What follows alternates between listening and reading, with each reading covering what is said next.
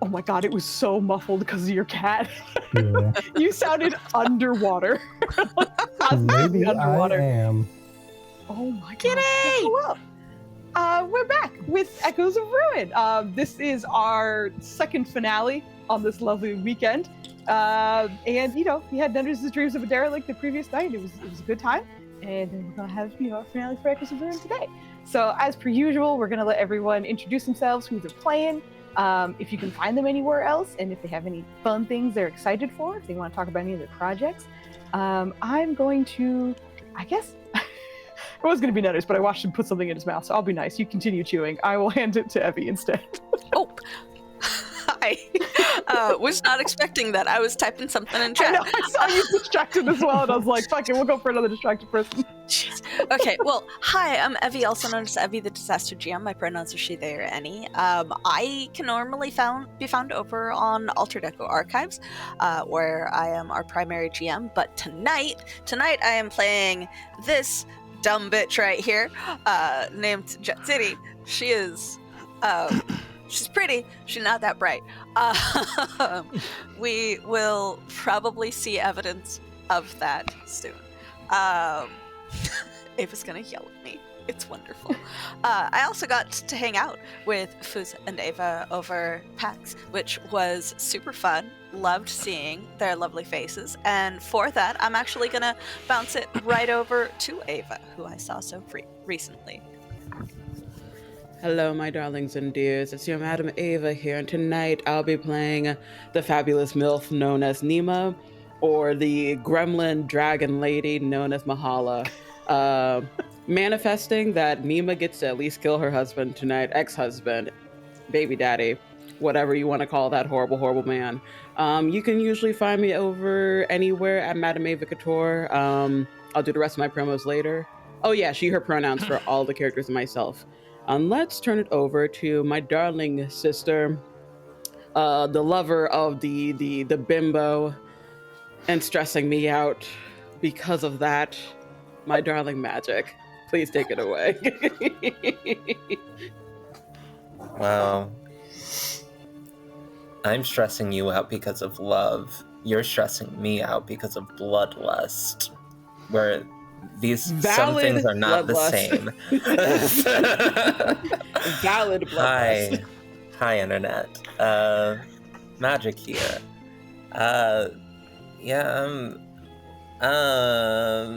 Lizette. That's the person I'm playing tonight. Lizette uses she, her pronouns. Lizette is the sister of the MILF, and the love interest of the bimbo. And hopefully everyone lives to see the next day. I also play Dr. Alexei Petrov, who is running in a void. Oh, poor Alexei. However this ends, it's going to be tragedy. I can't wait to see Foos make us cry. Maybe Foos will even kill my dog again. Who knows? Who knows what will happen? Your dog is resummonable, alright? Don't do that. Yes, my dog is resummonable, but it is very fun to say that Foos killed my dog. Yeah, I guess that is it for me. You can find me on the Spotify. You won't really be seeing my face much on the internet that much after this finale. But Internet, if you want to hear my voice, I'm on the Spotify with the Issues podcast and with Creme Demented Actual Plays sometimes. So catch me there. That's me. Feel like we started with Baltimore crew. So who is the farthest away from Baltimore? All right, then I'm gonna toss it to the Halo. Hopefully we find this person's idiot brother, because we've been trying to get that man since episode 1. So without further ado, LS, take it away. Hello, I am LS. Yes, I'm so happy to be here with this group for the last time. Until the next time, I don't know. I am playing Trill and Ink on Skin. I'm not sure which we'll see more of. I have my kitty ears ready just in case. This is it for me. This is just here, and I will hopefully do more things soon. And I cannot talk today. Wow. Yeah, let's go to Nenners. I'm Nenners. I'm playing Morlo and Kuvu. One nice shroom, one less nice shroom. And we'll see what happens between the two of them. But I think, I'm kind of more or less know. It's just, that poor Morlo's going to die. We'll figure it out. But he's excited. He's going to try to keep everybody alive. And we'll hopefully see what happens from there. But I'm going to pass it over to Joe, because I don't think he's gone yet. Well, we saved the best for last around here sometimes. I'm Joe, and fresh off a finale in space, we're a finale in not space. It's high strung at the moment, very tense butler. Is Caldwell behind me, and at some point inevitably we'll switch over to a recently tense, troubled barbarian working through some things, and then we're gonna see where the night takes us. Hopefully some specific people die, and that'll be good. I have Twitch. It's Microcosmic God. I'm very absent, but you'll hear about it here if I do stuff. So mostly follow Foos. Foos is great. I think that's that and me and stuff, and so Foos. Hello, I'm Foos. We, as mentioned, had a lovely finale in space yesterday, and here we're going to have a lovely finale, and a lot of stuff's going to be happening. I did mention this to my players in advance, but I will also say it out loud. We are probably going to try and cover a bunch of things tonight, so if anything feels rushed, I just want to make sure we're able to hit all the points that we might want to hit. So don't mind us a little bit, as some things may be cut a little shorter that we have had the pleasure of exploring in the past, but plenty to do, and hopefully a person to kill as well. So I'm very excited and a little nervous as well, because as everyone knows, there's a lot that's really up in the air tonight, and even I don't have the answers. So we all have our characters, and we all know where we are. So I'm very excited for tonight. We will probably have a couple of one-shots in December, and possibly a short series run by Nenners as well. So some of those recruiting things will be going off in our Discord. So if you are interested in we always do a holiday 1 or 2 shot. So that is probably going to be happening towards the end of December. And then there may or may not be another What the Fun shot. So with a guest DM. So it may be very exciting. But fun things all around. I think we are good to hop back into Echoes of Ruin for episode 22 and our final episode of Echoes of Ruin. So we get started with a recap every single time, and we'll do that one more time, but this one will be a little more overarching. These lovely souls, our lovely Trill, Morlo, Jatsidi, Caldwell, Nima, and Lizette, found themselves in a very strange situation very early on, and found themselves with what we call echoes, which are souls that have passed on but did not go where they were supposed to go, and instead have the capacity, to take over the body at certain times. When that happens, the original soul basically has a time skip, for which the echo has control over the body, still has their original abilities. However, to onlookers, it simply looks like the original body doing its original things. But it has come to their attention that a couple of important people are involved. First, even mentioning with Trill, she knew that her brother, was within the city of Kimatha Kimane and has had trouble tracking him down. He was at the original event that essentially introduced the echoes to the bodies of all of these characters here, but ever since has not been able to get in contact with him. But he has left messages mentioning that he will find her and she will not need to look for him eventually.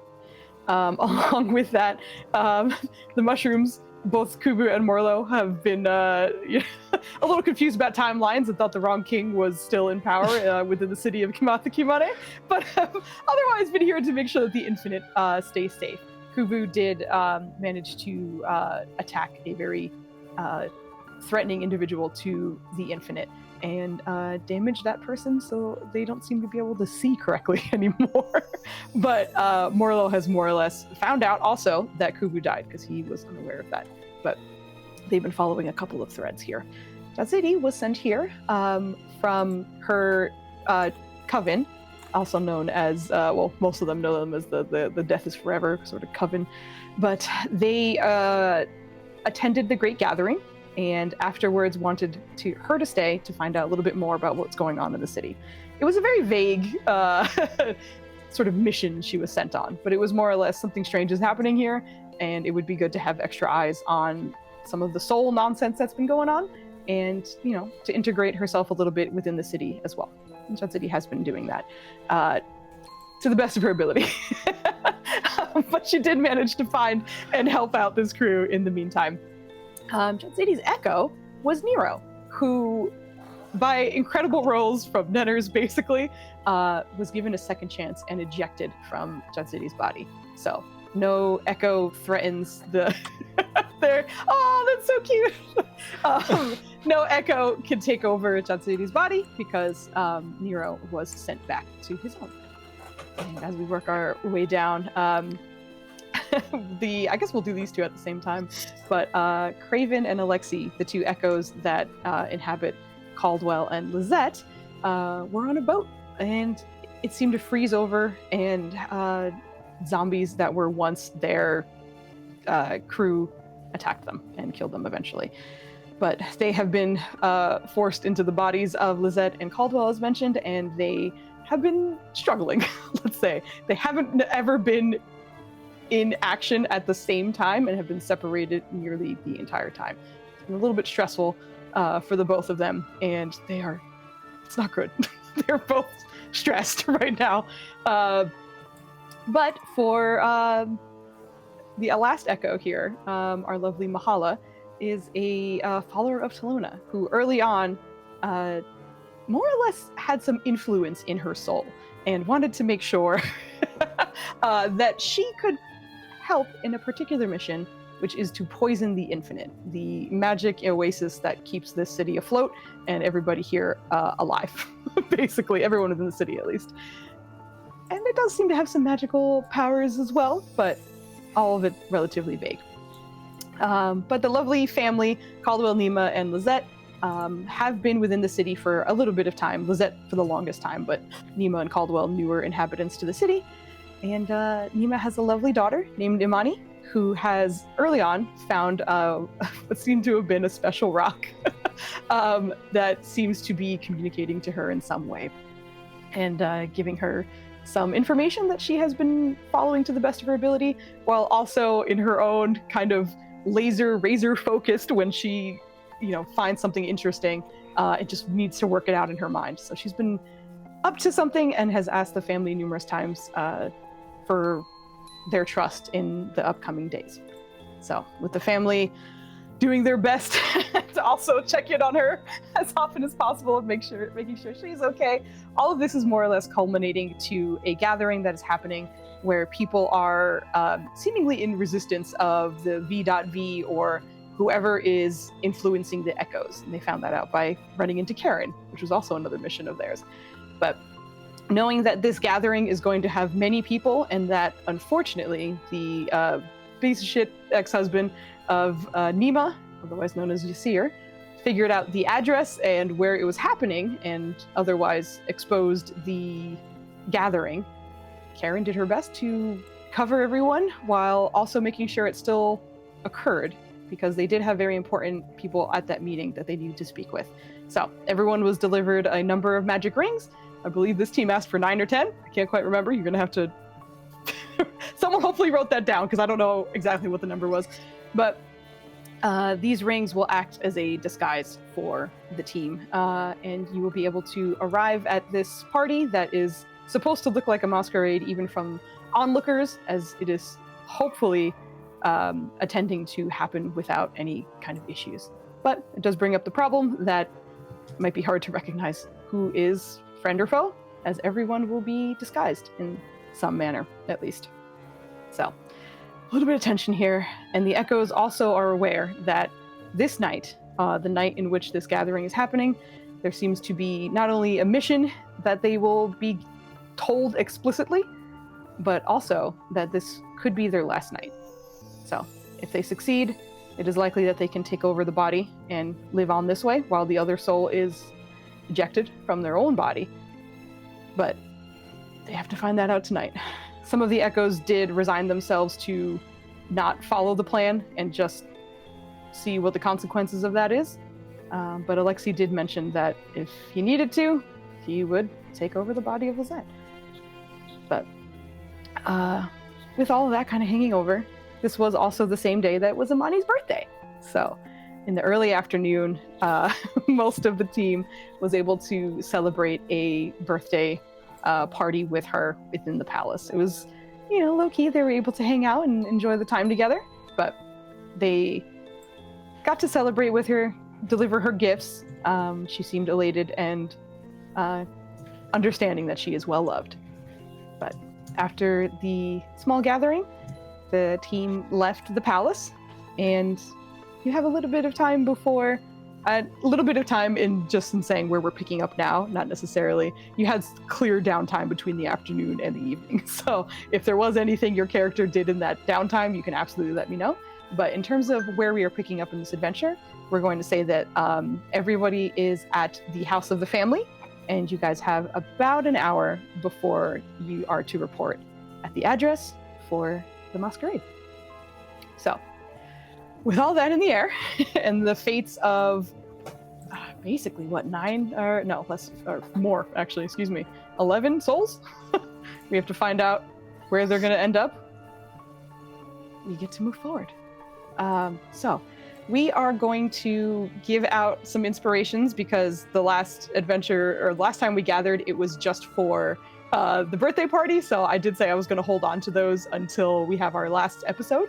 So it is, I do remember this. It was pretty much a landslide. So our lovely Magic and LS, the two of you are the winners of the D20s that they expire tonight, but I mean, this is our last episode. So technically all of your inspirations expire. So everybody who has an inspiration, make sure you use it tonight. Thank you. I was very lucky. I already have a D20, a D4, and advantage. So thank you, chat. I think Joe just got a D4, but I don't think I saw anything else. But if there is anything else, make sure you keep track of it because I already lost it. But those are the inspirations. And because this is our final episode, this is going to stack for you, Joe. But I want to give the rest of the players a D4 out the gate as well. So everyone else, you also get a D4. This is our final episode. So do with it what you will. And Joe, you currently have 2. Hell yeah. For those who have D20s, you just have the D20s. But the rest of the crew will get a D4 as well. And Jalkat Thank you, just gave you Foos. advantage as well. I Again. got advantage again. I have 2 advantages. Fuck yeah. All right. Thank you. Thank you. Appreciate it. We'll be okay. It'll Matt. be fine. We The got first this. 2 rolls Foos makes will be for Karen, so we want those to succeed. We'll be prepared. It's true. We'll be fine. But we're going to pick up at the house where the entire crew may be. Like I said, you had downtime between Imani's party and now, so if there's anything you want to detail that your character probably did before now, you can let me know. But otherwise, you do have some prep time before that happens. You do have the rings. Foster Kel is still in the house and was able to meet up with you as well. But this is where we are picking up again. So in the downtime, did Foster Kel say whether or not the rings were cursed? She was absolutely going to get back to that, sure. So we'll say that once everybody has reconvened. And is there anything anyone wants to do before this? Because I'm going to have this happen like at the hour. So if there's anything anyone wants to do. I do have a clarifying question. Morlo gave Nima a stone or something. Was it the stone from the Infinite, or was it the stone that LS had? Or are they the same No, thing? it was. I can't remember. It was the Infinite. It was the perfectly circular, or Spherical. Sphere. There we go. Spherical. There we go. Purple Okay. stone. Okay, so she has that and she has the ring. Yeah, you got the real shit. Yeah, basically. Let's got the Timu version. Story of my life. Oh my god. No. You deserve at least wish quality. Is that better? Oh my god. Unfortunately, yes. Oh my god! I did not know that. Timu's bad. Wish, Shein, Fashion Nova, and then fancy stuff. Well, Fashion Nova, Fashion Nova's a little above AliExpress. Yeah, AliExpress. Yeah. But there was one thing that I was going to have Jet City do once we were able to kind of have privacy from each other, essentially. She's going to go off to the side somewhere that there's a little bit of privacy and have a conversation with... I can't remember what we called the little doll that her sister gave her. Oh, Ichitaka. Ichitaka. Okay, I'm just it's somewhere. I probably have it in some sort of note or thing. I think it's under your friendly NPCs as well as a Friendly NPCs. I'm just I know it's somewhere. somewhere here. Yeah. So yeah, she's gonna have a conversation with Ichitaka because she knows that Ichitaka is connected in some fashion to her sister, with the assumption that this magically animated doll that is incapable of speech is going to be able to thus communicate things to her sister. Yeah. So, we never said that she was right. In fact, we've said multiple times that she is not. But she is going to basically just go off to the side, sit down, and kind of set Ichitaka on something in front of her so that they're kind of face to face ish. It's a tiny doll. This party that we are heading to, I do not know what exactly we will be happening there. This last fight with the father person thing that we fought, it was not so bad, but it was not so good. With this happening with the Vivi, there are concerns. You will go away if I am gone. You will go back to my sister. So I wish for you to tell the sister that if the sisters from here to survive, to watch over them. One of them is called by Mama, so watch over them. This may be the end to this part of my story. So, they should be watched. They should be cared for. And then she just kind of pats the doll a little bit. As soon as you stop talking, it stares for an extra 10 seconds, but it's so, as it is more or less an object, when it sits still, it very much just looks like a doll. There's no breathing or any kind of idle animation at all, and it feels like you're talking to nothing. But after a good 10 seconds, you get a very sharp nod, and then it stands up and holds both of its pins out, as if ready for something. Ready for war. All right. Good to talk. You're a good listener. And then she just turns around, forgetting to pick it up, just kind of turns around and starts walking back. I think whenever you stop walking, you would eventually hear or feel a number of little tiny pinpricks up the side of your body as it would start climbing your clothes with its little needles. Yep. Getting back into its perch on your shoulder, but does not seem upset about it. Sounds right. But anything else in the downtime before Foster Kell gives you guys the update? Nothing from me. Yep, we're good. All right. So, with everyone gathered, you can see her looking over one of the rings, especially the one that was given to her to investigate. But in the time you were gone for the party, and by the time you came back, she wasn't there immediately. She probably came back a good 10 or so minutes before this moment. But looking over the ring and then looking over everyone else, no curses, which is the good news. But it does seem to be a slightly stronger illusion. I think it actually is some kind of modified disguised self. Perhaps a stronger variant of it of some kind.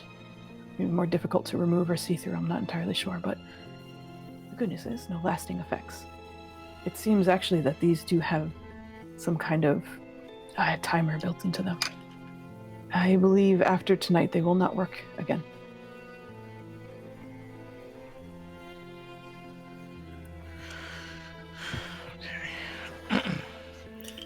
Thank you so much for finding this information. How are you doing? Have you eaten? Have you drank water? I'm fine. sure you have been running all over trying to find this information for us. I appreciate it. You're welcome, and I am satiated. Thank you.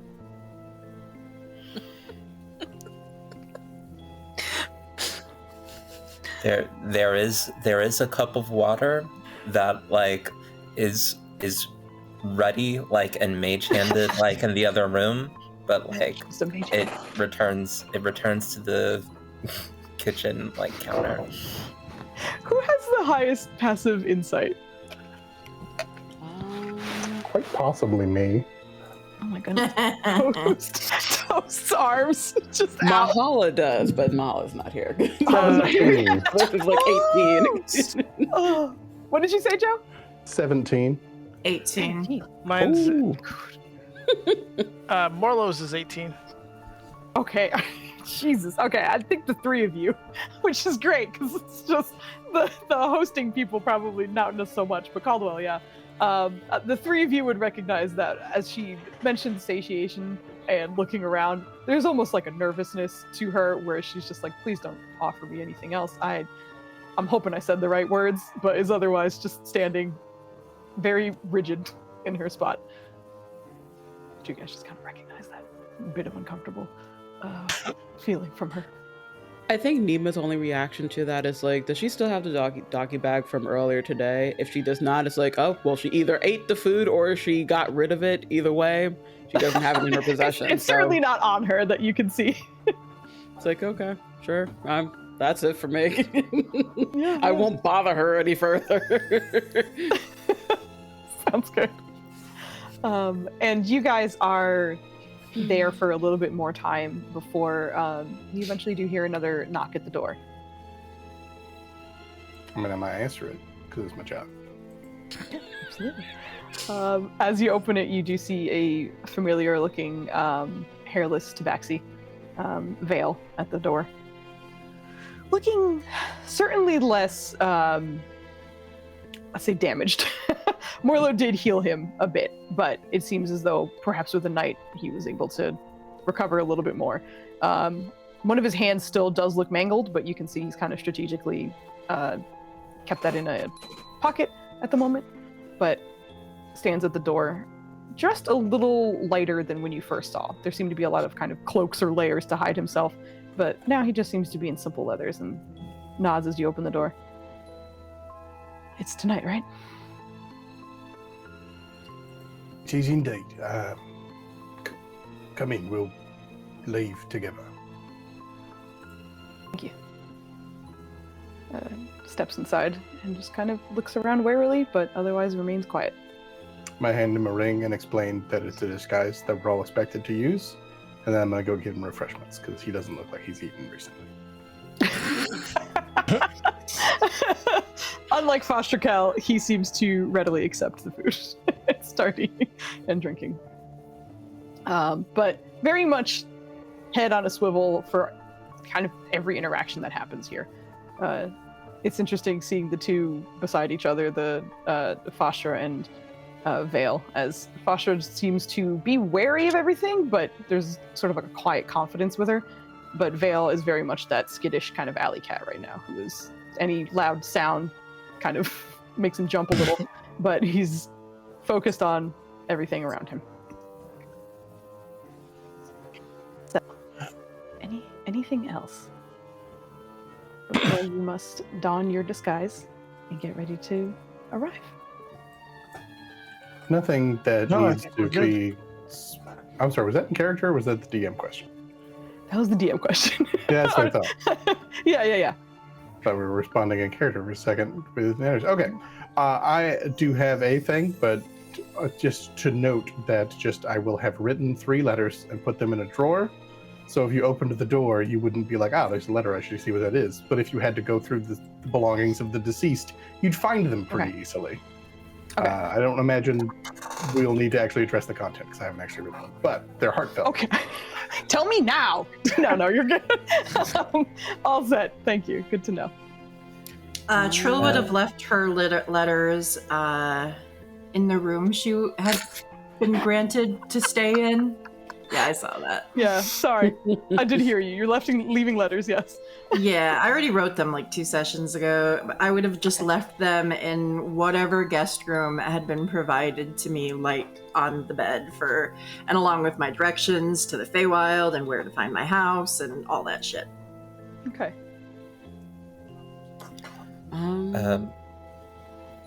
Lizette wrote a very short note and sort of like put it on a safety pin and like pinned it to like herself, so it is uncomfortable. So that like if someone comes into her body, they will peep the uncomfort and get the note. Okay. That's no other plans for that. good reminder, though. I think I bring the one for my brother with me. Wait, the ring, you said? Letter. Oh, letter. Okay, good. I was like, wait, I thought you said letter. Okay, gotcha. Among the things that I wrote, there was one for my brother. I think I am bringing that one with me. Just in case he's... Sounds good. I think Nima is gonna have a note, 2 notes. One of them is for her daughter, obviously, and the other one is a note that says where to find her will. Okay. Because she's not going to keep that in the house. That's with a trusted lawyer. But so here's where you can find the address to the lawyer and contact information of said lawyer if you need to find this. And then afterwards, she'll just sharpen her glaive and maybe do some light praying. Just more praying. It's a day for prayer. It is. Today is. But then Anyone else? Good. All right. So Yet more DM gifts. Yes, another fucking D4. Thank you. That's 2 D4s for me. We're gonna die. Why, sir? He says there must be balance. The balance is the wrong way right now. You've got all the gifts. We have way more D4s than D20s. Yeah, you guys have a lot of D4s, 2 D20s. I think 3 D20s because someone has a non-expiring one. Non-expiring one. Okay. There you go. See, we're good. Chad, I'm gonna throw up. No, I'm kidding, chat. Do what you think is right, chat. No, I'm Chat, good, thank you. I'm not above making y'all feel uncomfortable. If you keep giving Foos all of these advantages, I'm personally going to kill Nenners. Do you want Nenners to die? I don't think you want Nenners to die. That's rude. That escalated quickly. Nenner's is just minding his own business, and she's like, and he will die. I'm just glad it wasn't me. What's happening? Joe is too obvious. Like, that's a given that I would kill him. But no one would expect me to kill Nenners. So if you want Nenners to actually physically die or be held captive for the rest of his life, then stop giving food stuff. Damn. Anyway, all this fun stuff aside, also Dubs did come by and give me a swig of alcohol, so we're all doing Yay! Yeah, good He job. came by with a mixed drink and was like, "You want some?" I was like, "Sure."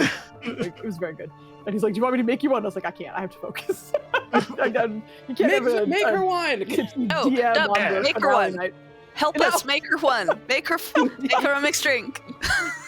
We love you, Dubs. I don't think you want that. Foos is a mean drunk, but also we got like we're trying to wrap things up. I think we need to move on.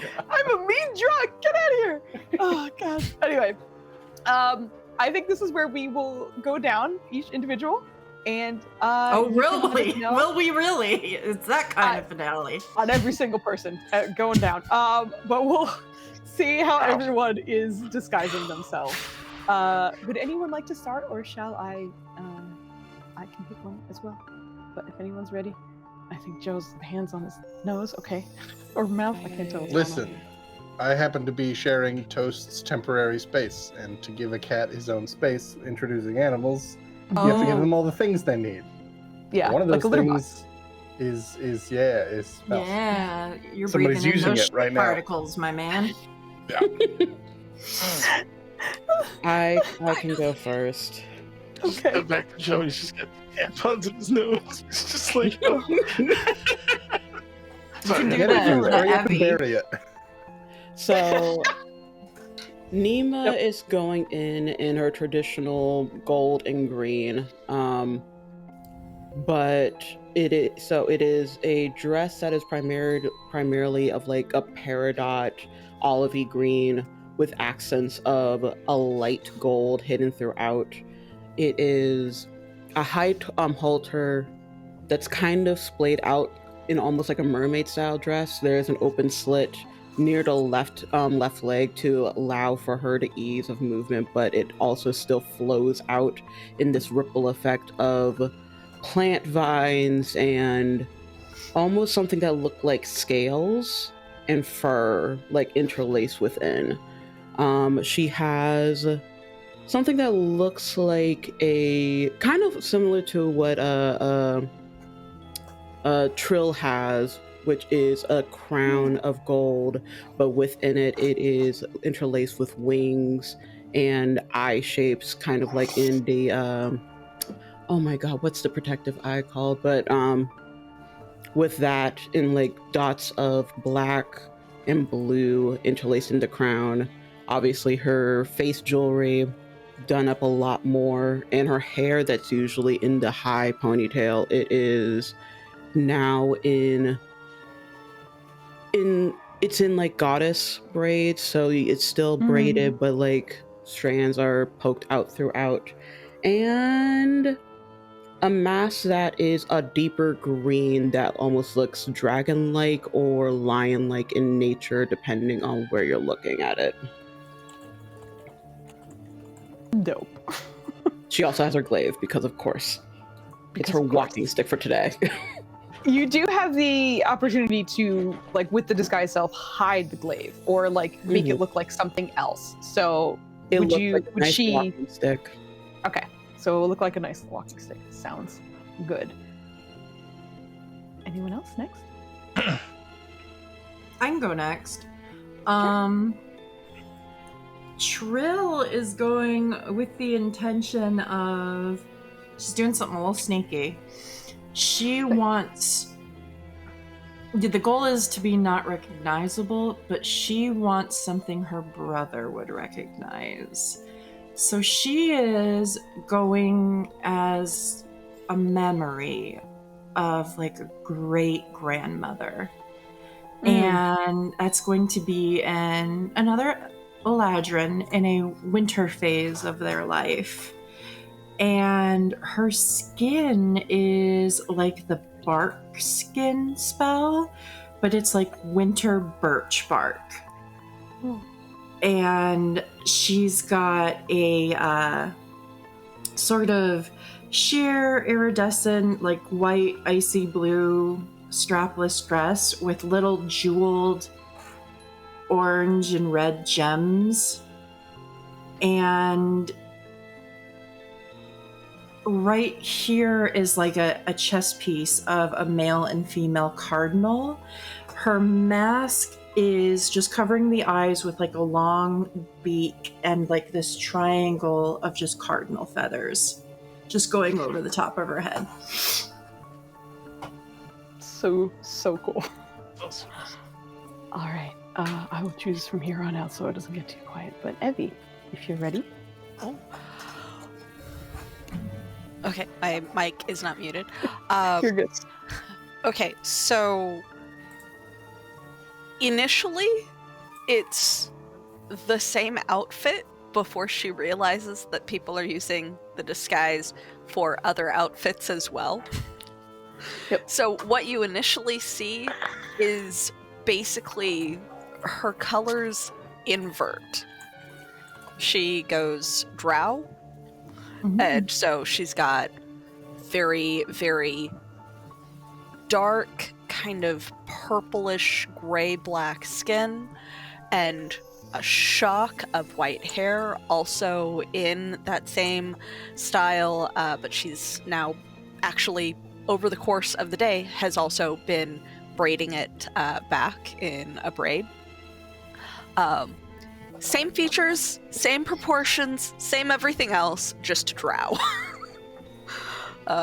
With white eyes because she's used to having black sclera.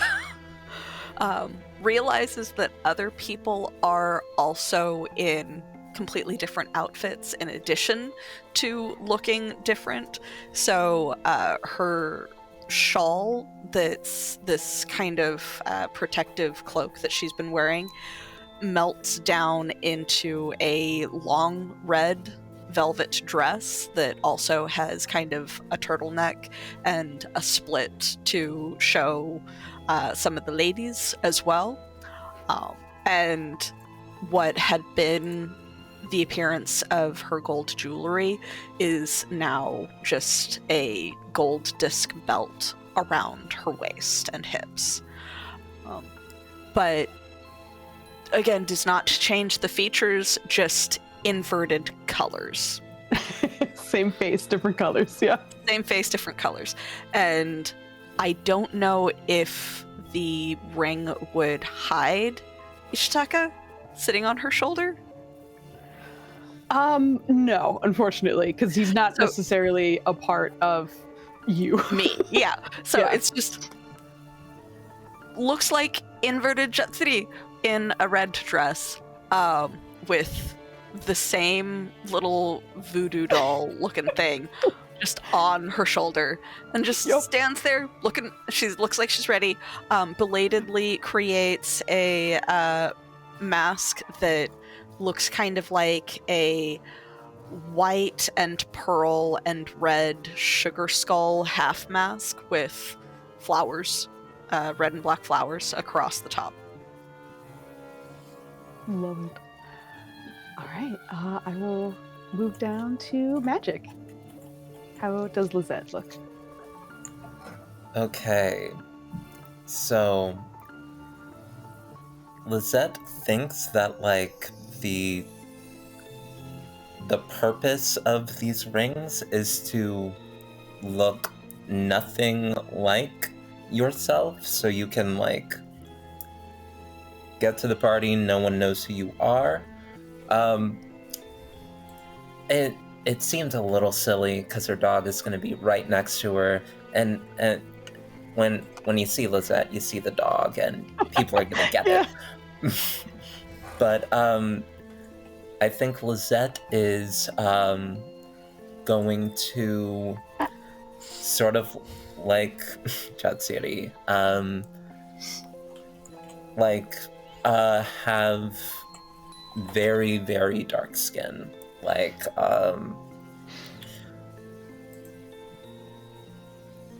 nearly like midnight black, like nearly like that isn't a skin tone. But I think we'll sort of like change the hair as well, and change the eyes to sort of be like bright, almost glowing green. And we'll have a long, like, beautiful flowing, like, jade ball gown for the event. And a mask that,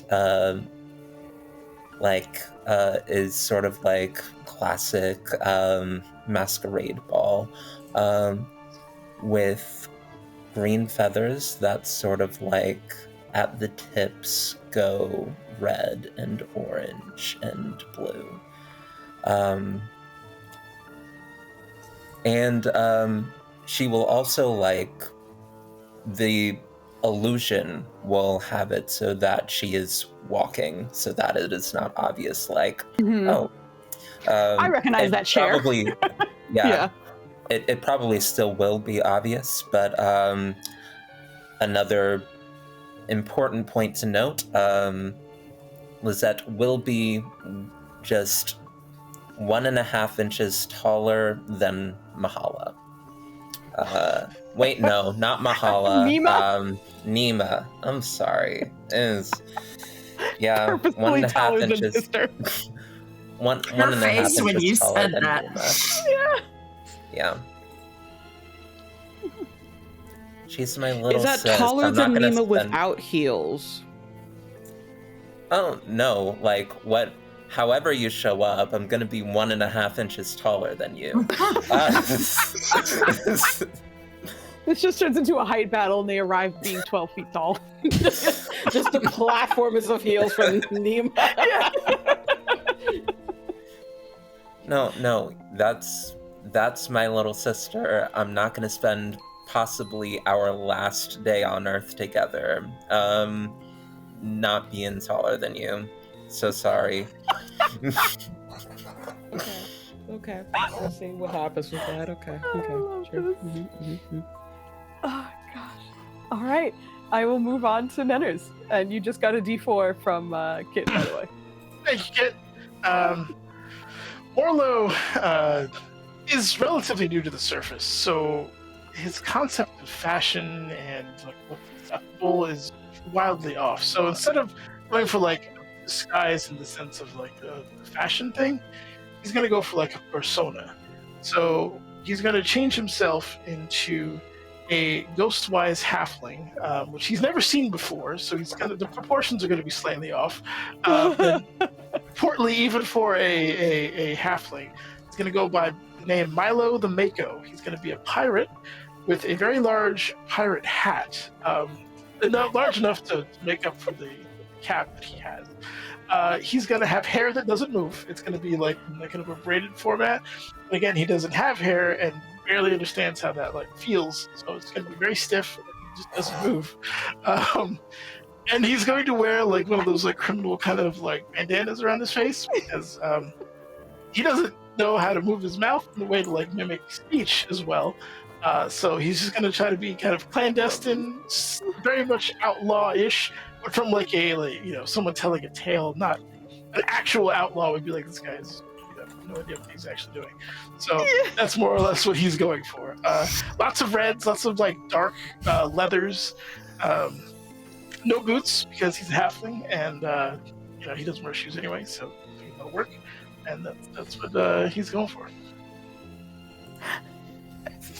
These beautiful women, and then a pirate. I mean, it makes sense. Beautiful women love pirates. Good. It's so good. All right, and then last but certainly not least, Caldwell. How are you using your ring? Oh, I have so little to change. Look at how he's dressed already. So, essentially, his jacket is just a cape with a little bit of a high collar. The purple on the cape is now a deep red. His purple coat is now a black coat. His white shirt is now a red shirt, deep red to match that. The tie is black. The suit has got like a thin gold herringbone pattern. I had to look that up because I was like, I know what visually I'm talking about. I don't have a name. I'm very impressed right now. No gloves, ears rounded. He's now like a deep tan with blue eyes, no mustache, shoulder length like brown hair, Phantom of the Opera mask. Yes! Holy shit! Oh, God. Amazing. Actually, I want to do a caveat. I want to do a change real quick. Instead of in the green color scheme, it's going to go from tan to dark brown to blood red, and it's just that bleeding effect. We're leaning into my sister keeps complaining that I'm really into bloodlust and I'm worshiping a bloodletting god. Fuck it. I'm gonna make her uncomfortable as Doing fuck. it. Everything looks like it's just blood and gore. A Red fucking team, ombre go! dress is my weakness. I love when it shifts colors. That's fucking dope. Ah, amazing. As you all change your forms, a much simpler solution. You watch as Foster Kell switches to what seems to be a half-orc woman of some kind, about the same height, a little bit more muscular looking, at least in appearance. There does seem to be an attempt to perhaps be a little standoffish, at least physically. And rather than her sort of adventuring leathers that you've seen her in, she switches to a long coat that's very formally buttoned up, black and silver mostly. And there's some extra details within the silver workings on her outfit that, if you know well enough, does seem to resemble that of Githyanki design, but it is extremely subtle. But the silver at least seems to tie into that. She does maintain her natural yellow eye color, but the rest of her changes to a very deep green color as well. Her hair almost the same texture, but seems to be sort of braided back and away from her face in a sort of updo that also feels very neat and tidy. Sort of thigh-length boots, as well as a long gold cape, or silver cape, excuse me, to cover her jacket as well. But as she shifts, beside her, Vale seems to kind of hesitate a little bit before eventually and finally slipping it on. And he shifts into what seems to be a native of Kimatha Kimane, a human male, dark brown skin and dark brown eyes as well. And while he's also going for what seems to be almost like a jacket, not quite the same as Foster Kell's, is a little bit less detailed in this sense. It seems to be almost like a tunic length instead, and rather than the black and silver that she seems to be wearing, it seems to be a deeper crimson instead.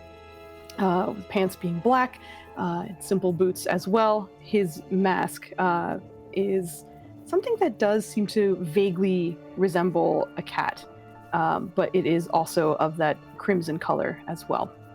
I forgot to mention, for Fostra's mask, she simply went for a full silvery mask that has a lot of detailing along the cheeks and around her eyes, but otherwise does not leave any of her face exposed unless she changed that herself.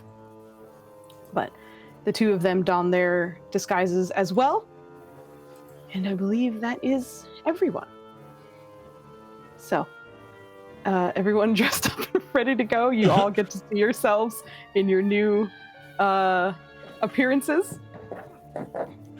And unless anything needs to be said, you will head over to the location.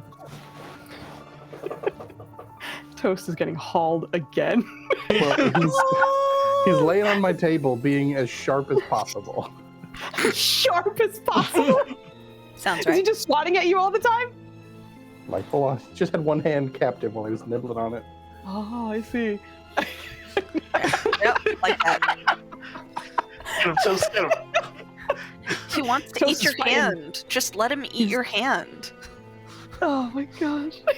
I've never seen him this twitchy in your arms. He's not having it. But you guys all head out in your new disguises.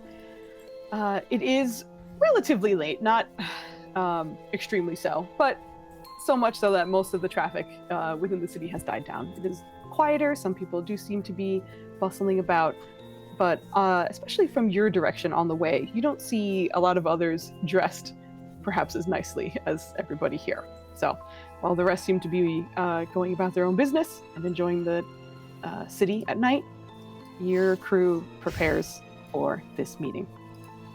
So Can I Eventually. add that Jitsuri forgot to change her shoes? sure. Absolutely. Because Totally that's fine. something that I also would do. Okay, so shit. I look completely different except Actually- I'm wearing the same shoes. Actually, with that, I think Nima's gonna be like, "Oh, absolutely fucking not." She'll go back to the house. It's like, you look like a 7 size, here, wear these. You What kind walk of shoes do you perfectly give? fine. What kind of shoes do you give her? I think they're just like a really sturdy gladiator sandal type of shoe because Jutsuri does not look like heels. And I'm not giving her like something that looks like soldier wear or like something that Caldwell will wear. So like these are nice desert wearing, flexible, but still looking nice type of shoe. Okay. So gladiator sandals. She will need help strapping them. That's fine.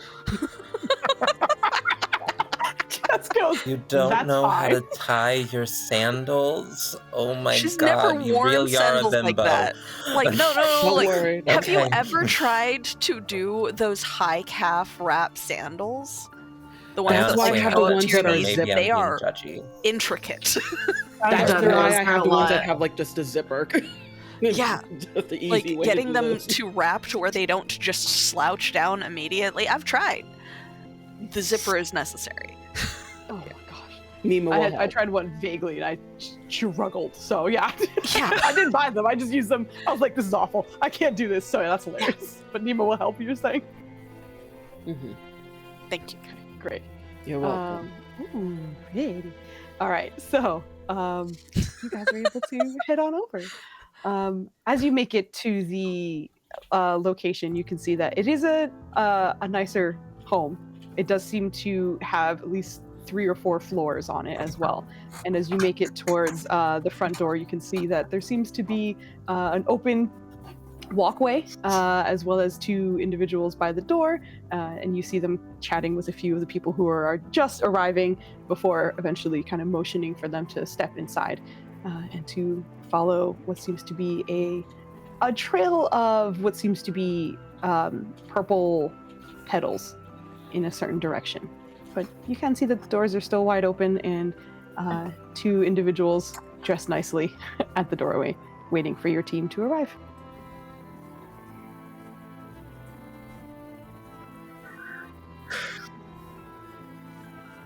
Are we supposed to introduce ourselves? Sorry, can you say that again? You cut out real bad. Oh, are we supposed to introduce ourselves? As you are saying that, you can see Foster looks No. in your direction. I also want to clarify that once we're inside, I likely will not be spending much time with you specifically. You may find the need to spread out as well. I was under the assumption that we would be doing that anyway. It's kind of what I figured, yeah. Perfect. Then I guess whoever is ready to introduce us, I suppose. I mean, we're all in disguises for a reason. I'm just gonna stride in and assume we're not supposed to say who we are. Yeah. Yeah. Mhm. I think before Nima and Caldwell go, Lizette is going to cast it's a spell. It is Yeah. 4th level Intellect Fortress on my family. And just will give a quick stay safe. All right. So Intellect Fortress is So normally a Nima level and 3. Caldwell. yeah. So you can Yes. get 2 people with it exactly. Okay, you're good. Yeah, so Nima and Caldwell have resistance to psychic damage, and you have advantage on intelligence, wisdom, and charisma saving throws until I stop concentrating or an hour passes. Dope. Neat. All right. Caldwell, as you approach the front, you see one of the. Also, all of you will recognize this, but with the rings, as you do change your form, it does not change your voice. So you do still sound as you would normally sound, unless you purposefully speak in a different way. Unless you're Morlo, in which you just speak in everyone's head anyway.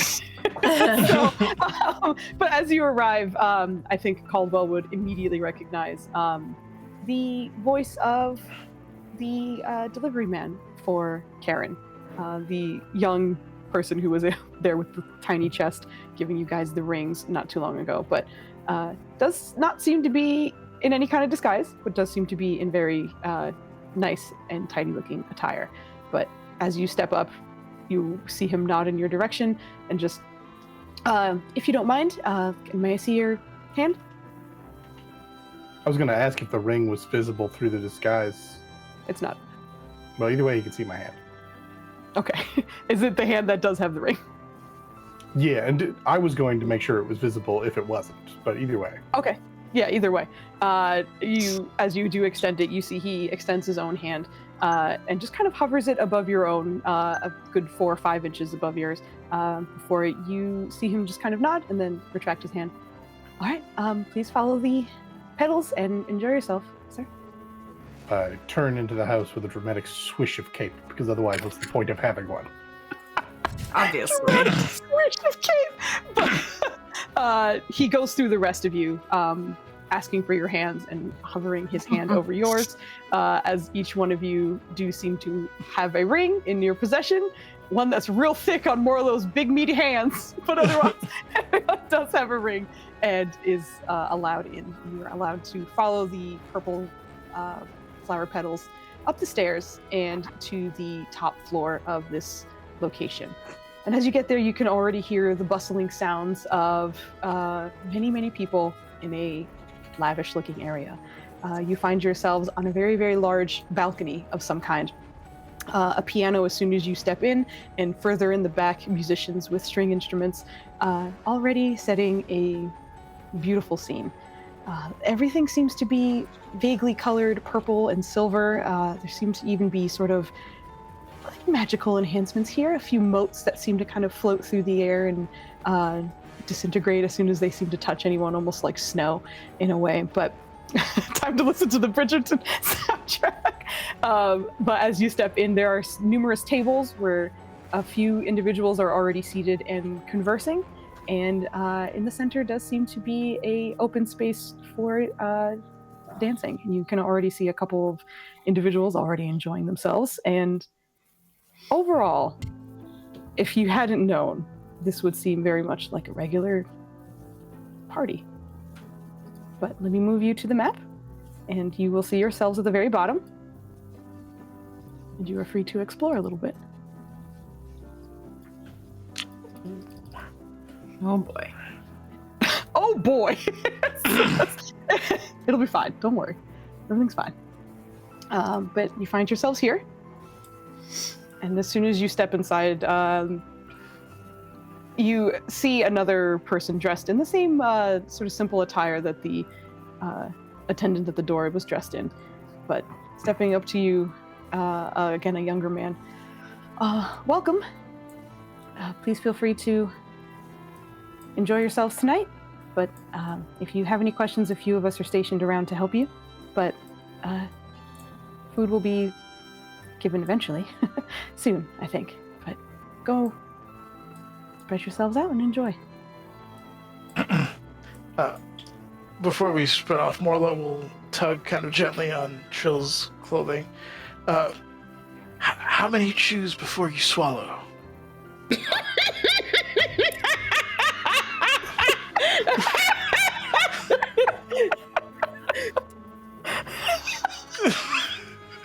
$11. Okay. Please make sure someone clips that. Thank you. The long pause and then 11. That's easier than explaining. Just 11. And Morlo will attempt the stairs. Okay. Sounds good. As you guys are starting to spread out, you do immediately see Fostra and Vale disperse within the crowd. I am going to hide their tokens, and that's mostly just to reference that they have kind of like mingled into the crowd. It doesn't mean they're gone, it just means at a glance you might not see them unless you're looking for them. So, while they came in with you, they are melding themselves into the crowd.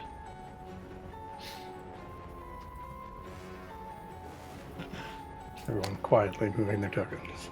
Everyone wanders about, all good. For those of you, let me see.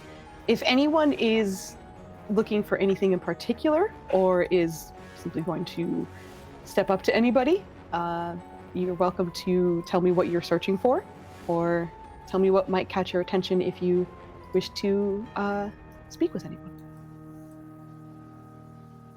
I mean, I don't imagine I will in a crowd full of magical disguises, but I'm absolutely looking for that son of a bitch who knows this meeting is happening. I want to find that son of a bitch.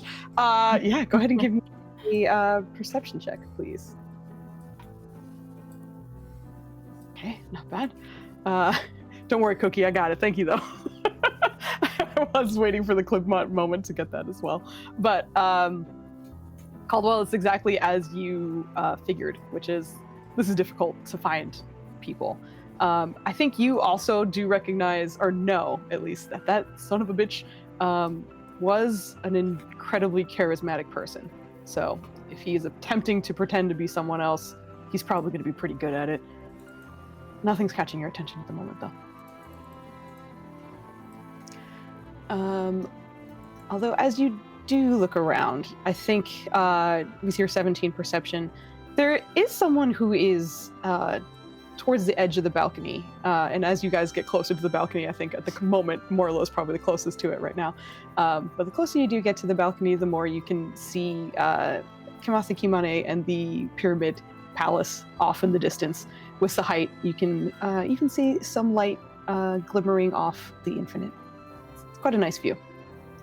But for Caldwell, towards the edge of the balcony, there is a person who's seated at a table alone, seems to be a human, and kind of catches your eye for a second. It's almost like that awkward moment where your eyes both look at, like you make eye contact with someone by accident just because you're both looking around, and immediately kind of gives you a almost sheepish nod and then looks away, as if slightly embarrassed. That could mean anything, Foos. All right, well, I'll continue to They socialize. like you, Caldwell. Ask them to dance. I got more important things to be doing. Yes. Uh-huh. Also, they like the Phantom of the Opera. They don't know it's called. Could be. Oh my gosh. Who or what have I stopped next to? I'm checking next to you. You find yourself next to a very well-dressed, red-skinned tiefling, wearing a deep jade-colored gown. But she kind of looks in your direction and smiles a bit. Can I help you? It just appears that we match. Are you having a lovely evening? Oh, so far, yeah. Seems to be going well. And you? I have just arrived. It seems quiet and awkward. I think I saw you come in with a bunch of people, so if it feels awkward, maybe you should find someone you feel comfortable with. I am attempting to do so. And Jet 3 smiles. Oh! There's like a pause and then seems to kind of square up with you a little bit as they were. She was previously looking over the dance floor, but then turns. I'm not much of a dancer myself. Do you? I would not call myself the most coordinated, but conversation and company would not be amiss, unless, of course, you wish to guide me. Give me a persuasion check.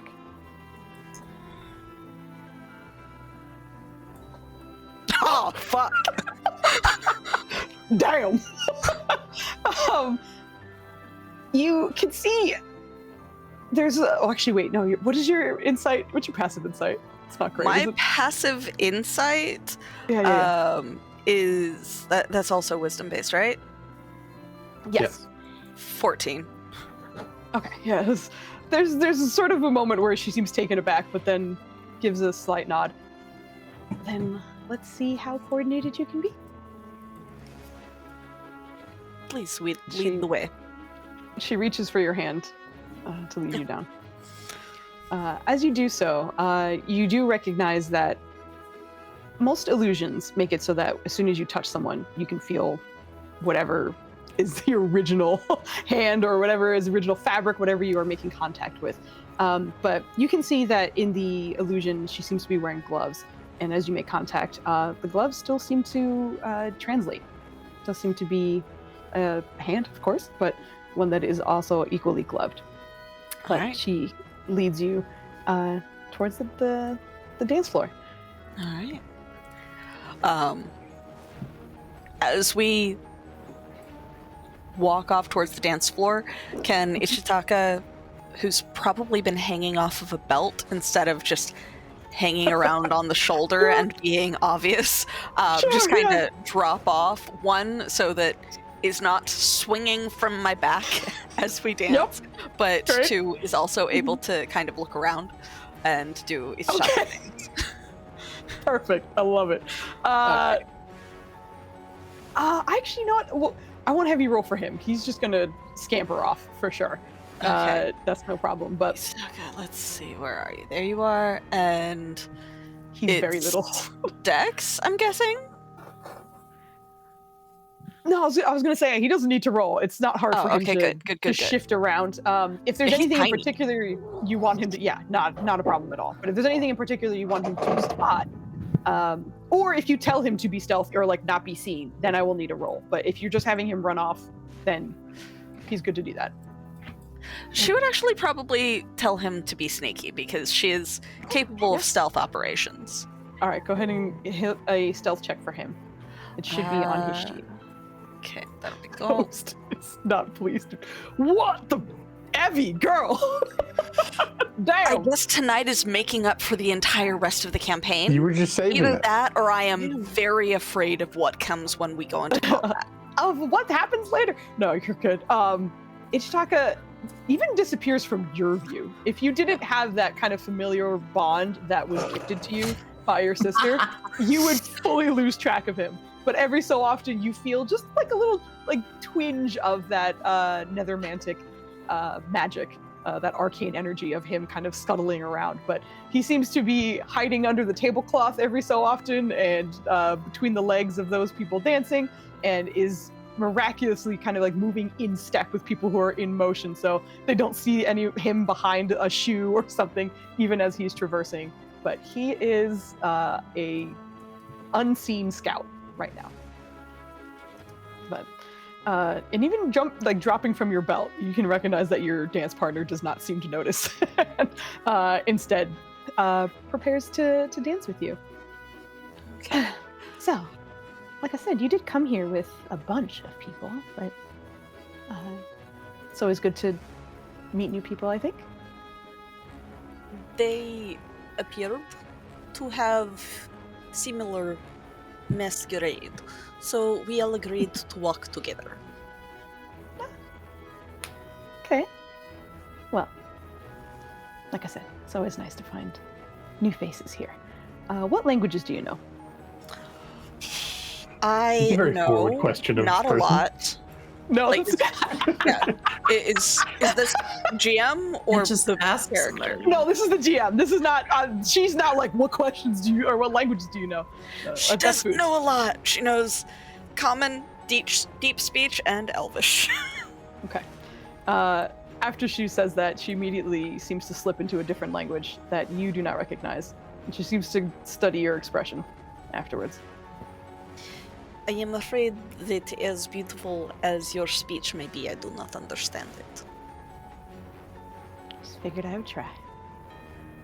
Anyway, we have a dance to enjoy. So, I'm also trying to kind of get, while doing this as, again, stealth operations, trying to get a lay of the land and see what Sure. other disguises are around. All right. Give me a perception check. I'm not going to say this at disadvantage. It's going to be a relatively high DC because it's, Yep. you're moving a little bit. And Yep. can you also give me a performance to see how well you're dancing? Because you did mention this is not kind of her forte. So let's see. Not bad at all. Yeah, I think onlookers Only would not because of recognize. my high charisma.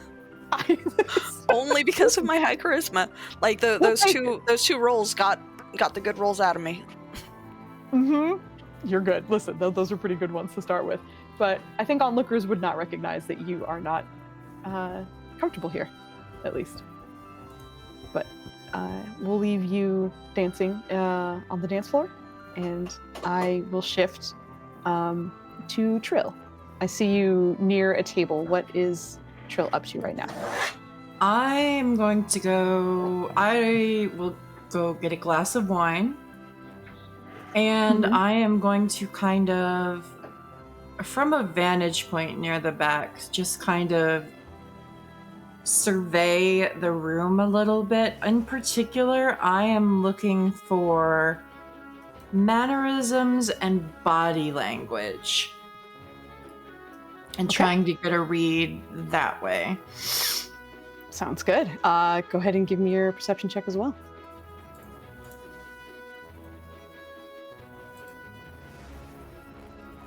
That's really bad for me. It's a natural 2. Woo, okay. I think this is also a little bit of, this is not something you've experienced in a long while. I think your family was decently, comfortable for most of their lives, but like something of this scale with this much movement, it's not something you have been exposed to for quite a while. And there's a lot of movement going on. There's a lot of movement, and there are a lot of faces that you don't recognize, partially because their faces are obscured, but also because they're purposefully hiding them. So currently, it feels like you're getting lost in the movement of everything that's happening around here. Also, there's a breathtaking view behind you, and there's some kind of arcane magic in the air that doesn't seem to be affecting you, but it's a lot. It's almost like sensory overload for a moment. Man, the urge to blow my inspiration. But as you... What'd you say? You gotta save it? Yeah, it's annoying. As you stand there, eventually you do see a gentleman step into like your side, a good 2 or 3 feet away. But hello there. Hello. Enjoying yourself so far? So far? The night is young, though. And you do see a what looks like a half-elven man who is wearing very pale colors. Skin does seem to be almost similar to your natural colored skin, a very sort of like deep, dusky-looking color. But his eyes seem to be like a ruby almost, but sort of smiles lightly at you. Just saw you by yourself and figured maybe you would enjoy a dance. Certainly. I will offer my hand to be led, but am I recognizing the voice? Insight. I was trying to think of what check it would be, and I short-circuited. Oh man, I am just not gonna roll good tonight. You're not catching it right now, but does seem to extend your hand, or extend his hand.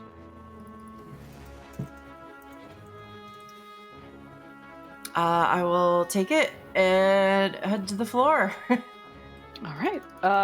Leads you to the dance floor. I'm just gonna drag the two of you down over there. Once upon a time, I was good at this. But currently, it's a struggle.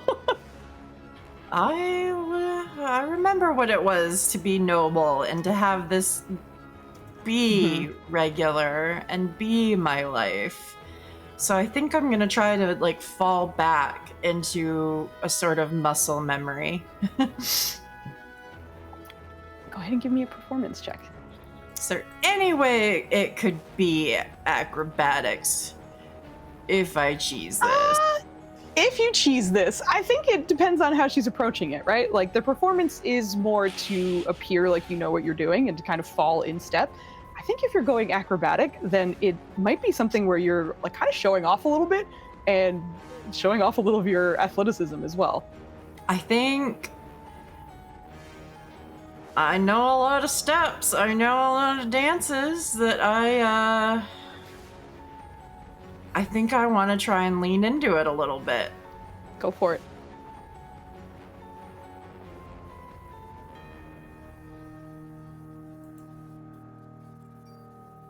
Fuck!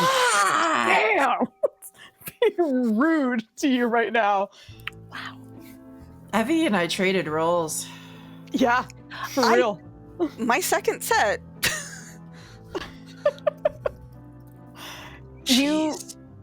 I will say you do fall into step a little bit, but there's kind of a moment or two where you nearly falter or are just perhaps not used to or expecting a certain turn, a certain twist, and you can feel that he just kind of guides you rather smoothly to continue the dance instead, and seems to be kind of leading, making sure that, from appearance sake at least, you don't feel like, or it doesn't look like you're struggling perhaps as much as Trill is.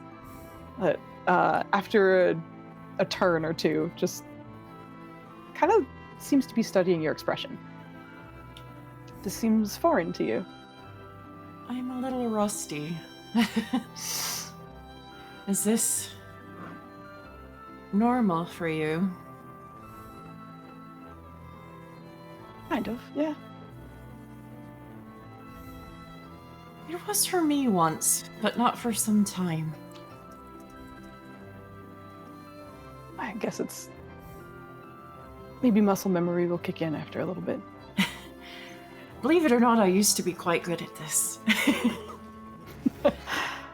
But you're very gallant and chivalrous to lead me as you are. You're not letting me make a complete fool of myself, and I appreciate that. Couldn't do that. Especially when your feathers match my eyes. Yes, and we do sort of match, don't we? A bit of a striking pair. Striking, I'll say. But I did see you make your way towards the back. I don't suppose you'd be interested in telling me if you were looking for someone. I enjoy a bit of people watching. Mostly I was looking for a drink. Okay, kind of give me a deception check, I guess? Fuck.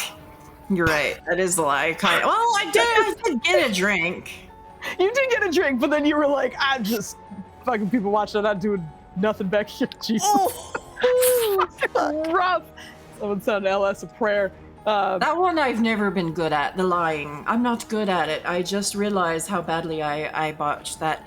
Yes, I am looking around a bit. There are a couple of people I'd like to see in particular. But the point is, I won't know if I see them, will I? It's all a bit disorienting. It is. With the I masks. think, well, masks and rings, right? And rings. I think for future notice, I would say you have to drop the accent too.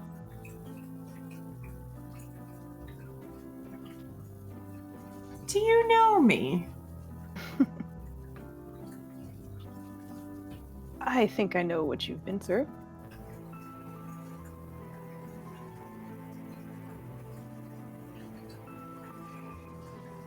Isn't that the point, that we're all here because we know what the others are going through? Not everyone, I fear.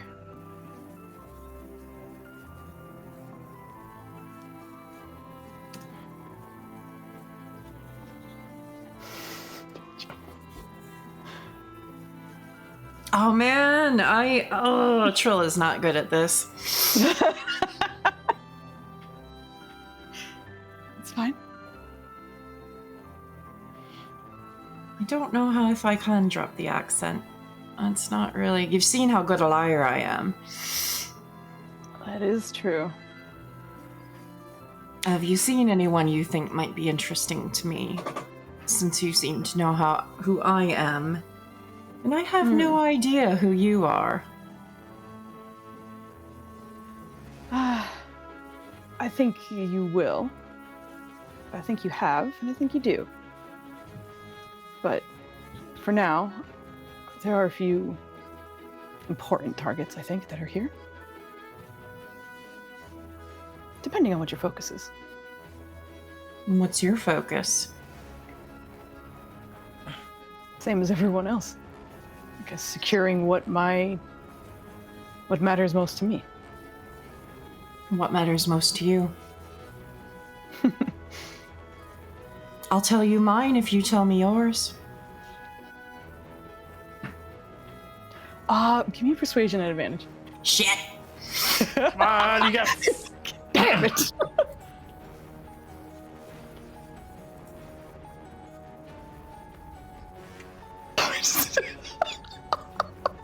Oh no! Freaking same number, but middling numbers. These Unfortunately, rolls, man. they're What being mean to you right now. happened? Can we just add those together? Throw me a bone, please help me.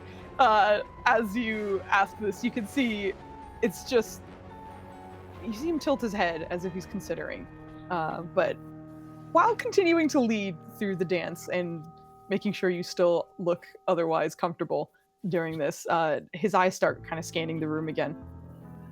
I think it's early, is what it is, but I also don't want to monopolize your time.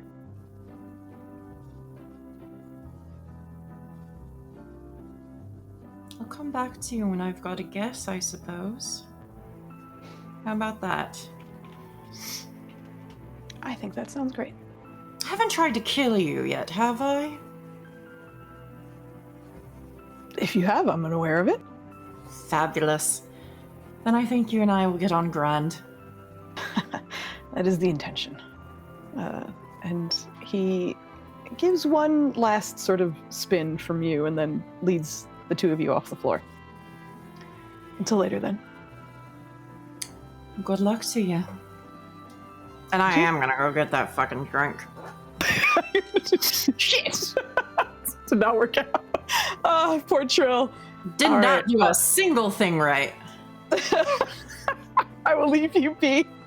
I am then gonna shift to Nima. Poor LS, I'm so sorry. Nima, what are you up to? I see you up on that top left section. I think right now she is just watching and getting a lay of the floor below her to see if there's anything going on, whether it be like specific groups together or solo people. Just kind of getting a general vibe of like what the party's going on right now. And she did grab a glass as she's slowly just like meandering a little bit, and she's also trying to keep up like the aura of, you can talk to me, I'm not standoffish. Okay, please roll me a D4. A D4, okay. A D4.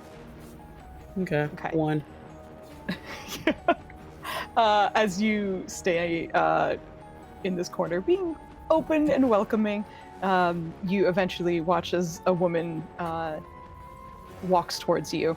A very sleek and elegant looking silvery ball gown that does seem to kind of shimmer and be iridescent as she moves towards you. But a human woman with an equally silvery mask, although the corners seem to be kind of pointed upwards, almost like they were ears. Not elven, but more towards the top of her head.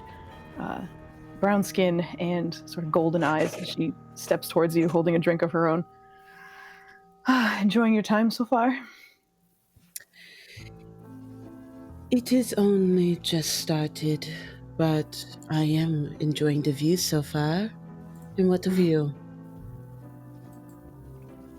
You know, I think this is a lot, and I have a lot to take in. But there's also a lot to do, and I think everyone here kind of knows that. Is this your first time at something like this? Perhaps I Oh, could no. give some pointers. Good. I do appreciate your willingness to guide me, but I am just looking out for now. Are you looking out for anything in particular? If I find it, I can make sure to let you know.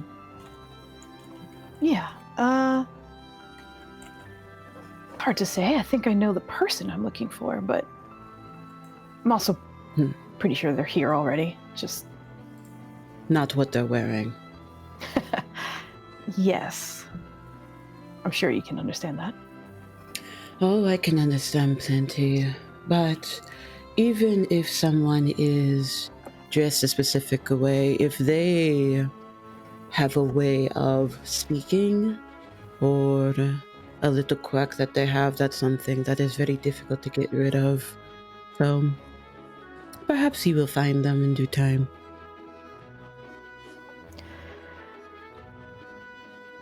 Gotta make my way through quite a few. But I think overall, it's working out in the way it's intended, at least so far. I think otherwise, perhaps this would be a bit more violent, which is not my intention.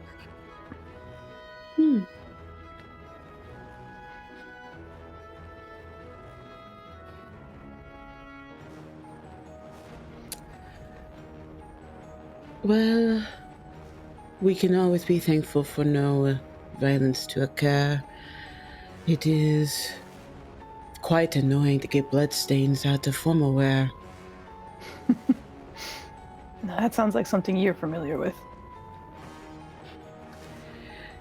It is not my first rodeo, even though, albeit it's been quite some time since the last one, but I've seen different types of parties such as this, and I have seen my fair share of brawls happening, even in high heels.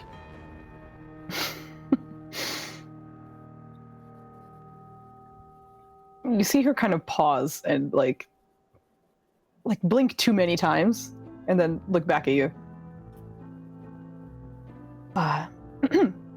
Is your sister here too? Can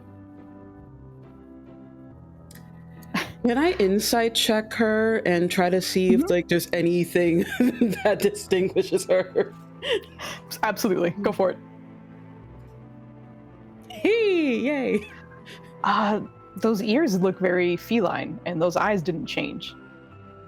She mentioned this was not her intention to have any violence. There it is. Okay. Cool.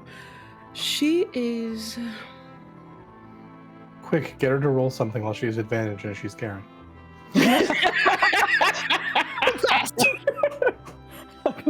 Do something.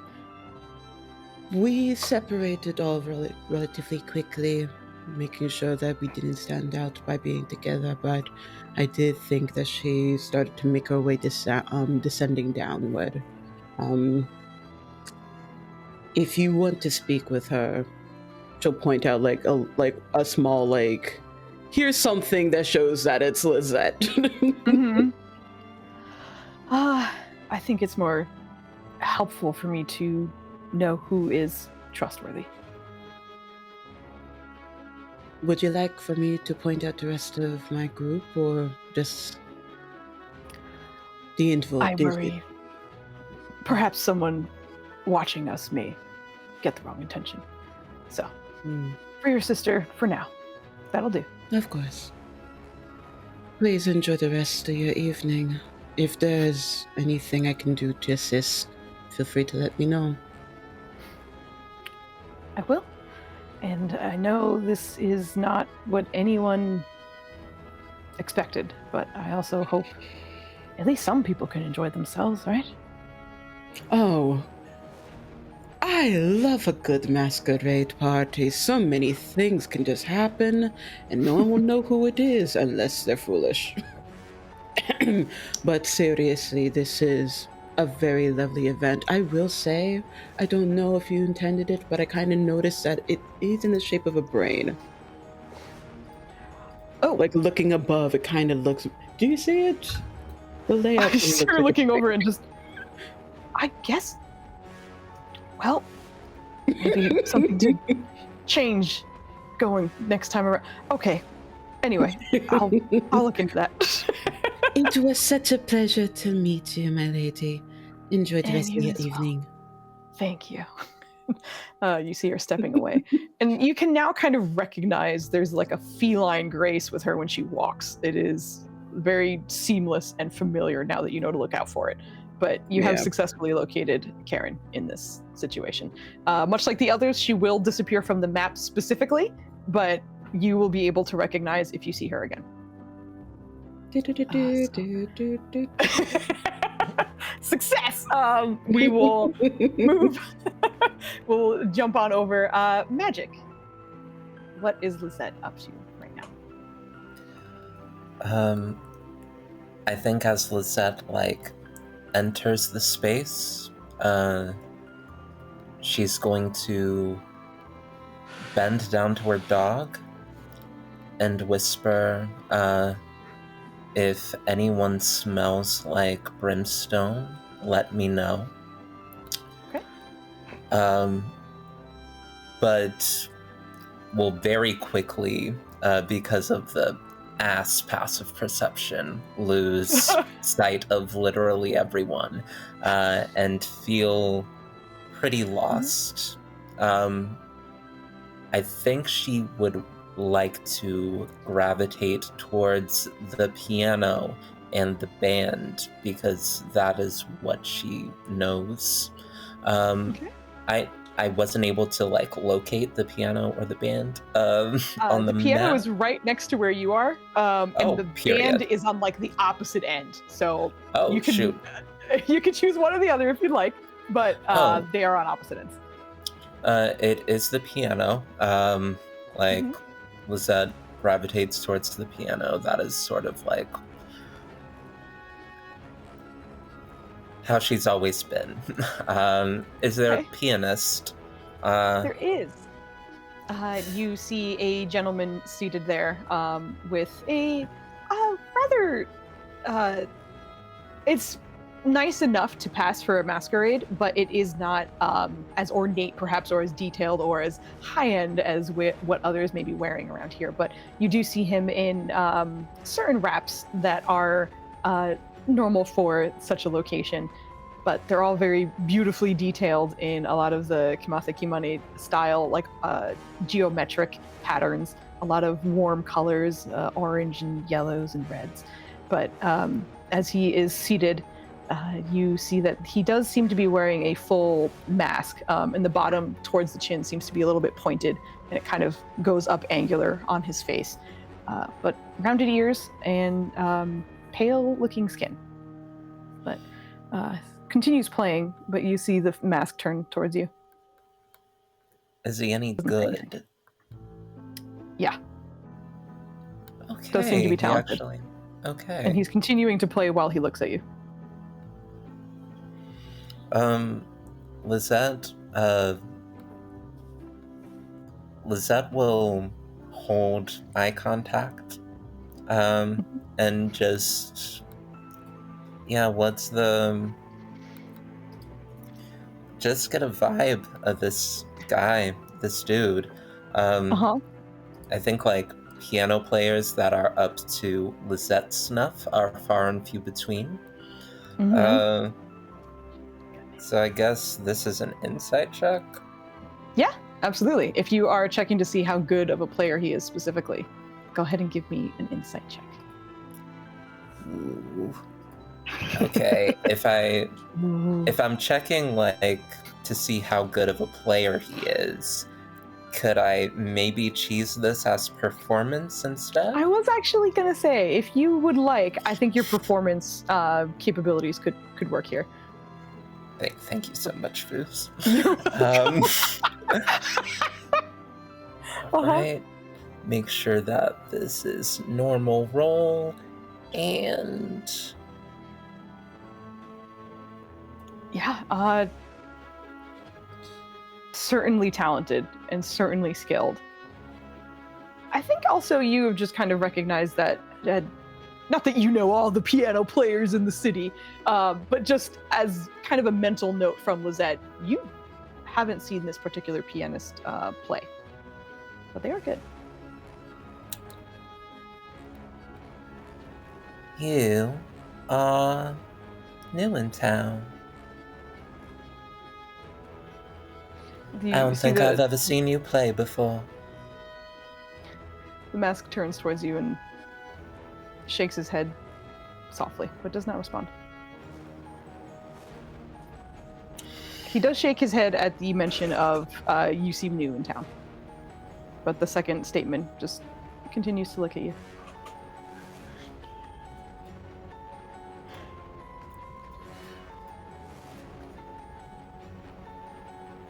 That is quite interesting. I thought I had seen all the piano players of Kimate Kimane. You are a novelty. I like that. So bows his head at that. Do you have a name that I can call you? For a moment, like when the music slows enough, he pulls his hand from the keys of the piano and motions towards the mask.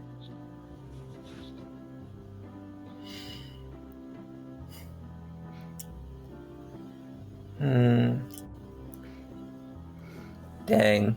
So not even a alias for the night. That's so fair.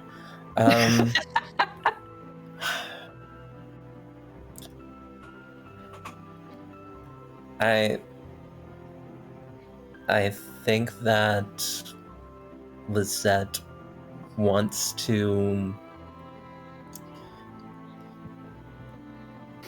Okay, so judging from... Okay.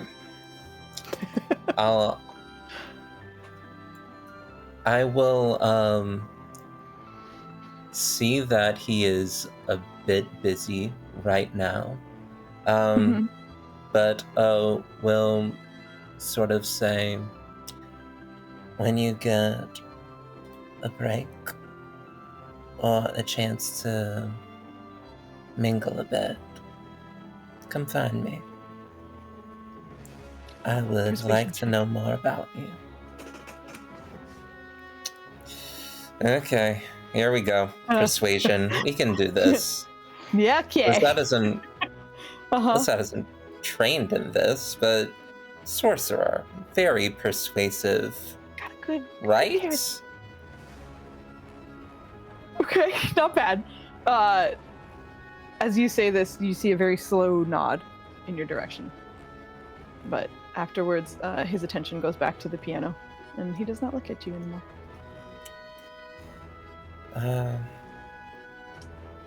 Lisette will wander at that point, just like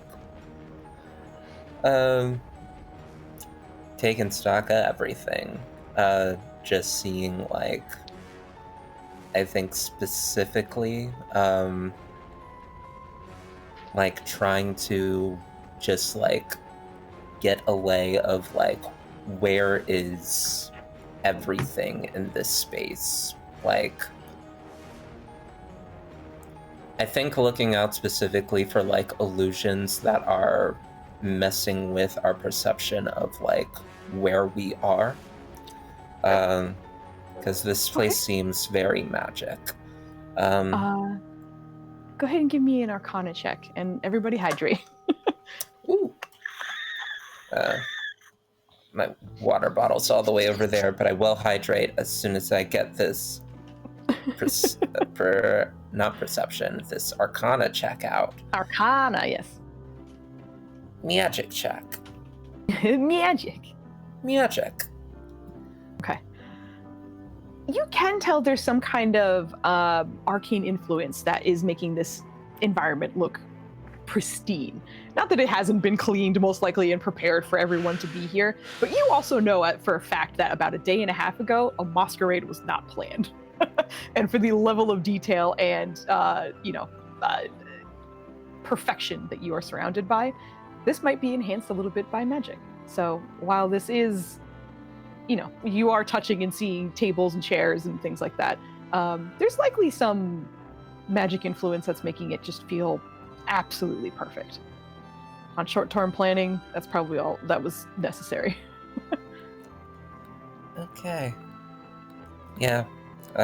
Lizette's just wandering. Okay, sounds good.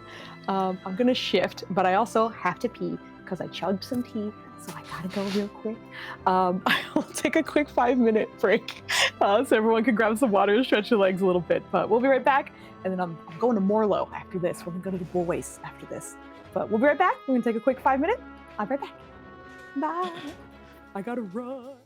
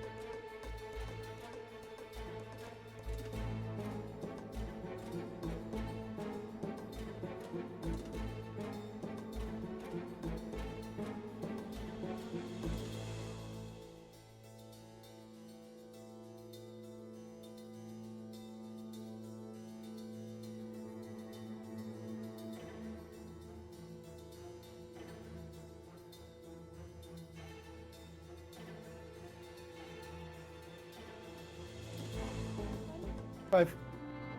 Means we're live. Oh no! Hold on. Oh no! Something happened. That's Something not happened to something the you say overlay. when we go live. No, the overlay is doing something weird. Hold on. I don't know why it's doing that. Oh no! Hold on. We're gonna be Foos, here for a You're second. making us look bad. I know. Oh man, we are. What is happening? Yeah. I don't know. It got weird. Hold on. I'm gonna fix it off screen so that we can Yeah, hopefully perfect. have this. It's perfect. Yeah. Everything's Lady, fine. Don't worry. Can you hop in PowerPoint and fix this for us? Oh my god, I will hurt you. I will hurt Nennis. He's gonna get it, and it's gonna be because of Flandy. No, I'm kidding. Yeah, but, for real. Use Keynote. Thanks, man. You're the best. No, Flandy is a PowerPoint ninja. If you need anything in PowerPoint, even if it my should be done in God. Photoshop, call Flandy. He charges $150 an hour, but it's worth every penny. FlandyAfterDark.com. He fucking hurts me sometimes because he'll be like, yes, we were doing a puzzle once, and he like had trouble visualizing it. It was with the letters. I think it was the irate Swami thing. And he was trying to find out like where the letters could go. So he was just in PowerPoint like rearranging letters, Yeah. like trying to make it work. And oh my, I was an actual pain in the background. Yeah. It did crack me up. But That's so we're back. We're gonna go back to the what was it? Snipping tool activate. Yeah. Oh no. He has been fully activated. But we're gonna hop back in. We're gonna be on this for a second while I find out what the fuck is going on with this. But while that happens, I wanted us to swap to the lovely Morlo, as you are, as mentioned, dressed like a very strange looking pirate in this environment. How are you going to but- talk to anyone? So, Other thing. kind of feeding off of what Joe was saying, there's a bit of internal like dialogue with him as he doesn't like lying. It's not against his tenets, but it's not how you promote peace. It's not like what forwards what we're trying to do. So there's like a mental dilemma in terms of like whether he should continue with the deceit. Then there's the fact that like he is not socialized for this in any way, shape, or form. Yeah. He doesn't know what he's looking for. He's noticing all like little kind of social intricacies that are happening between people dancing and like just walking and how they're eating, and it's just like this is a lot to take in. And I think after a moment he's just like, all right, let me step back and focus on what I'm actually good at. So what he wants to do, if it's possible, is he's checking for any lingering injuries or poisonings or anything like that around here. Just like unusual limps, gaits that don't match, like just things that like a doctor would pick up on, that something like, that a disguise might not mask. So things of that nature is what he's looking for. And while he's doing that, he's also debating, did you say yar at the start of every sentence? Did you just, who are your mateys? Just kind of things that he's just trying to get a sentence together. Yeah, that's essentially what he's doing. So he's practicing his bootleg accent and watching for people who have medical maladies that he can kind of either track or make note of. So first, I will say you can choose between perception or medicine check as you're trying to like see what might stand out for you. Excuse me. The perception is probably going to find something that is a little more subtle, like if someone's trying to hide something about themselves. The medicine might find something that is a little bit more overt, but it may be a little bit harder to find something if they're trying to hide it. That is. All right, I think he was trying to roll this perception. All right, I'm not terrible at perception. Up to you. It's not It's as up good to as you, medicine, yeah. but it's Yeah. okay. Where is it? Perception. There it is. Yes. Ooh, took a second to come in. All right.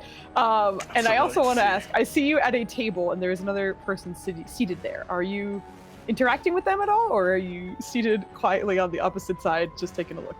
I think he gave him like a tip of the hat. Probably the wrong way. It's not a milady kind of thing, but it's definitely like an up. Like I acknowledge you, and then has to scoot up, like no booster seat, right? So his feet aren't touched the floor. but because the chair is facing that way, that's more or less where he's facing, and trying to have this debate with himself. So he's not actively engaging. Yeah. Okay, sounds good. As you take a look around, there is a decent amount of movement happening, and you're also at the disadvantage of illusions on every single person here, which is making it extremely difficult for you to notice if anything is kind of off, especially like if there's a limp, if there's any kind of poison or anything. And you will also notice, just kind of, from your medicinal background as well, as a cleric, part of the kind of illusion of making this place seem and feel perfect is there seems to be just the faintest scent of like flowers within the air as well, which is also making it a little bit more difficult for you to kind of get any kind of sensory feel for something that might be off on a health perspective. The man across the table from you gives you a nod back as well and seems to be happy just being in his space at the time and not interacting with you immediately. But as you sit there for a moment, you do see another man approach. At first, the man seated across from you, but not necessarily like a beeline, but just kind of walking towards the table and looks over him for a second, pauses, and continues walking around the table, and then stops at you and looks down for a moment. And this gentleman, you can see, is dressed in pretty much all black. Seems to have really beautiful looking robes that do not seem to be from this area at all. Likely a different continent, but the designs do seem to kind of resemble almost like scales in some ways. And on the back, especially, if you do get a look at it, I guess when he was kind of walking around, you can notice that on the back of the robes, there seem to be like silvery wings kind of embroidered on each shoulder that run all the way down the back length of the robes here. But walks beside you and then looks down. Hello? He'll look up, and he is going to try to pantomime communicating while he's communicating in the head and just see if they notice. Okay. Yeah. Great. I love that. Uh-huh. But he'll say, good evening. How are you? I'm well. Thank you. There's a pause. How are you?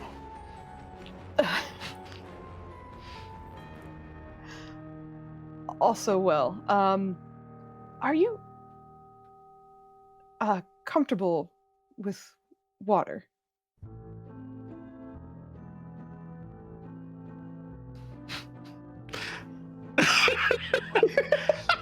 Can I insight this gentleman? What are you looking for?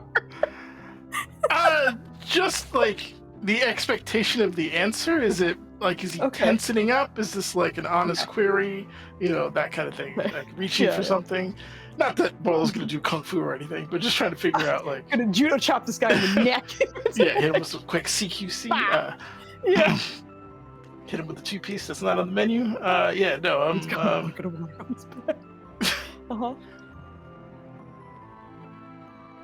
right. Okay. Yeah, from what you can see, there seems to be a general tension within the body language that you can read. However, the tension doesn't seem to be directed at you. It seems to be more like, I'm possibly in a den full of fucking vipers, and I'm trying to find out who is what. So there's a wariness, and the question, it feels like it's partially in reference to your outfit, because you are dressed like a pirate, and the only water-based thing in this entire city is an oasis. So it's likely trying to figure something out about the way you're dressed and, in reference to the city as well. How about the voice in his head? Does it match the outward one, and have I recognized it? It does seem to be identical to the voice that is speaking out loud to you. Give me a perception check to that as well. Perception, yeah, that is. No, that's Kubu. I'm sorry. Ignore that. What is his bonus to it? Because we could just take his the is roll only and add. 5, so yeah, take 3 away. Okay, so minus 3. 11. Okay. Yeah. Yeah, it does seem to match, but you don't. It's again, you're just kind of catching that tension a little bit on his voice. But He'll respond.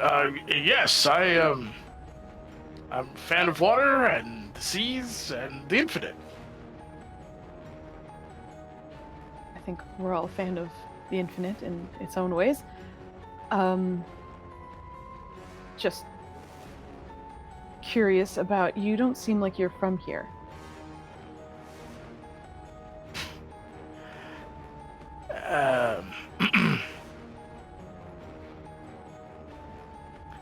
I mean, I am, but not what you would consider here. Okay. Do you like it here?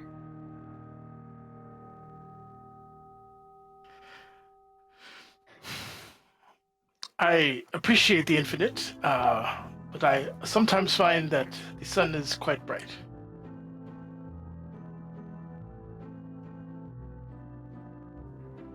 You feel him, or you see him extend his hand for yours. With your permission. He kind of like nervously looks for like Trill or someone to like help him with this particular situation because he doesn't know what he's doing. Bad. But realizing he's more or less on his own, he'll just kind of, when in Rome, Mom, where are you? awkwardly stick his hand out. And as you set your hand in his for a second, you see him just stare at you a little bit longer, and then eventually respond to you. And he seems to do it simply through the spores rather than out loud. The infinite provides. Oh, yeah. He'll switch out of the horrible accent. Yes, it absolutely does. Who are you? I'm Morlo. You kind of immediately see relief, and he releases your hand and takes a step back. This is all really strange, but I think I've seen you or been told to find you. Something about you being a fellow like-minded, important. You're interested in the infinite and keeping it safe.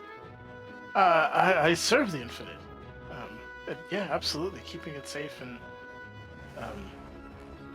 protecting it absolutely is part of my charge. Okay.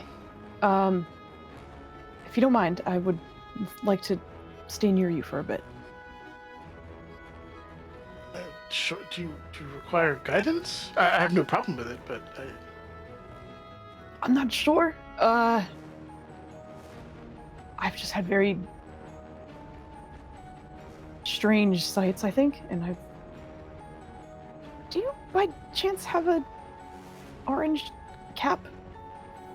He like motions to the top of his head.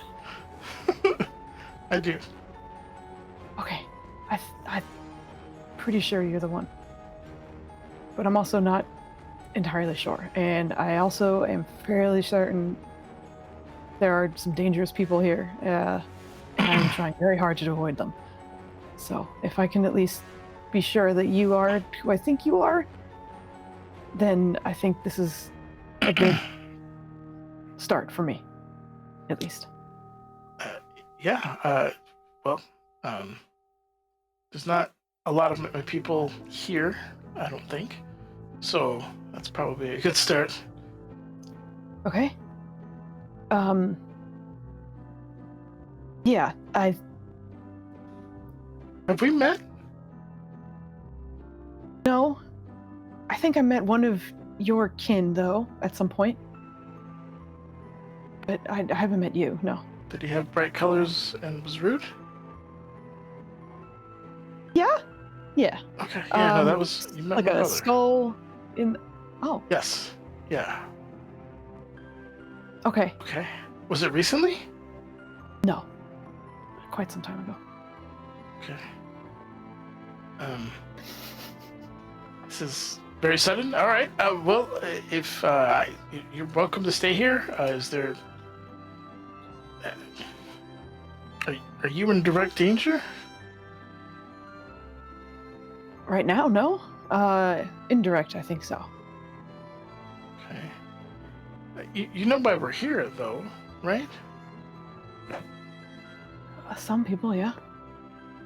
So my question is, why are you here then? Said there were less dangerous places to find me. It's not like I was trying to hide. I don't think I was supposed to be here, but I think I was gifted some kind of vision that you were perhaps a beacon of safety while I was here.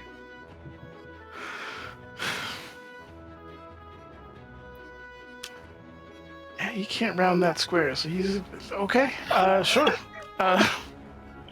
There's another chair if you want to be comfortable. Yes, please. And he kind of pulls one up and sits himself down. But he's rather kind of tall and lanky. So as he sits, he's still like taller than your native height, and even as you're sitting, it's still kind of over you. But sits himself down and continues to look around. It's gonna probably sound a little bit strange, but you did ask for my name and I didn't give it to you, and I don't wish to be rude, but for now you can call me Mo. The rest will come later. Oh, sure. I will call you whatever you like, and feel free to partake in any of this food. Not something I can currently do, so if you see something that suits your fancy. Oh, okay. Sure. Is there anyone? Food. Go ahead. Yeah. Is there anyone that you knew to find me? Is there anyone that you knew to avoid? Yeah, but I don't think the vision will help me much.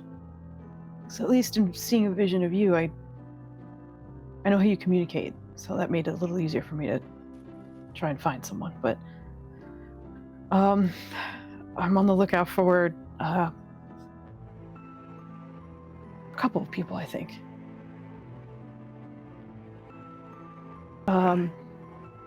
He seems like hesitating a little bit, but kind of looks around mostly and then stares at the other guy across the table for a moment and then back at you. Elsewhere, maybe.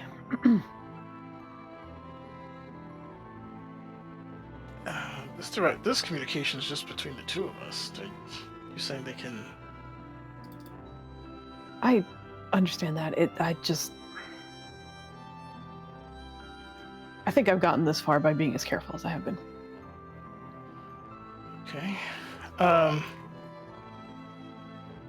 any of his friends around? I don't think so. Based on the map, you're pretty isolated in this corner. It's not great. No. It is Morlo for miles. Okay. All right. I'm within 40 feet. I'm within 50. Yeah. I moved down. A bit of a distance, but yeah.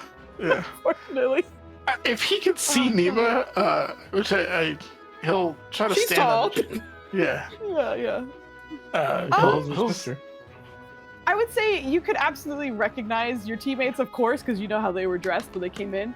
And Nima, you did say, is wandering. So I think of all the people, I know that technically other people may be a little bit closer, but I think Nima's most ready to see any kind of signaling if you make eye contact with her. Okay. He'll stand on his chair and go to raise a toast.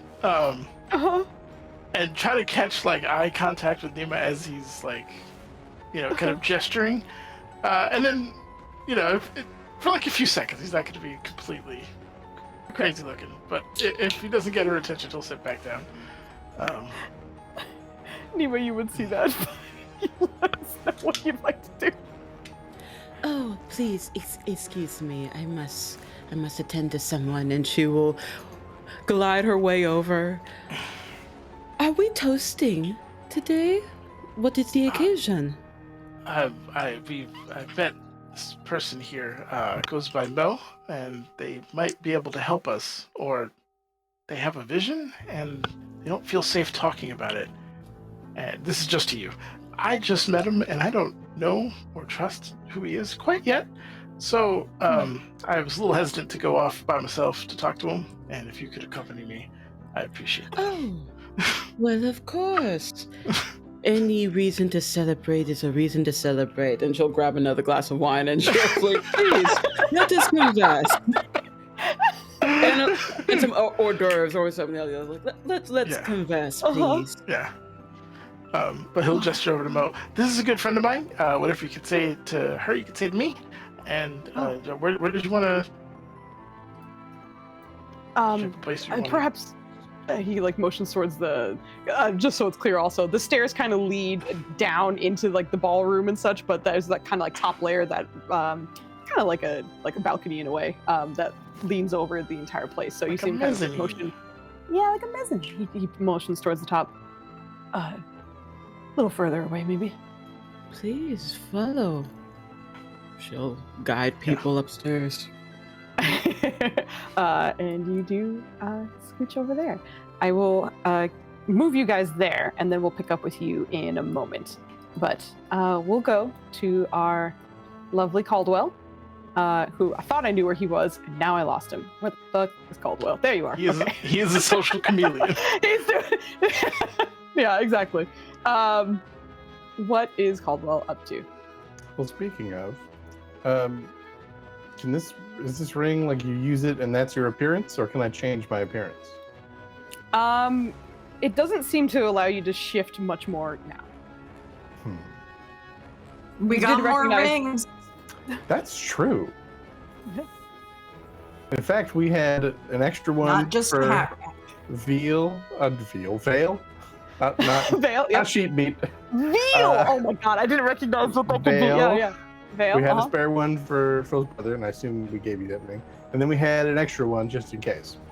Yes. And I think I'm going to see if I can't use that. I want to do a lap, because I'm pretty sure we said the guy at the door, and then at least one other person was wearing essentially the same clothing. Who were identifiable as staff. Yes. If you're doing a lap, can I try to catch your eye? Possibly. I mean, I'm on a lookout, so my eyes are moving, so they're catchable. But I essentially want to do a lap to kind of just check out all the various staff, because if I wanted to get into a place and be not paid attention to, I'd be staff. So I want to see if they all look on the up and up. And as I do, I kind of want to just get a vibe of their faces, so that way I can find a secluded spot to just give myself that uniform and kind of amalgamate their faces, so at a second glance you might think I'm one of several other people. Perfect. I will let you choose between perception or investigation, genuinely, whichever you feel more comfortable with. They're the same. Okay. As you are looking around, there seem to be about 4 other staff that are visible by 2 by the door at least, and 2 that do seem to be kind of wandering around. Every so often you do catch a 5th and 6th that seem to be refreshing the tables with the drinks and food, but otherwise they do seem to be a mix of male and female, but otherwise a relatively younger bunch. All that seem to be natives of Kimane as well. Okay. And they all just seem to be doing their jobs at the moment, like nobody's suspicious. Of the staff specifically, or in general? The staff. The staff, yeah. Currently, no. They do seem to be all on task and focused on where they are. Okay. Well then, unless LS catches my eye and does whatever LS wants to do. As you're doing your lap, I'm just going to kind of quietly say, the gentleman I was dancing with knows me by my voice. Keep an eye. And I'm just going to keep walking. I will give the subtlest of nods. Then I'm going to go see if I can't find a secluded place. I guess I didn't think to test it before. So I guess we'll find out now. I'm going to go to the secluded place. I'm going to take off the ring. Mhm. Presumably I lose my disguise. Yep. If I put it back on, does the same disguise come back? Yes. Neat. Then I'm going to put on the other one and try to do this amalgamate, pretend to be staff business. Okay. I don't know what kind of role I should give you for this. This is mostly just like your. Let's give it performance. We'll see if this can like pass a general check. And Nice. just Yeah. for shits and giggles. Uh-huh. Really? I rolled the d20 to make some. I could have rolled a d4. Jesus. Okay, Okay, whatever. It's okay. a 20. Genuinely, 20 was for my mind like the success of what you could pass for. But yeah, you now successfully look like a young staff member. And so I'm just gonna go. I'm here to work now. I'm gonna go do the job of staff. And I'm doing a weird thing where I have to be unobtrusive, but I'm also trying to avoid other staff mostly without looking like it. I don't need them asking me questions. But I'm mostly trying to just keep an eye on everybody while being a fly on the wall because no one's paying attention to me. I'm just a vessel for drinks. Perfect. As you are going about that, give me a general perception check as well. Jesus. You wouldn't know it, but I'm proficient in a couple of these things. I know. It's always rough when it's just not going your way right now. And some of these rolls are not being nice to you guys. I think you're able to kind of work your way into the crowds, pretending to be one of the staff. And you are starting to hear, just the general conversations. You're recognizing a lot of them are just in reference to trying to suss out who is here. Everybody is being a little bit more vague than you're probably expecting. There are many, many questions from many different people.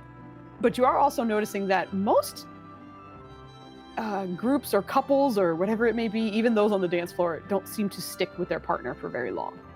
It seems very much it is, you find out a little bit of information, you move on. So it is an ever-shifting landscape of people around here. Okay. I will make a point to go offer to refill a drink, and this might not happen right away because it sounds like they're sneaking off somewhere private. But if I can go, can I take your plate, sir, or offer another drink, sir, to the pirate halfling, so that way when he's forced to respond to me in my brain, I'm like, it's Caldwell, just so you know what I look like right now. Okay. That is. Did you hear that? No, sorry, say it again. I'm pretending to be staff. At some point, I will just come up to your halfling pirate as a staff member to offer you a refreshment or something.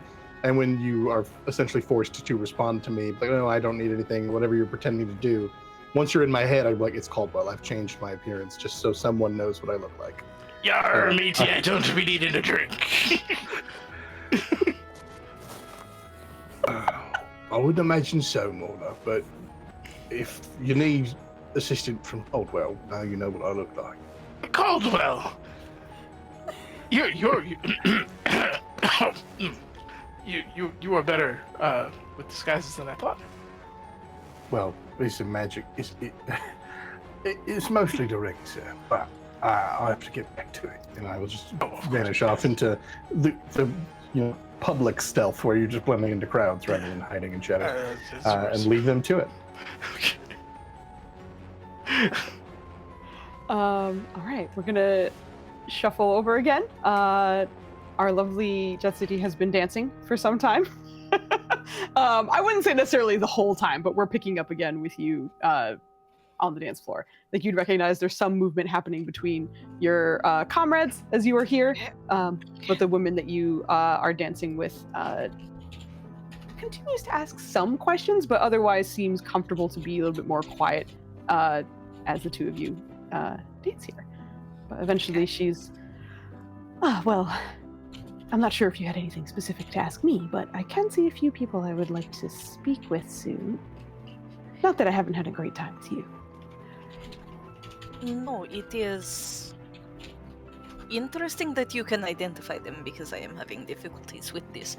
But you may go and do whatever it is that you had intended to do tonight. Thank you very much for the pleasure of your company. Likewise. May you enjoy your time. Yes.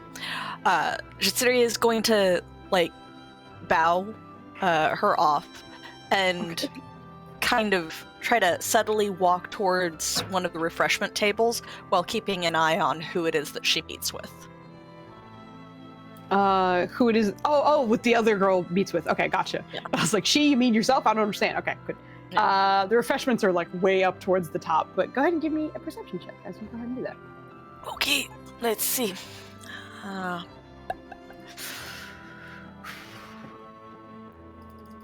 Better than the last one. I'll take it. Very nice. Very, very nice.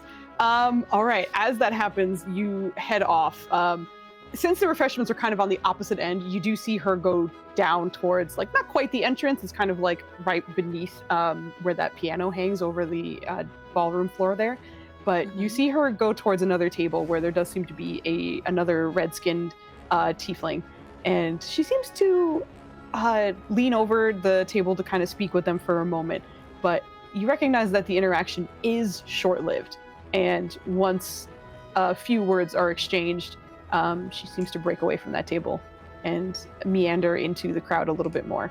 Much like the others, eyes are kind of sweeping over the environment all the while, excuse me. Okay.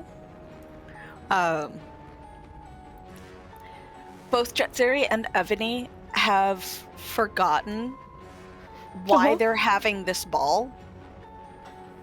Good. Beyond the fact that they were supposed to be having some sort of discussion regarding maybe the thing that Karen has. I don't really remember, because none of my characters were really present when this was discussed, so all of that has gone way out of my head. So Jetsuri, very understandably, she's an idiot, so would not remember, but Evie also does not remember why we are here. Okay. Do you want a refresher, or sorry, Jetsuri still continue to be as Jetsuri? a refresher for me, yes. Sure. But for Jetsuri, she's probably getting wine and observing and has mostly forgotten what people look like. I almost forgot. So Karen is holding this meeting because certain people were trying to come out of hiding and perhaps shed some more information, especially on the purple stones that certain people were able to find. And she has one herself. She knows that it seems to be an opposition of whoever seems to be controlling the echoes, but she just doesn't understand or know why. And certain individuals seem to have more of an inkling, or at least they promised some information, and they should be here and be able to exchange that information. Okay. Were any of the questions that Jitsuri was asked kind of leading in towards trying to figure out if Jitsuri has one of these things because we didn't recognize each other? Okay. No. So she's just kind of going to nurse a glass of wine and try and fail to not look like essentially a soldier standing there watching a crowd. Okay. In a very Just nice one of dress, but yeah, she is now in observation mode because she has been charming, she has danced with someone, but she has no clue what's going on. Okay, sounds good. Yeah, we're gonna have you post up there. And also, considering that you are kind of making eye contact or just looking around, similar to what happened with Caldwell, kind of as he was doing rounds, if any of your teammates kind of see you or want to interact with you, we'll say that that's very easy for you guys to do because you're kind of surveying.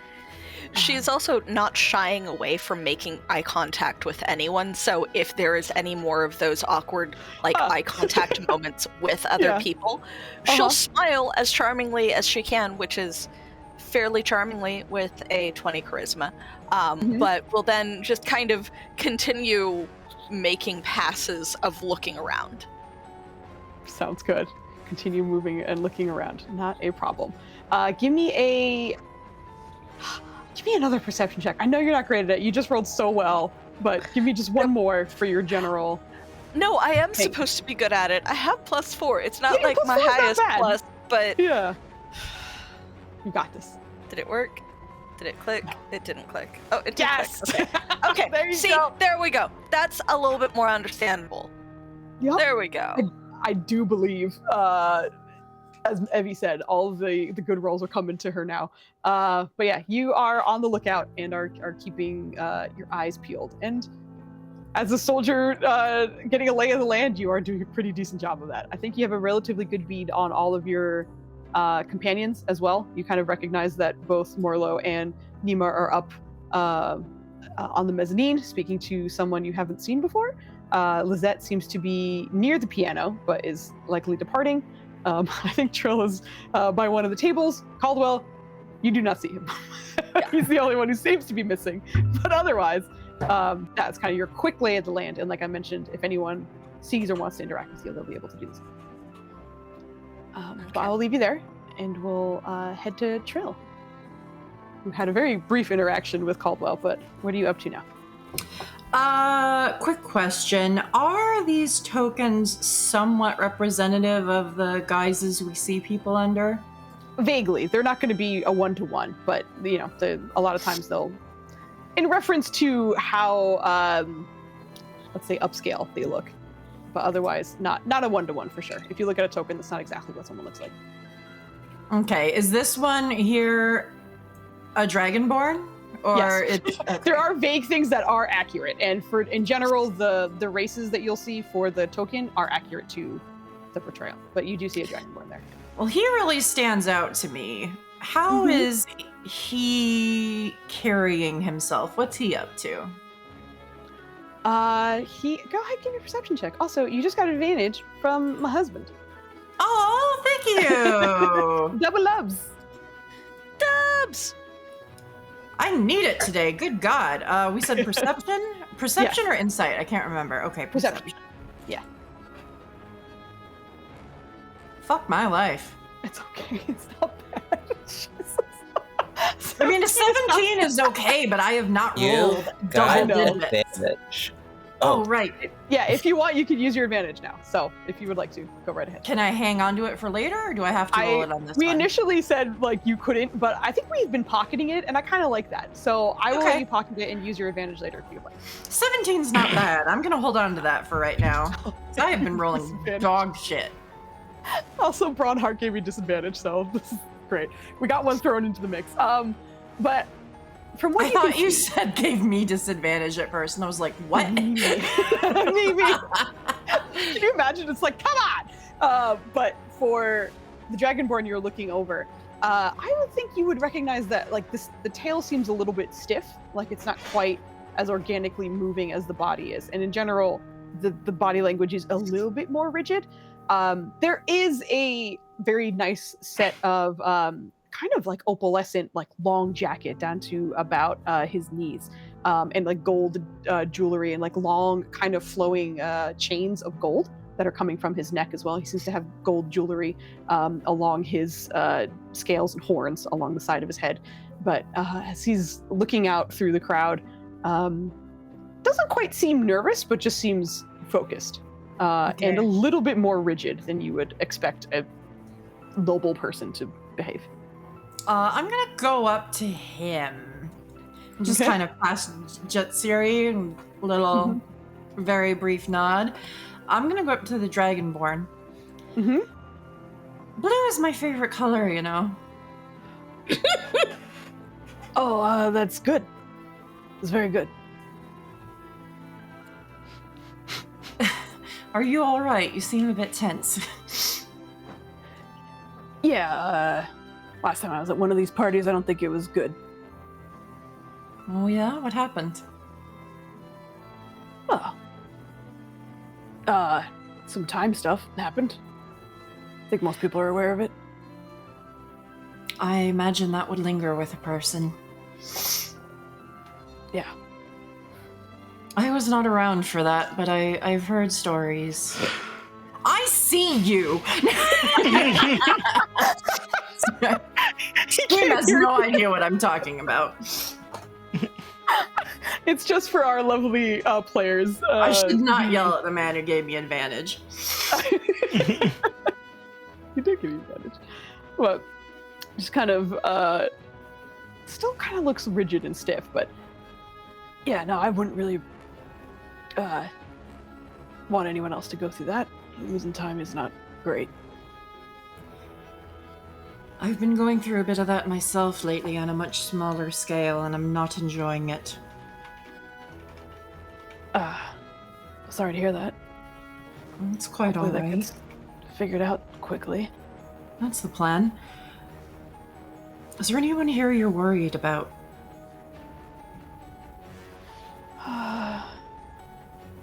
I think in general, at least one person. But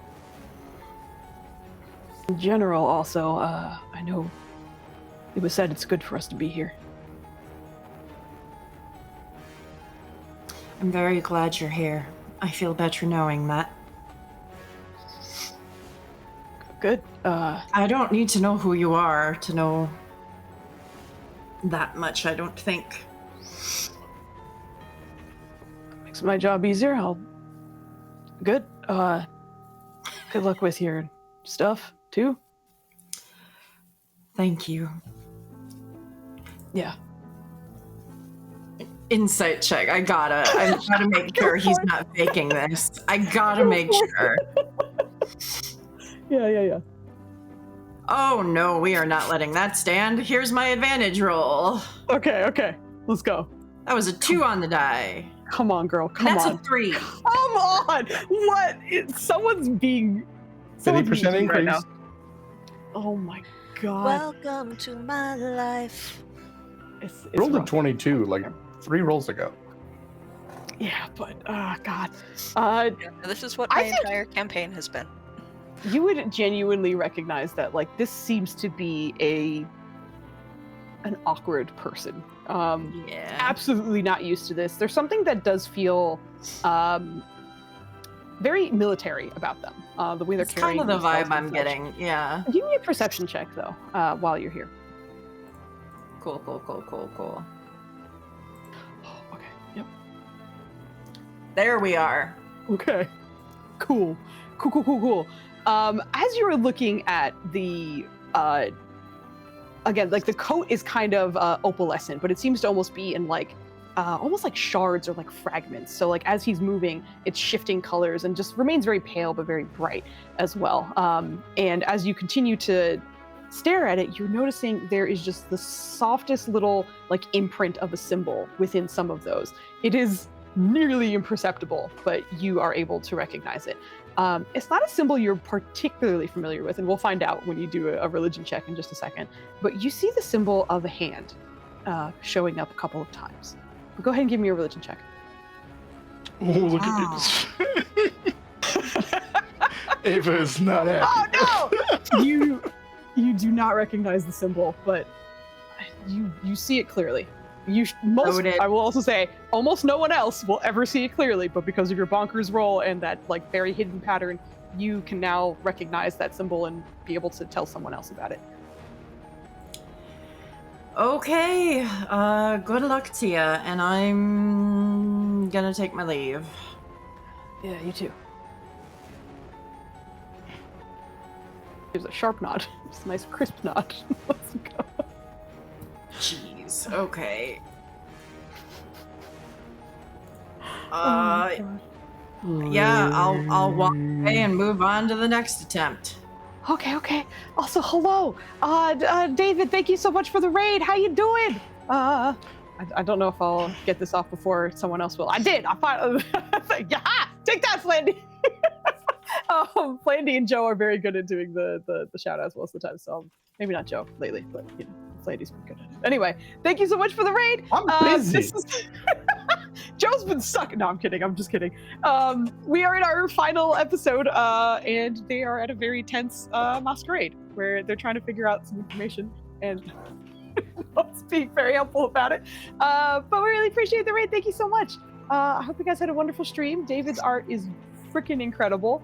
We got to use some in Nenners' campaign for Dreams of a Derelict, and we had the finale yesterday, and he was able to use some more of David's lovely art. So you see Nenners just fucking linked it in chat. Fuck yeah. Check out his art. It's awesome. I'm sure everyone who came from him already knows this, but anyone who doesn't, fantastic guy within the community, makes incredible, especially like horror-based art. It's good shit.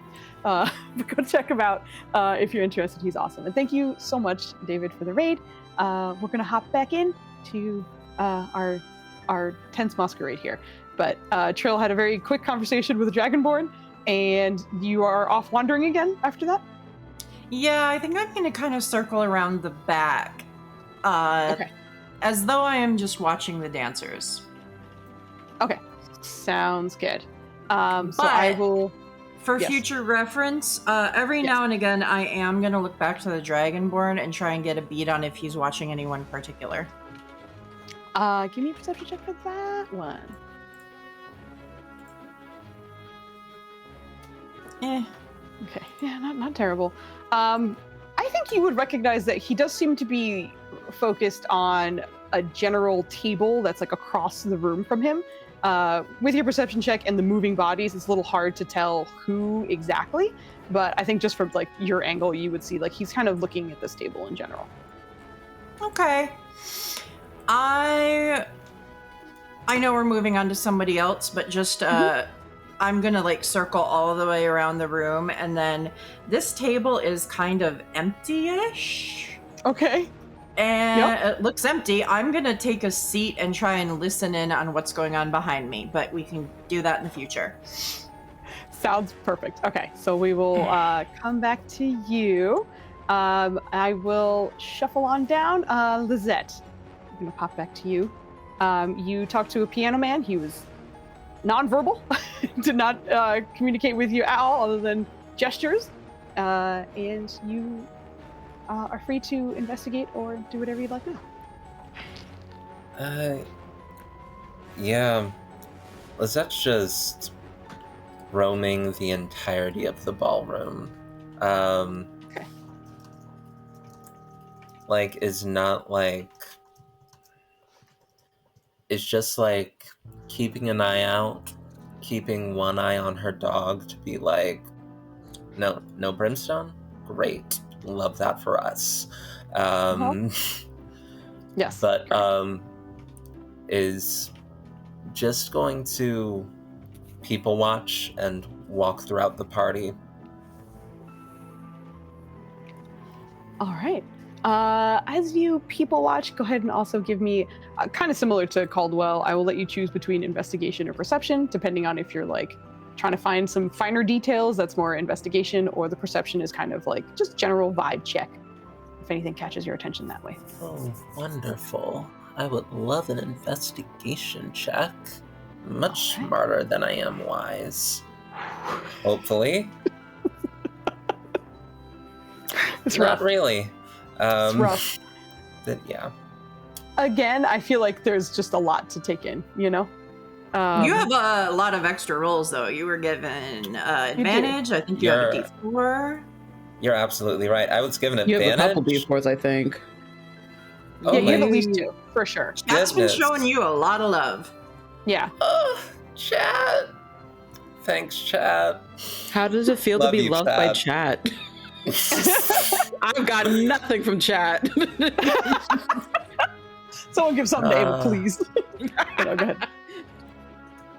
Advantage. Oh, nice. What a shift that was. As you are looking around the crowd, in general, everyone seems to kind of be minding their own business a little bit, or very much involved in whoever they are chatting with. And much like Caldwell found, everyone seems to be like kind of touch and go. There's really flighty conversations that are happening and then breaking off and such. However, towards the back end, like relatively close to the balcony, you do very briefly make eye contact with what seems to be a halfling woman, who does seem to be dressed very nicely in gold mostly. But as she like catches your attention and you see her behind a hydrate. Hello, sorry, hydrate. But as you catch this halfling's eyes from across the way, you can see there also seems to be a gold mask across the top half of her face. And as she looks in your direction, she kind of holds it for a moment. And even from a distance, you can kind of like sense a smile, even though it's not particularly clear just because of how far away she is. But you sense a soft smile before she kind of looks away. And rather seamlessly seems to kind of disappear into the crowd again. Partially due to the height. These tables are about the height of a halfling female, even in heels, but she's hard to keep track of, and after making eye contact with you, disappears. Okay.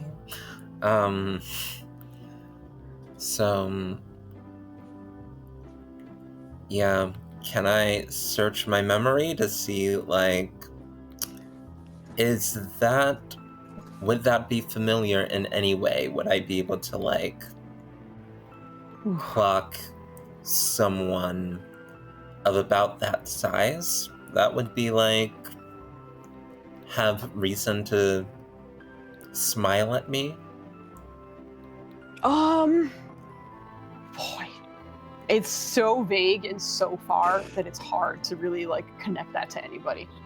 So fair. And due to the fact that, like, you were able to use your magic ring to make it seem like you're way taller than you are and upright, that Fair. could also be a person of any height. So just from your Fair. experience alone, there's very little you can run off of. Okay. I guess I will continue wandering, but try to keep an eye out for the halfling. If she doesn't want to be found, I'm sure that I will not find her. But if she does want to be found, and if she does want to have more conversation, like, Lizette will be open to that. Yeah, it's oof. It's not great, like, cause the dog is there, and everybody that knows Lizette is gonna know that that's Lizette. So it's but it's fine. We're at a slight disadvantage here, and it's fine. Yeah, we'll just keep our eye out for the pianist if the music ever stops, and the halfling as well. Sure.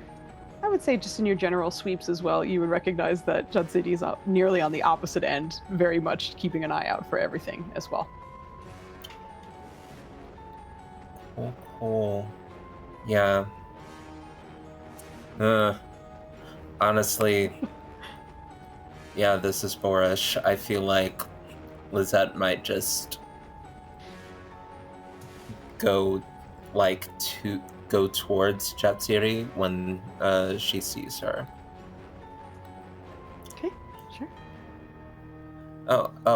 Is this like a scene that am I It allowed can to be. like initiate a scene Yeah. now? If you would Okay. like to have any kind of conversation with it, go right in.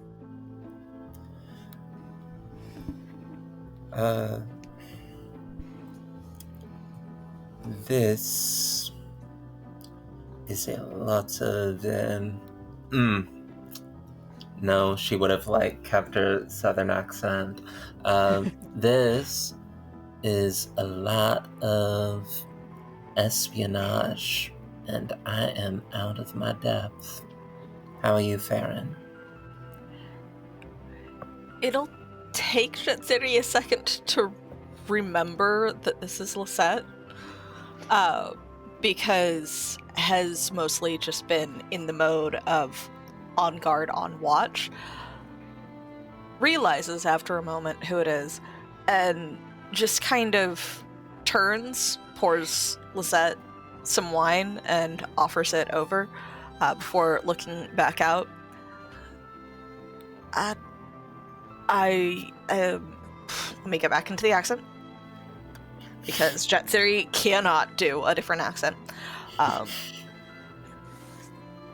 I am not exactly remembering why we are here, so I am mostly watching for concerns and potential of something going wrong, since I know that there was a concern of something going wrong.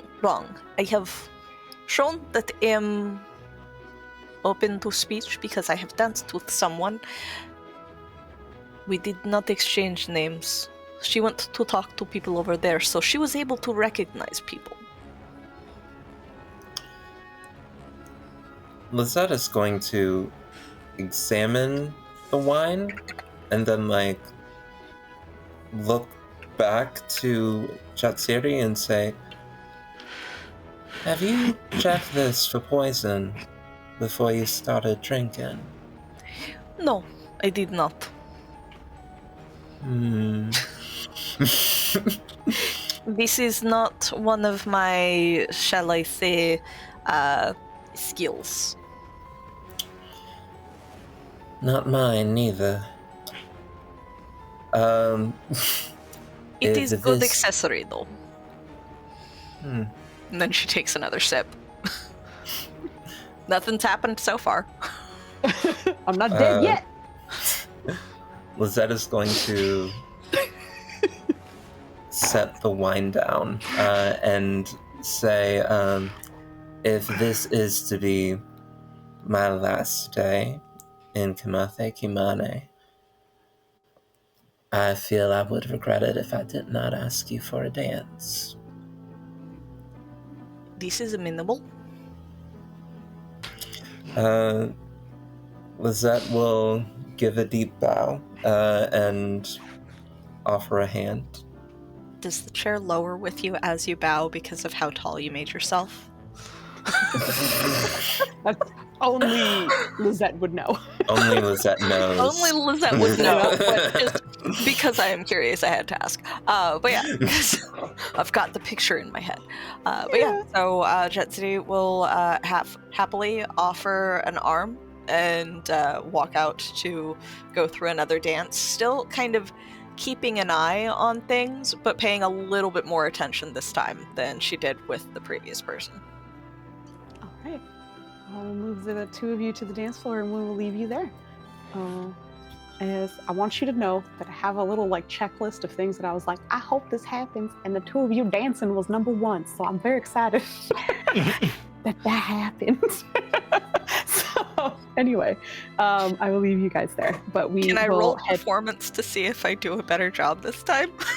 I was gonna have the two of you do it when we come back, but okay, never mind. I will have that happen once we come back to the two of you. So we're gonna shift back to Caldwell, as you are wandering around as a staff member, just kind of keeping an eye out for various things. Anything in particular that you're checking for, other than just kind of eavesdropping or anything else? I'm just trying to A, do a good job, because I don't need anyone being like, what's this lazy guy doing? Because that draws attention to me. Yes. B, keep an eye for anything that's falling behind. Again, I'm mostly worried about staff. They seem like they're doing their jobs, but if someone else is doing a shitty job, okay, well, what are they up to? And then just as I'm circulating, if I doubt people are scrawling notes, everyone's way too cautious for that, but that's the sort of thing where it could be take someone scrawled on a napkin, pocket that as I'm doing my job. Anything I can, as people split apart, see if they keep talking about the person they were talking about as to someone else, or just trying to piece together whatever I can. Yep. Investigation. I will also ask you for a perception, but that is something else. But please give me your investigation first, and then a perception right after. Nice. Very nice. Nice. Okay. Good stuff. Good stuff. As you what are... I am going to do real quick, not to cut you off. Yeah. That's all I needed. It was fine. I just wanted to get that perception to a nice crisp 20. Nice crisp 20. Perfect. But yeah, as you are walking around, you are catching the sort of tail end of conversations as people are moving.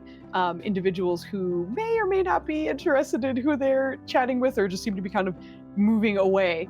But you, I think, also in keeping tabs on who was doing what, and also it wasn't very subtle. So you did see that Jezidi was dancing with a red-skinned tiefling woman not too long ago.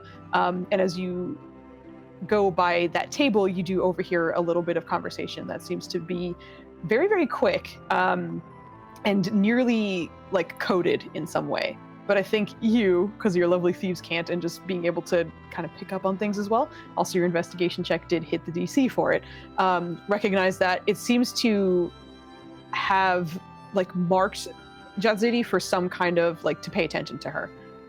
It just seems to be not particularly malicious out the gate. It doesn't seem to be like, that's a target, we have to take him out. It's more just like, all right, that's a person of notice, just so you know. And then continuing on with their conversation before they move away. And then as you are doing so, it's a little bit harder to hear over the music and again, the motion and such, but just sort of in the back of your mind, just soft as ever, you hear a very familiar voice. Ah, shit.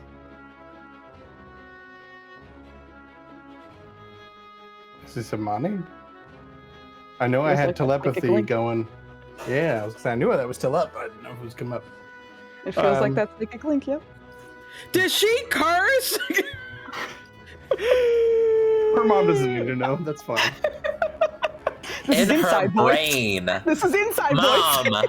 The funny thing is, it's in Nima my would not- brain. I can't. Nima I would can't. not care because of the amount that she curses, but it's still funny to me being like, Yeah, like, we didn't teach you to do that. So just as I'm like collecting empty glasses to shuttle them off, is everything all right, mate? Give me a persuasion check. God damn. You can't be mad at a 19, but I did roll a goddamn 9. Just watching all these rolls and everyone be like, God damn it. You don't hear anything else after that.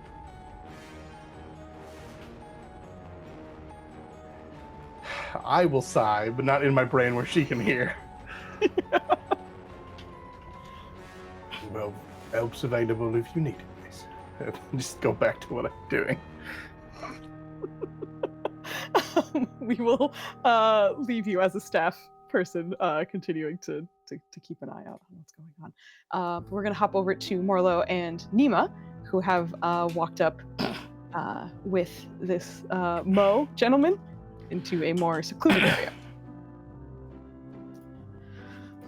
Okay, this is a little better, I think.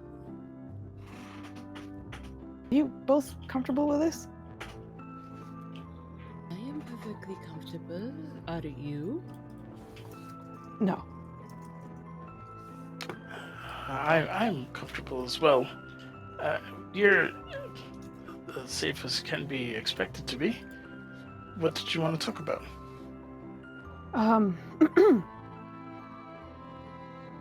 I'm not entirely sure, at least. I'm not really from here. And I'm not really here because I want to be. It's just how things sort of turned out. But I'm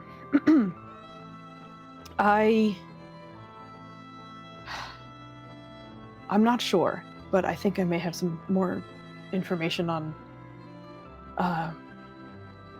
some important things that have been going around, tied to the Infinite, at least. Yeah, I'd love to hear it. What's going on?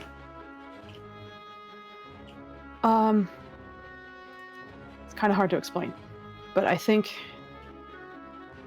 we had something similar to the Infinite where I'm from. It wasn't the same. It wasn't an oasis, but it was a body of water that did seem magical in its own ways. And there were people who were very much tied to this and expressed their love and worship for it. I wasn't from that area specifically, but from what I heard, at least, it was it allowed people to survive, but it seemed like it bonded to people as well. There were some myths at least, I guess stories, I'm not entirely sure, but again, this is secondhand information I'm getting. But from where I was from, if someone was bonded to it, the body of water at least, similar to the Infinite, it was said that if great tragedy befell one of them, that sometimes they would wake up with a particular colored stone beside them, and they would sometimes call it the tears of the water. It seemed to, I don't know, bring perhaps guidance in some cases. Tears? Does that sound familiar to you at all? Do you happen to know what color the stone was? Or does it allude Yeah. to it? He looks around the room vaguely and then looks back to the two of you.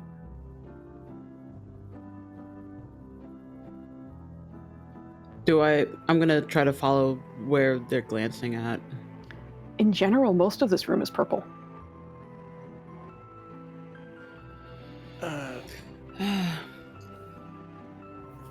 Can I roll it history or religion to see if What are you searching for?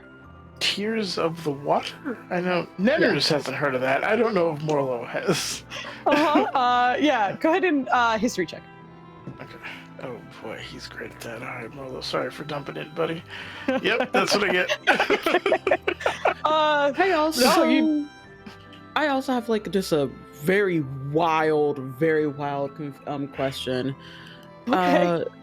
From where Nima and by extension Lizette and Caldwell are from, were there any stories like that from their homeland? Okay, No. making sure. Yeah. Yep.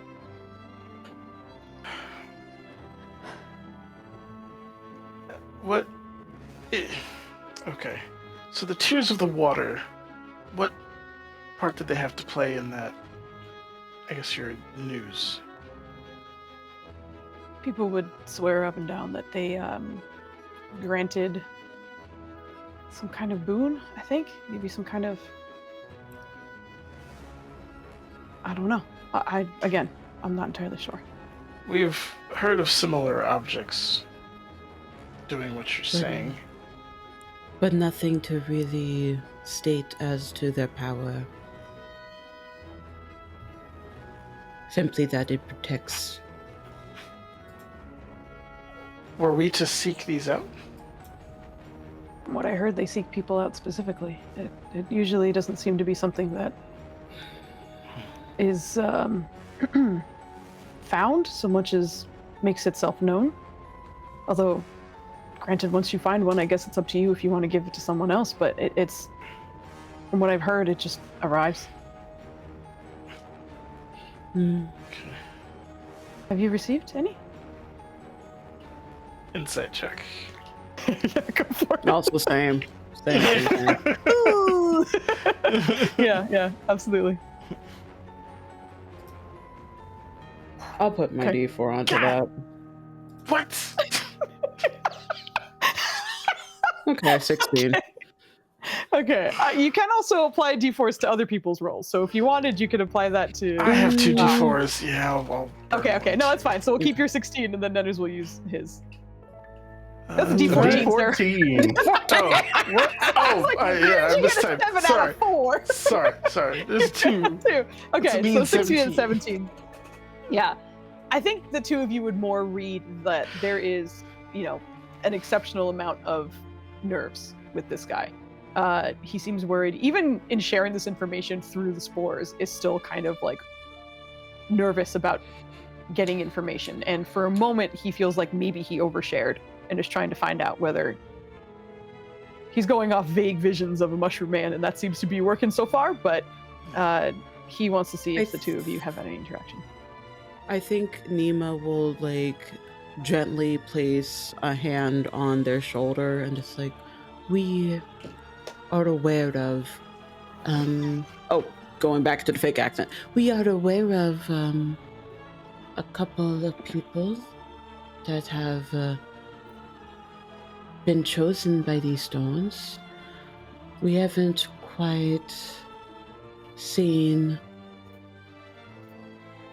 or at the very least understood what they are able to do, but at the very least they express there's a comfort with having them. I think that sounds about right. What did you want to do with them? I didn't want to do anything, just I know some people have them and are looking for some information, and I might be able to have that. But I also think I need to be in the presence to be able to maybe explain a little bit more or find out more. I'm not entirely sure. Direct beam to Nima.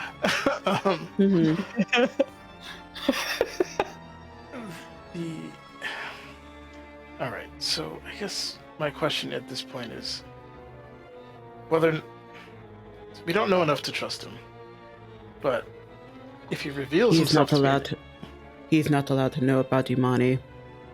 Right, but you have one.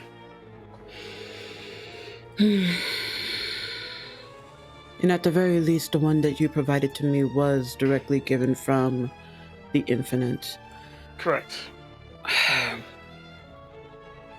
As that happens, you see him kind of like taking a brief step back from the two of you. I'm just gonna walk around a little bit, but just a moment. One moment, please. Okay. He waits, but he looks a little nervous. The Infinite is your domain. It is not mine. I will follow your lead on how you wish to proceed. If you wish to be truthful about it, I will be truthful. Oh, we gotta be the good we see in the world, right? We try our best to. All right. He'll focus on the skittish. We have one of these stones in our presence. It was given to us by the Infinite. I'm sure you can understand why we were chosen. I guess in a way, yes. But you got gifted. As you are saying this, he seems absolutely enthralled with what you're saying, and much like you kind of saw not too long ago with Vale and that kind of like skittishness, almost like a cat, like ready to be kind of shooed off or something. You see his eyes snap up for a second and look across the mezzanine and then back to you. I will find you soon. And then turns. Okay. Well, we weren't immediately attacked, so I guess that went well. Yes, but I'm curious to who they are conversing with. The story is not something from my homeland, so I don't think it is, or at least I'm hoping it is not attached to the Ember Wake. Oh, the Caldwell! If we could have the Caldwell follow him. Well, I don't... She kind of like glances around. I don't see the attire that he was wearing. He changed into a butler, kind of. Oh, was that the butler you were speaking to? Like the help that you were speaking to earlier? Yes, that was him. That sounds like he would do that. Are you able to connect with him again? Caldwell is doing laps, so I think eventually you would like catch up with him. I can imagine you just pulling like the mushroom cap a little bit up so you can see him better. And it just translates to his pirate hat. That's just like more or less at this moment that a man clad in green and gold silk steps up to the two of you. Gives a brief nod towards Morlo and then seems to focus on Nima and extends a hand. I'd love to have a chat. Would you mind? Inside chat. What are you? I don't know. I'm scared. Okay. Not now. But I was also very scared of like inside check. We will save it. I understand that's such a knee-jerk reaction, but you gotta let me know what you're looking for. Inside check. A man? Insight check. Oh god. Oh my gosh. If Caldwell is in range, like as he's passing, as this is happening, Morlo will try to communicate. Just that guy's a person of interest, not like a violent one, but just keep an eye on him if you can. Describe him to the best of Morlo's ability. And then let him know that we're going with this weird green guy, and then you know. Give me So just a you're- general. This is like a luck check, just to see Yeah. when Caldwell would intercept with your rapport spores. The higher the number, the sooner it will the be. better. Okay, excellent. Yeah. So yeah, next very week big- sometime. Oh shit! It's fucking now. You're on the bottom level. You're on the ballroom floor, but the spores extend down in that direction, and you catch it immediately. But You we'll get to have what the luck that I can only hope all clerics can have. fucking It's so real. beautiful. Anytime it's like Marlo, we need this. He's like, blow. Like, there it is. Every Here you fucking go, time. queens. To be clear, your first guy who's asked about stones is your person of interest, not the green and silk guy. Correct. The green silk guy is if we go missing, you know who to look for. Yeah, okay. Go missing. He does seem to be leading only Nima, just so you know. Like, Yeah. if she takes his hand. Specifically, if Yeah. Nima goes missing, then alarm bells. Right, right. Real quick, while I'm back in the narrative for a second, we've bent the rules on what Bardic Inspiration can do when it applies specifically to the 3 people I work for. Yeah. If we can cheese it, just when I just reiterated that she had help if she needed it, I would love for that to be a Bardic Inspiration for a month. Okay, Oh. sounds good. That's I awesome. love that. I'm fucking down for that. Yes, 100%. Well, if Marlo isn't invited to belay that order, and if he doesn't mind following the green dude, and we'll go from there. Nima will take the hand. Mm-hmm. Oh, I was not expecting a dance tonight. Please. Certainly, a woman of your stature was expecting a dance tonight. But it is my pleasure to be the first. But leads you down towards the center of the ballroom. And as he does so, I think you would recognize that while everyone else does seem to be kind of, eyes all over, keeping track of many different things at a time, he is very much focused on you. Does not seem to be looking elsewhere very much. Just kind of focused on your presence. And that is either A, hot, or B, oh no. With There a really masculine- is no in it's between a in that. 50-50. I jokingly said I wanted one thing, and it may be true. Oh Who my knows? But as you are closer, you do see the mask seems to be mostly black, metallic, but there do seem to be gold sort of filigree along the outsides of it. Seems to have green eyes and darker skin, rounded ears, seems to be human, and black hair as well. But addresses you once you get to the center of the dance floor. Are you enjoying your time? It has been quite interesting. I have not been to one of these events in some time. I feel a bit rusty. You certainly don't look it. Well, I thank you. Is there a title you wish to be called?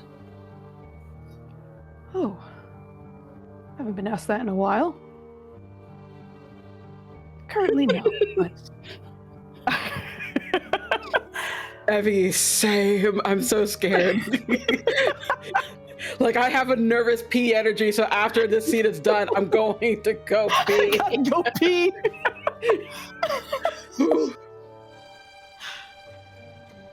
I think titles are a bit much sometimes.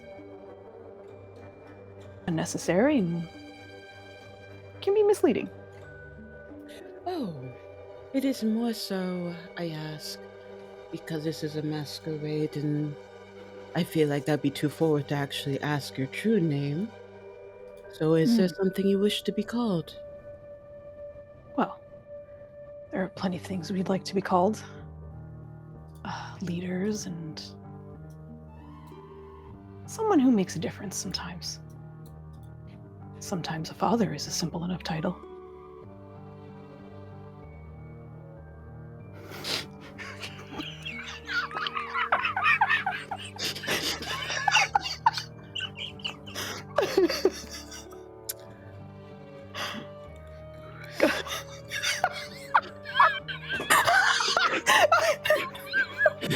Did this man just ask her to call Nothing has him happened. daddy? I knew it. Oh my god. Family is a very ambitious goal and not something that to take very lightly. I agree.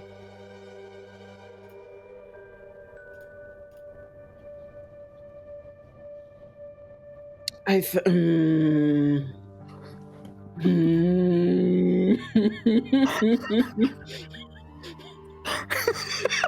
so weird with the British music playing now. Not the vibes, not the vibes. It feels like it's slowly getting like Bridgerton and then just amnesia levels of horror. I don't think not yet. I think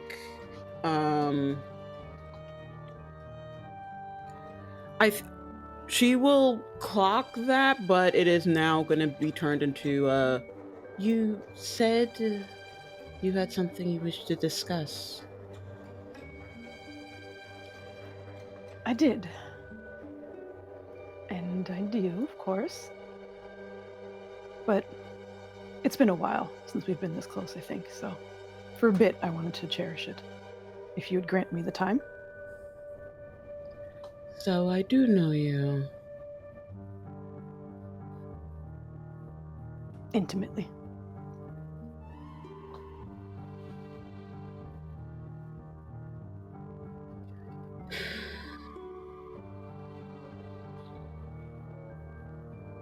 A part of me is just like, does she even need to insight check this?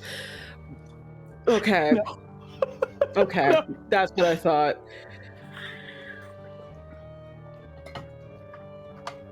It has truly been some time since we have been in a room like this, seemingly happy. We were once. Were we? Or was it simply an illusion? Whether it be of your words or through your magic? Sometimes it's hard to tell the difference, I know, but it was. Then what changed? A vision, I think, of the future. Understanding what was to come to pass, and I think trying to get ahead of it a little bit. A vision that had our family shattered, whether it be me, whether my sister, whether our child. I think no matter what, our family was bound to shatter. I think I was perhaps a bit too ambitious at first. I'll take the blame for that. But I also believe you found your way to exactly where you should be. Also, I'm so sorry, but we just got raided and I have to say hello really quick. Hello, I'm so sorry. This is a very Hey! moment. Oh, it's Mandy. Hello. How are you? Oh my God. Thank you for dropping by. Thank you for the raid. They are poor Ava slash Nima is having a dance with her horrible ex-husband. And they're having a very tense conversation. So we may be a little distracted, but we really appreciate you guys dropping by. This is the finale of the series, so it's going to be probably a bit intense. But again, thank you so much for dropping by. I really appreciate it. I'm trying not to burp, so sorry. And I will come back to this scene. But thank you. And thank you for the follow. Story Dad! We were just talking about daddies, I believe, not too long ago. But welcome. Thank you. But he mentions the shattering and that he was ambitious. You said that you were too ambitious. What does What are your ambitions now? This seems a bit more severe. I think I'm more calculated this time around. And granted, what had happened with you was unplanned. You were destined to be an echo at some point. But it was supposed to be another you, not whoever is there currently. And along with it, you were meant to do a couple of things. But certain things have changed, and there's information that's important. It's here.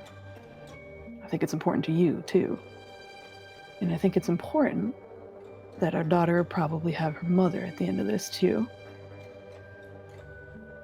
So I think it's also important that you try and play your role as best you can. Be here. Be present. But perhaps if something happens, I certainly hope you won't stick your neck out and get into trouble.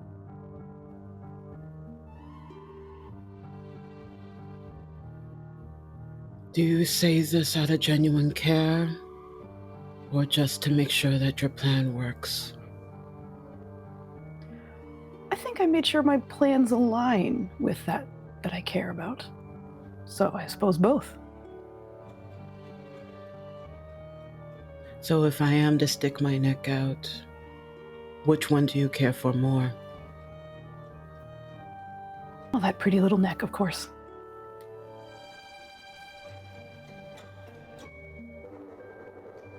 I want you dead so terribly badly. You know that, right? For all accounts, I think I deserve it as well. I'm willing to hear it, if it makes you feel better.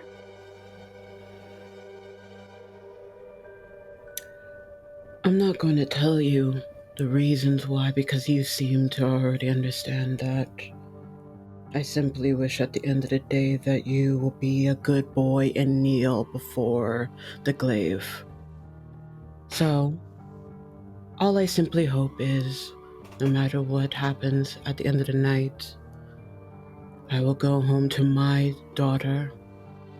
You'll never see her, know her, experience the good that she'll do. And you will bend your neck and give your life, because that is all I ever truly want from you. After all the pain you've done, that's simply it.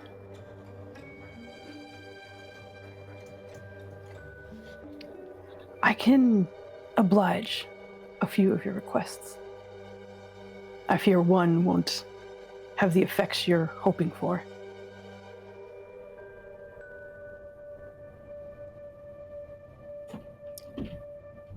Perhaps, but I'm willing to see what happens if I kill you. There's no other hands I'd like to meet my end with.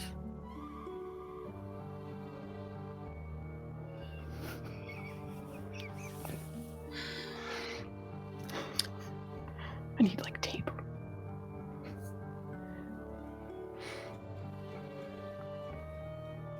I do. May your finale be granted with at least this one thing. We made a very beautiful daughter.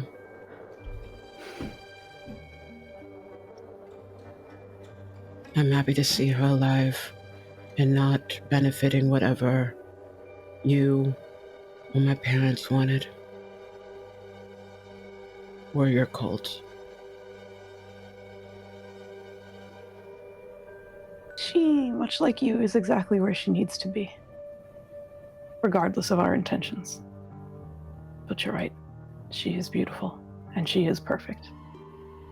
But what else can you expect from us? Well, I did a fantastic job. Not acknowledging the us. I'm fucking great. As you respond, for a moment, as he kind of, as you are still dancing, spinning you outwards with his other hand, he reaches towards his chest. And on his current outfit, you don't see anything visible.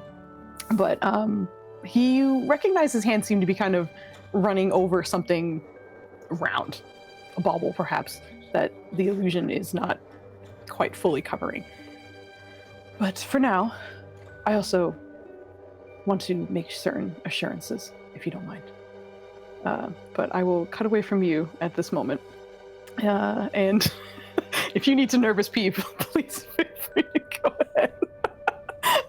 Just immediately off camera. I'm still listening, though. No, you're fine. I'm gonna run through a couple of things first, which is everyone else, and then we'll take our second 5-minute break. So I am hopping over to Trill currently. Uh-oh.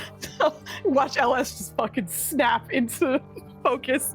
But you are at this table and you were eavesdropping on the table behind you because you saw the Dragonborn generally Fuck looking. yes, in this I direction. am. So please give me a perception check.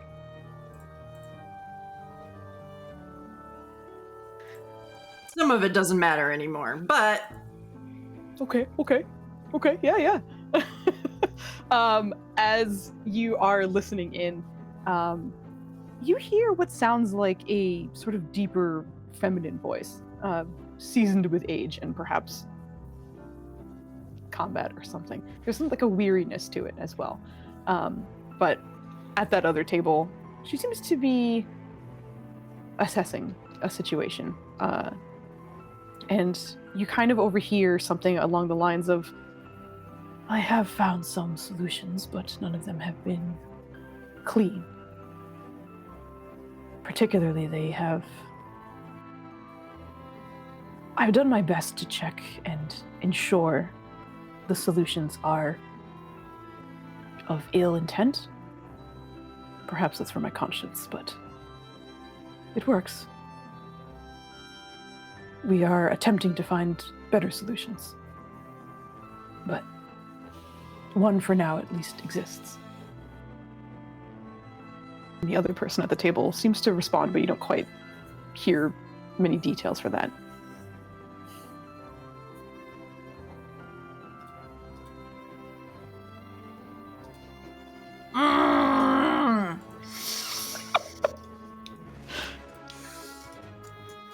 I am going to shift slightly in my chair as if, like, admiring the lights behind me. Mm-hmm. Can I get a sense of how many people are sitting at that table now? Oh, yeah. Also, I'm going to kind of cheese and use your perception that you just rolled as like a general awareness of that table right now. Okay. But as you turn, there's 3, including that woman. Okay. I will just sort of look around and kind of smile softly at the lights and then go back to watching the dancers, listening hard. Okay. I also see Morlow's at your table. I'm so sorry. Go ahead. Oh, no, that's fine. I also, even though it's hidden on my person, in the illusion, I have these sort of like cardinal chess pieces right here. Mm-hmm. Right in the center of where their beaks are, there's like a little dangling ruby. But that is my shard, and I'm just going to put my hand on it and say, I'm trying to find you. Very quietly. Okay. I just want to confirm, Morlow, are you at this table with her right now? Did you wander your way over? Okay. Absolutely. You don't necessarily need to interact with him, Trill. I just wanted to confirm you were there for the setting. I imagine when he sat down, you'd probably acknowledge each other or something, but... If I try to reach out to Morlow through the spores, can he hear me, or does he have to make contact first? As long as you're within his aura and he kind of wills it, you can. Yeah, and he'll obviously do some of his teammates, especially for this. And I will tell him something is going on at the table behind us. I'm trying to listen in on them. Oh, there's someone strange dancing with Nima. Now, you described his physical features. Was that like him dropping that part of the illusion, or was that just what he had? It was the illusion itself. Also, it wasn't the coloration seems, for meta terms, kind of similar, but otherwise, that's a very differently structured face, and otherwise. The eyes, did they match Imani's? No, they were green. Okay. All right, so he wouldn't know, but he'll just say, "Yeah, there's a strange person." But I can help you with your eavesdropping. because Nima has green eyes. Do the eyes match Nima's eye color? Then you probably would get that, Morlo. It looks strikingly like Nima's eye color. I would give Morlo a perception check to see if he can piece that together. Because if he's looking for blue and it doesn't match that, he might automatically dismiss it. But I want to see. If I was just trying to see if he could trace some just basic genealogy, your eyes match your daughter's kind of thing. Yeah. But this is to see it. I think it hit you late, but you would recognize that. Hey, those eyes are exactly the same as Nima's. I have the Caldwell somewhere around here, also keeping an eye on her. But okay, I can keep eyes on her. Help me listen in behind us, and sure. Ignore this. And that's when I'm gonna touch the stone and say, I'm not gonna say anything. Can I retcon that? I want to start humming the lullaby. Very softly. Mm-hmm. Okay. But I'm still trying to listen in behind me, and now I'm watching Nima and the dancer. There's so many things to keep track of. I know. Just this fucking shit everywhere. Okay, but you are... You have both guidance for the first thing and then boldening bond attached, because I'm a cleric of peace, and we are homies. So you get a D4 on any attack roll, on a single, either an attack roll, an ability check, or saving throw within, per round, one per round. I love Morlo so much. So it lasts for 10 minutes, and until that, you just constantly have that. I don't have anything I can give you. No, you're good. You're good. We are going to shift slightly, but you are listening in on that. But the shift is still at this table. But as you are humming this lullaby and you are listening in, give me just one last perception check with the D4, and then I get extra D4. I guess it stacks, right? It's 2D4. Yeah, so it's your perception check plus 2D4. Yeah, because it's just a bond thing with Jesus. Okay, yep. Okay, so 23 or 26, excuse me. Total, I'll take it. On your perception check, and as you are listening in, the conversation continues, and you're starting to catch one of the men at the table who's responding. Well, we would prefer not to have grisly solutions, but important people are at risk, and if you can promise that your solutions are not innocent, then we are willing. And from that, you hear the woman, same weathered and sort of gruff. I think I can do that. It may take me a day or two if needed. Do you have that time? And just as he's about to answer, you feel the softest tap on your right shoulder. And Morlo, you see a man with about the skin tone that Trill normally has, not in her disguise currently, but and Trill, you recognize this as your dance partner earlier. I hate to steal you again, but would you mind? Not at all. Okay. Leads you back. Morlo's just like, we just got here. Everyone's dancing. It's intrigue, Marlo. I'll explain it later, but keep listening. You're doing a great job. As you get to the center, you again find your dance partner from before alongside you. I was hoping it was a little more obvious the first time, and again, I really wish you would drop your accent. You really can't.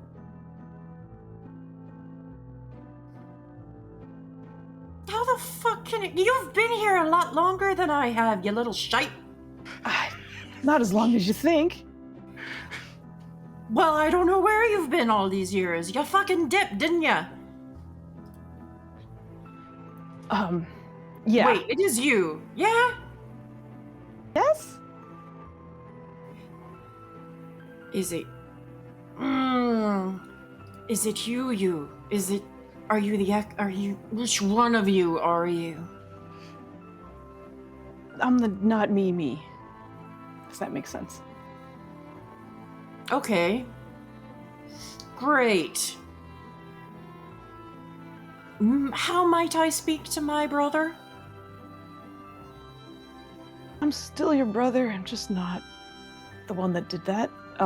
It's kind of hard to explain, but Try for once in your life, or unlife, or whatever the fuck you are. kind of a mix, I think. But strangely enough, I'm not entirely sure why. Over time, I've been able to kind of connect with who this version of me is. I've found out what he's done, and I know I didn't do that to you. He did. And I've been trying to look out for you as well as I can. Our family didn't deserve that, and he ruined everything. This is his body, but I guess I also wanted to find out if you want me to leave and for your brother to come back. I'll do it if you want. Insight check. Okay. What are you checking for? Do I believe him? Okay. Go for it.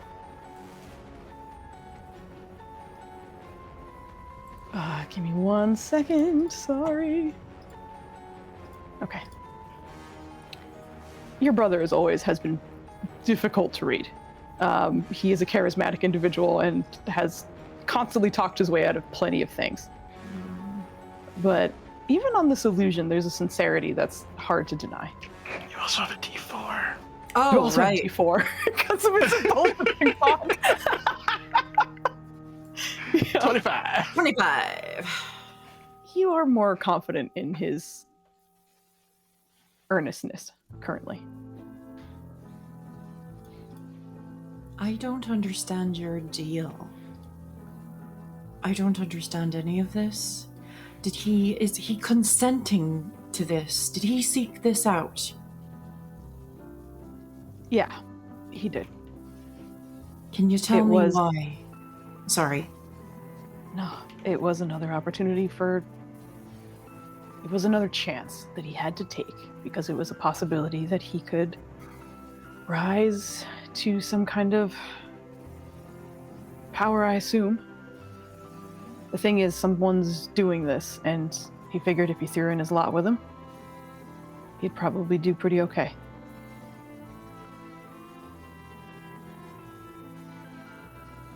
There is no hiding how hurt Trill is to hear that.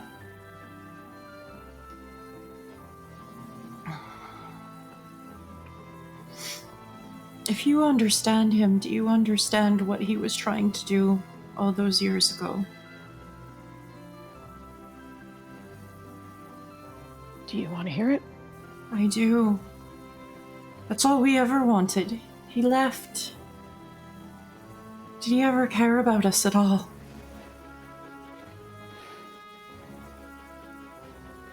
I think he did. But I think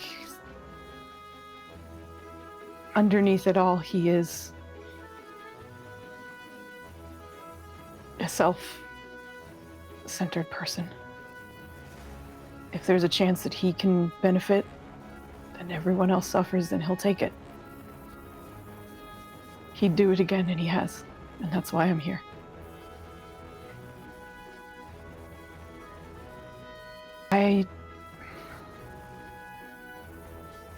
I truly am not sure if I can answer all of your questions in terms of how he feels. I have connected with him in some ways, and him with me. I've more or less, I guess, wrestled control. He's here if you want to talk to him. I could relinquish control. Who are you, first? He lost his name, right? Because of all that? Yes. I'm Owen.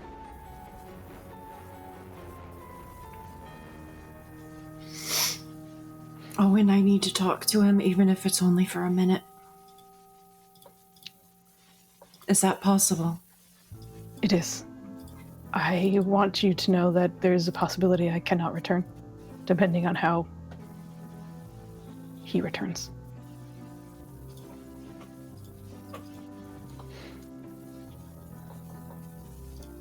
Owen, you seem nice enough, but there's things I have to settle with him. And I get that. And I think of all people, you deserve it. I think it's probably best we also... he kind of like stops the dance for a moment just so likely something doesn't happen mid-motion, but stays close, but gives you a brief nod and seems to close his eyes and focus. I'm gonna sort of pull him away. Sure. Sort of, kind of... Geez, there's not really any good spot for this. Over... Yeah, I guess just kind of... Fuck. Shit. I'm looking for like a decent spot, and there isn't really a great one, so it might just be behind the table where Morlow's sitting. We're just gonna hang out by Morlow. Sounds good. No problem. Okay. So you scooch over there. No problem at all. And I'm gonna keep a hold of both of his hands tightly. Okay. And as that happens, you immediately feel him focus, and then suck in a nearly dramatic gasp that kind of turns a couple of heads in the area. Stay calm. What the fuck? Just Immediately starts looking around. hear me out for a second. It's me. It's you. It's me. It's Trill. Oh, Trill. What? What the fuck? Where am I? It's too much to explain right now. I don't know why you've done this. I'm sure you were seeking some harebrained scheme again. But there's things you need to know. You've been gone a long time. All right. How long? From our lives, 20 years or so. From your body, I don't know. All right. Some of that seems. What are you doing here? I'm coming. I came for you because somebody told me you were in trouble. I came here to save you from yourself if need be. Because we have never stopped loving you. Your sisters are grown. They are beautiful women. I am so proud of them every day. Mommy and Daddy are dead. They died of their grief for you. You did that. But they loved you until the end, and it is out of my love for them and for you that I am here. Why did you leave us? I couldn't stay. I fucked up big time, and Yeah. And we rebuilt. We lost the title. We lost the lands. We lost everything, but we were stronger with each other. Do you think I miss cotillions and competitions and that idiot I was supposed to marry? He wasn't worthy. The only thing that we ever struggled with is you never even apologized. You just left, and you could have helped us pick up the pieces. You've got to stop this. You've got to ground yourself and find something better than power. You have got to learn to be happy in the skin you're in. You don't get it. No, you don't. That's all there is power. You either get stepped on or you don't. I'm trying not. You were You'd raised take the better chance than to if this. you could. The fuck I would. I think you'd think differently. If you were in my shoes, you would. The echoes stop here, one way or the other. And if that means the other one takes your body forever, or I take it from both of you, it will break me, and I will damn well do it. Listen, like I said, I fucked up, but I wouldn't hurt you. Should it come to that, and I hope you You wouldn't do the already same. have. It was a decision. Oh, I've dreamed of worse. I have loved you and hated you every day you've been gone. I am giving you the chance now. I am telling you, I forgive you for everything that came up to this moment. I am seizing your place as head of the family you left. And I am telling you on behalf of all, I forgive you. Any debt you feel you may owe us, I absolve you of. It is only from this moment onward that matters.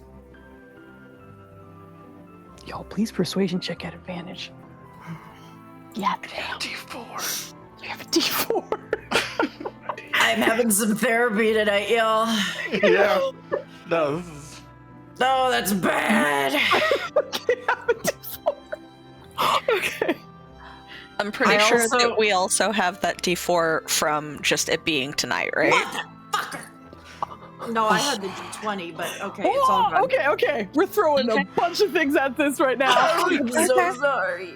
Amazing. No, it's fine. Okay. Jesus, that's a 20, so 33, I believe is what that fucking turns into, if my math is correct. Good lord. Tis. As you say this, and I imagine you're still holding his hands from initially. I think for the first time, you see him go quiet. He's always been a bit of a smartass and always had something to say in response, no matter what you said. No reason to most of whatever came out of his mouth, but he would always say something. And for the first time, you kind of see him quiet down.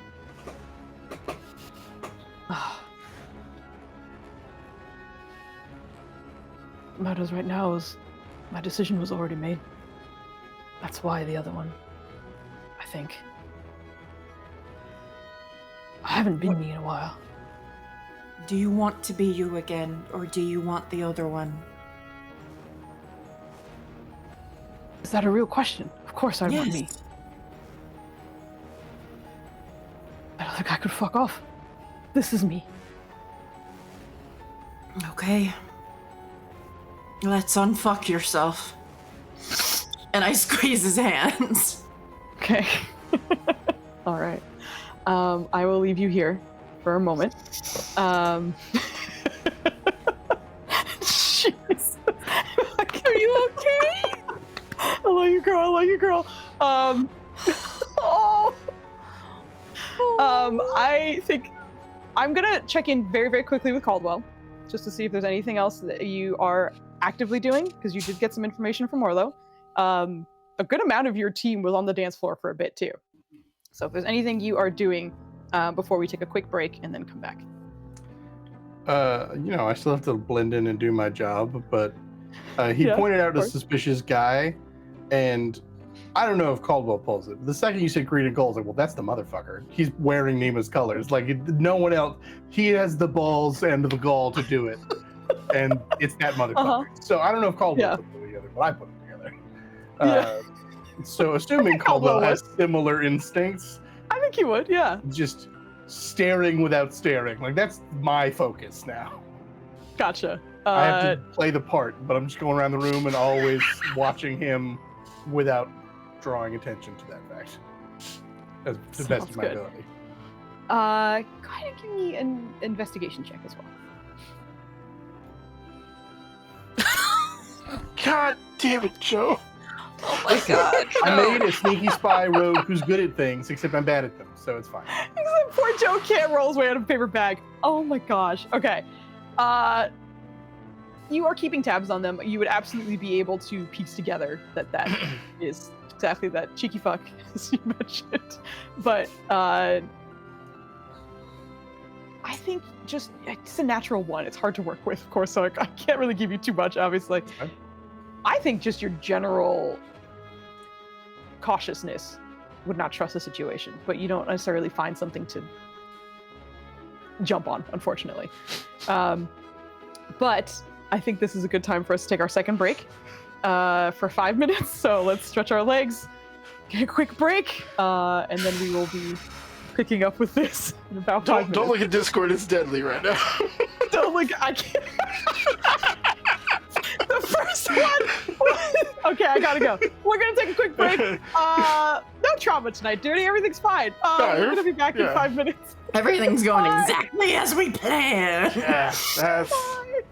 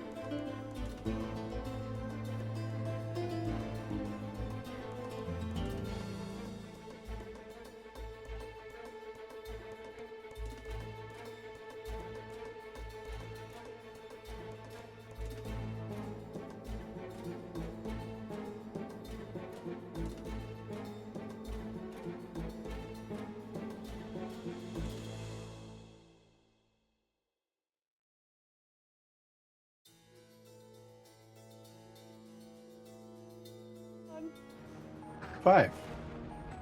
Means we're live. We are back. So we are kind of in a couple of different I places. see him. Sorry. We are in a couple of different places at once.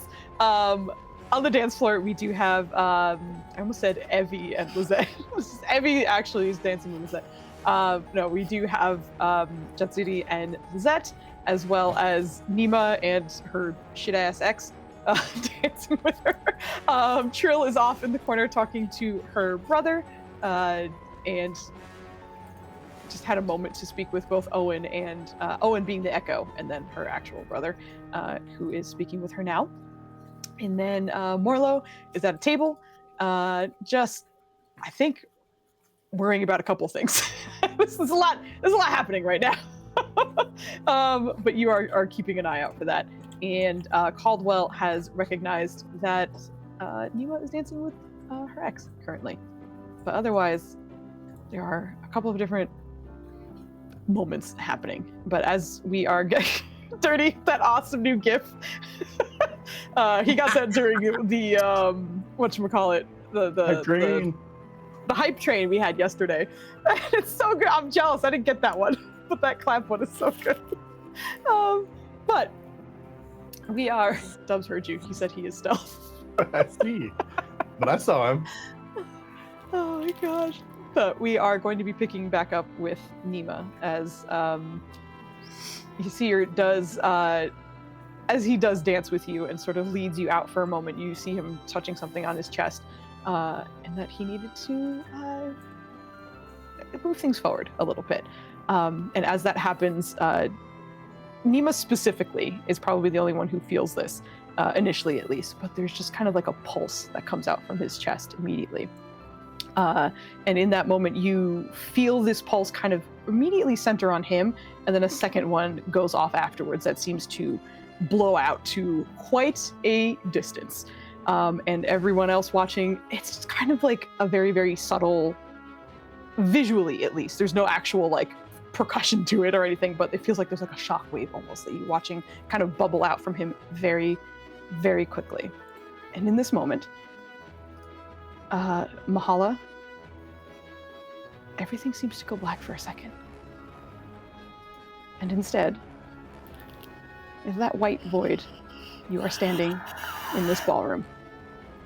Jadzidi, in the middle of your dance, Lizette goes very stiff, and Alexi is on the other end as your dance partner currently. And Trill, as you connect with your brother, you're not here anymore, but it is Ink instead. And she is looking at Owen currently. As that happens, Caldwell, dressed as a waiter, or the staff basically, it's instead Craven. I thought you forgot about me. I was going to get away scot-free. No, you were not. No. And our lovely Morlo, please give me a Constitution saving throw. You're muted. He's bad at microphone. Everyone's shifting Nobody likes backgrounds. Oh no. With that, Netters does have his name correct. Kubu. You are sitting at a table that you don't remember being at initially. But Jatsuri is the only original currently, simply because Nero is not here anymore for a couple other reasons as well. But Mahala, from the other end of his hand, you see him like kind of tilt his head and then smile. All right. And you are Mahala, if I'm correct. You happen to know my name, and yet I don't know yours. Wait. It sounds familiar, the burning room. You're this one's horrible ex, aren't you? Horrible is subjective, I suppose, but... You tried to kill her kid. I think that makes you horrible. Well, either way. And people think that I'm horrid. You try to kill your own child. Ugh. As mentioned. One as many things. So, you also seem ready to go, but also, unfortunately, I do prefer my wife in her own body, if you don't mind. I don't We had a think she couple will of- like you calling her that. For the moment, she's not here. And he's looking around the room currently, and you're seeing a couple of people shift uncomfortably, and there seems to be a vague wave of confusion that has hit certain people in this room. A quick test, of course, but you will have a moment. But I think in general, I am going to ask you to leave. Just so you know. The courtesy, at least. And he seems to detach from your hand. I don't know, you're welcome to do anything with that, but lets you go and seems to step back and away from you. And as that happens, I'm going to switch very quickly to Jatsini, and right now Alexi, as mid-dance, shifted into Alexi.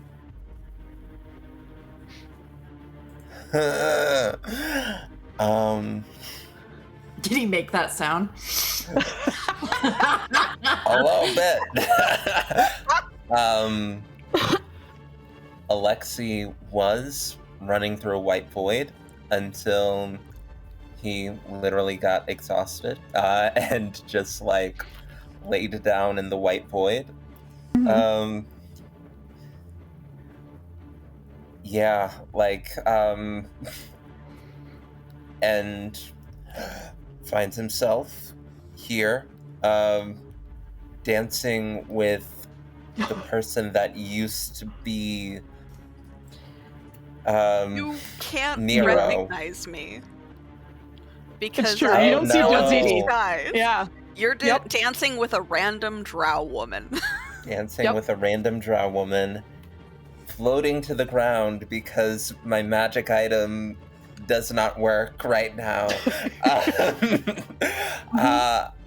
With regular in Lizette's body pain, but also like pain in the chest as well from getting stuck in the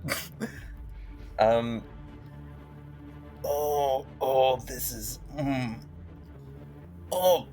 good, but I forgot how bad. This is bad.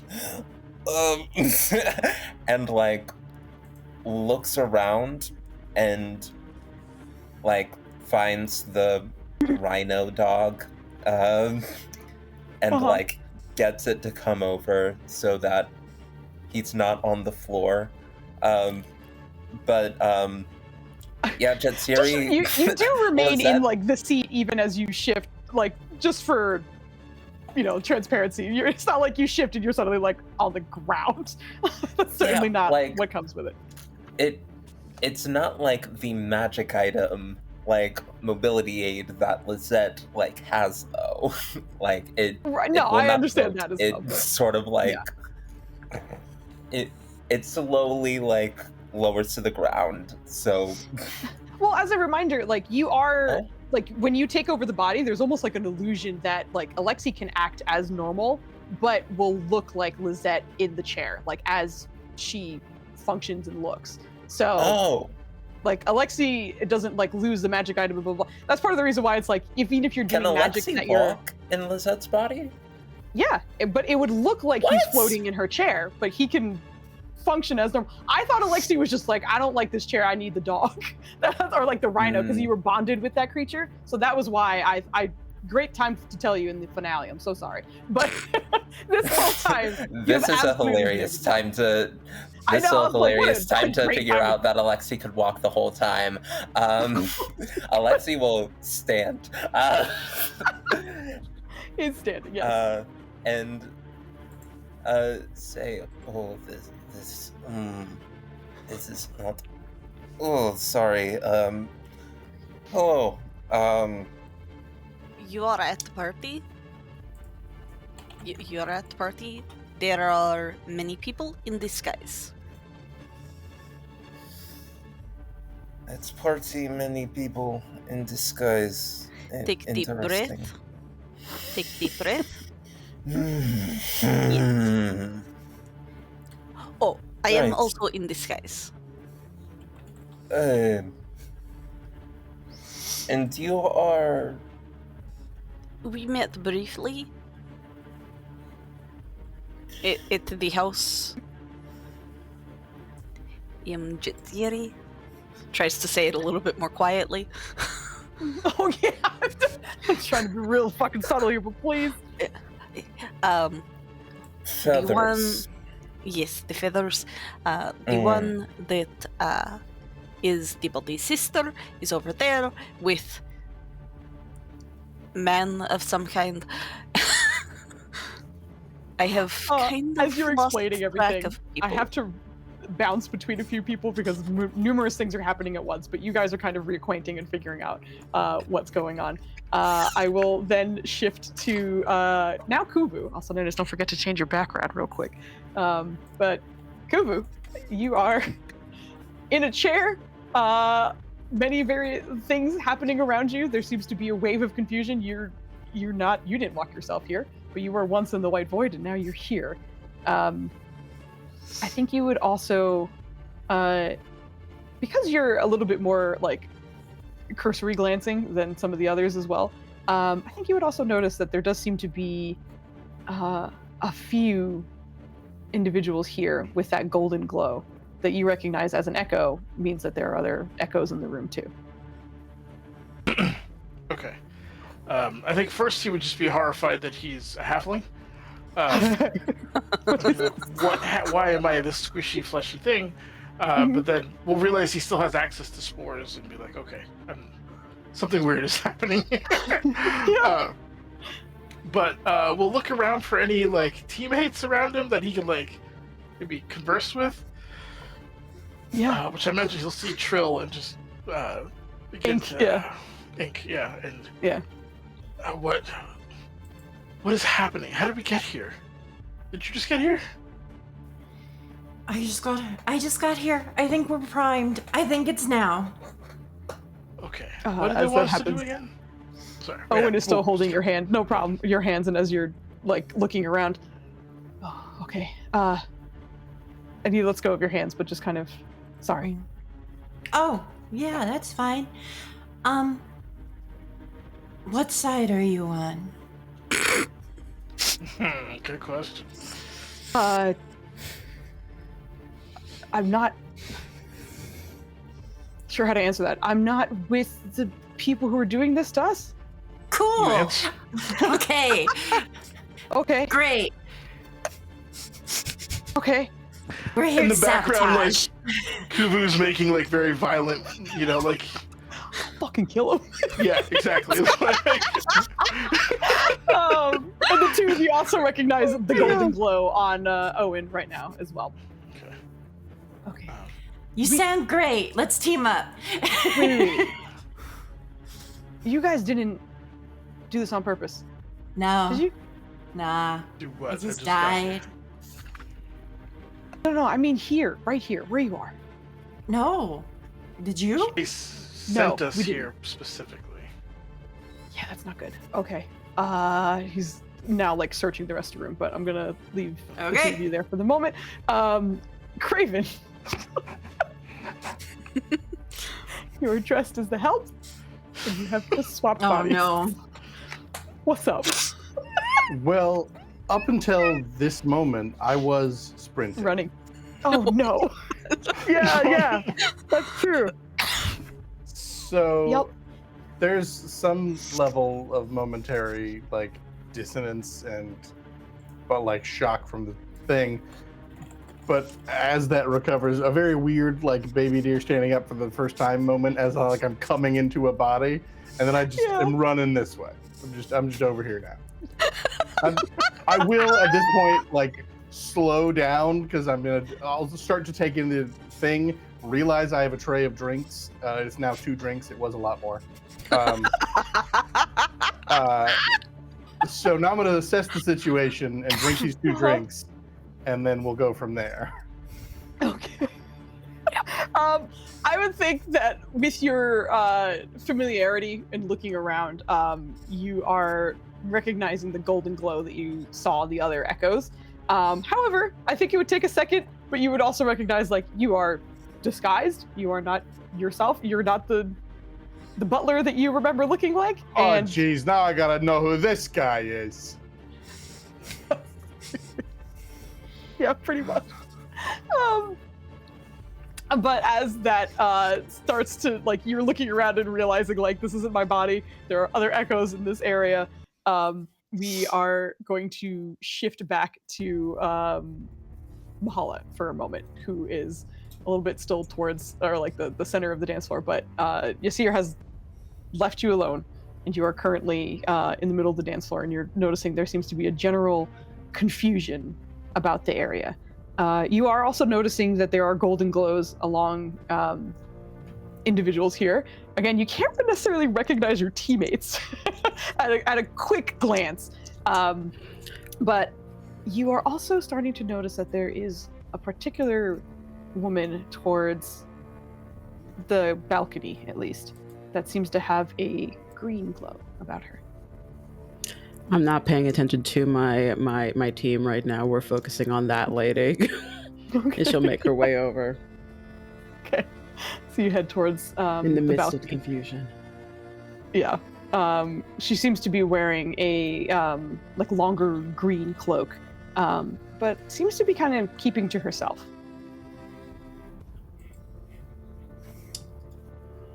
I'm curious on how I want to go about this. Also hydrate.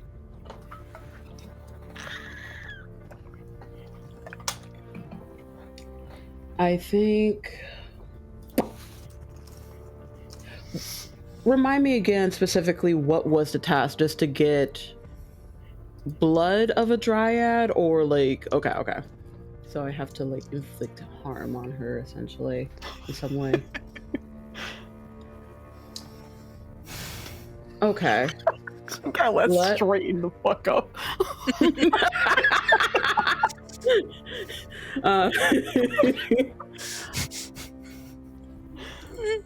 Bitch, I cuddled with you. Yeah. I wasn't cutting you. The whole time what Mahala's deal was, and Mahala will go up to this woman. Mm-hmm. And I think it is simply, you look quite lonely.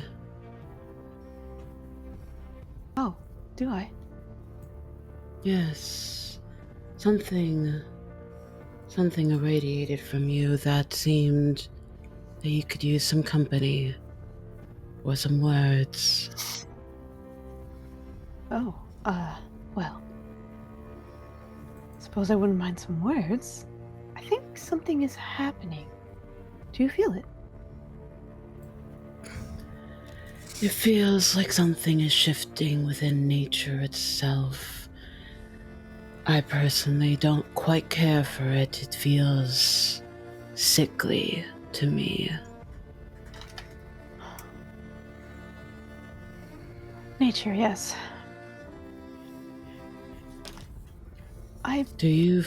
How do you feel about this shift?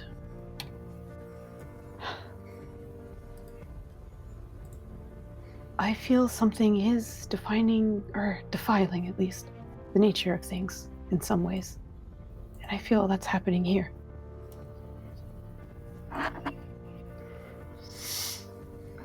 I think that we are kindred spirits in that something is trifling with the way of things. And I don't wish to terrify you in that aspect.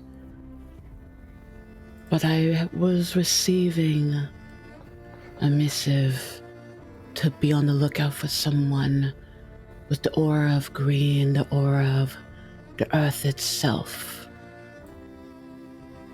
And you are someone I think I was looking for to help return balance to things. When you say balance, what do you mean? For me, balance is not having someone and individuals under that someone's control defile the act of death, to manipulate, to contort who lives, who dies, and who gets to pilot bodies. That is not nature. Nature is storms, it is plague, it is festivals of life, fertility. It is mourning, not this manipulation. Please give me a persuasion.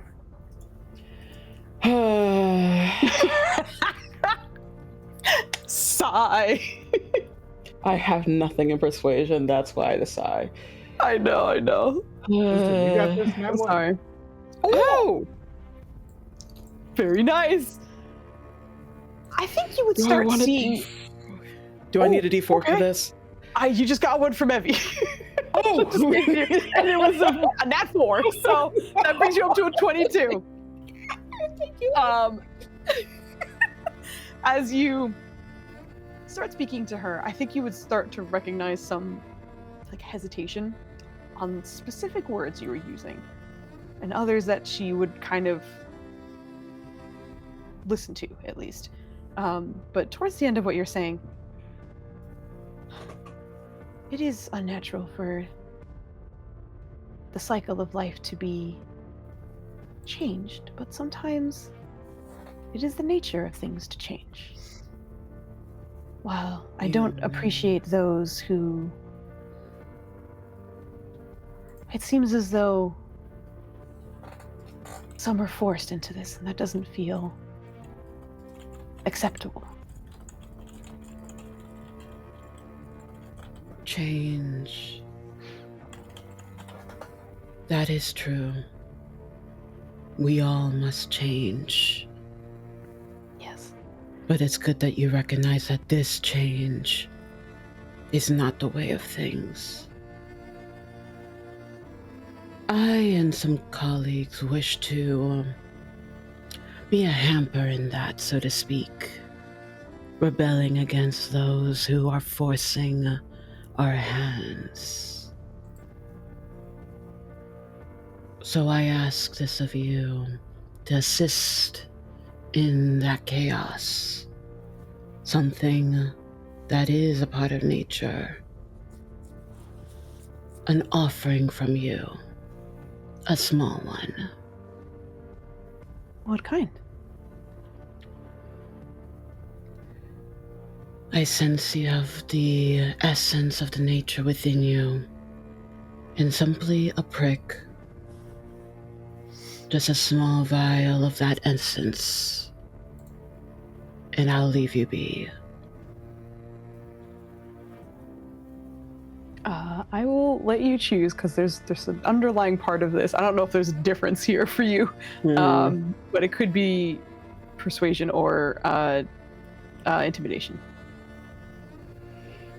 It doesn't matter either way. I was gonna say, I have a feeling I don't think there's a difference, but funny enough, yeah, Mahala does not have intimidation or something. I know. She could, but I don't know. Yeah. Yeah, she doesn't. Okay, go for it. I had medicine. Unfortunately, medicine will not help you here. It won't. Okay. Fuck, I don't want to use the D20 I have. I mean, like, the clock much running out of this whole campaign. There's not a lot left. Yeah. To I'm do. saying that for Nima. I'm just saying I want you to fail this. Stop messing with the infinite. But I'm pointing at you don't have a lot of time. I'll use my D4. Yeah. I will tell you, if a D4 will not be high enough to won't help change me. the outcome. Fine, I'll use the D20. At one, baby.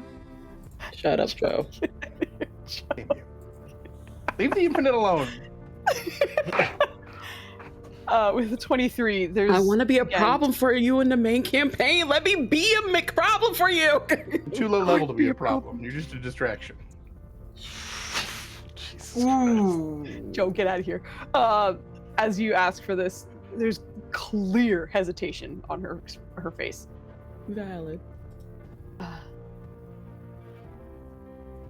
A strange offer, but I also am not sure how it can help exactly. Can you explain that to me at least? There are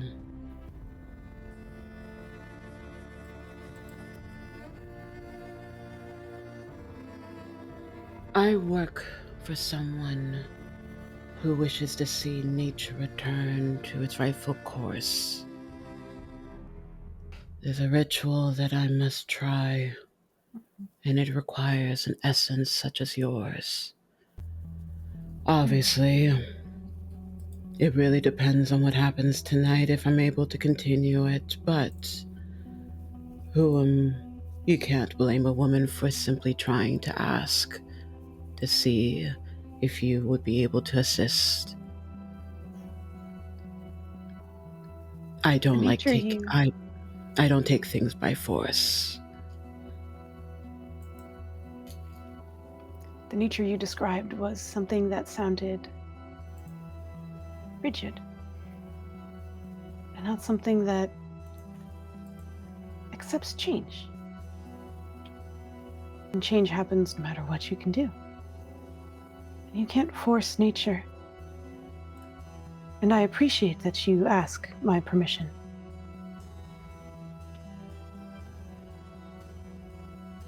Something is happening here. And I believe it's time for me to go.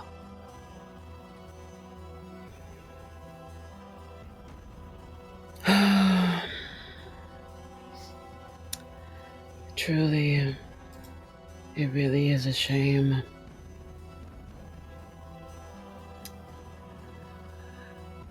You say that sickness is rigid, but sickness is diverse.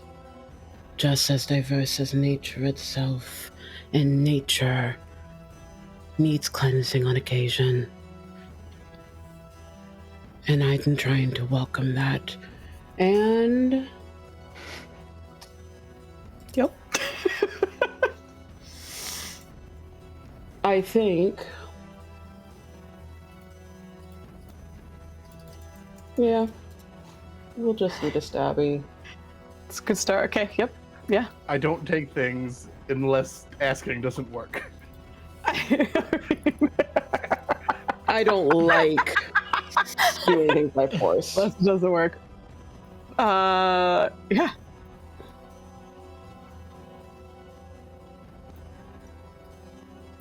Bloodthirsty, what's that now? Listen, it works on both. That is absolutely above her armor class. Go ahead and roll your damage. Get it. Bloodthirsty bitchery. Okie dokie. Thirsty bitchery. I just want a little bit of blood for this little bit of vial in my poison kit. That's fine. You are able to inflict damage for sure. Obviously, there's some blood on your blade, but you would likely need some more.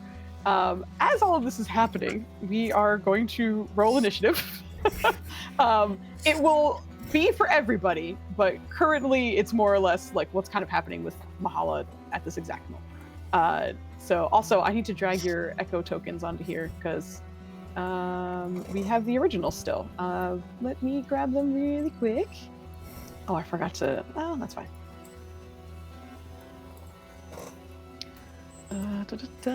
Sorry, 1 second. Yeah, Destiny doesn't need to change.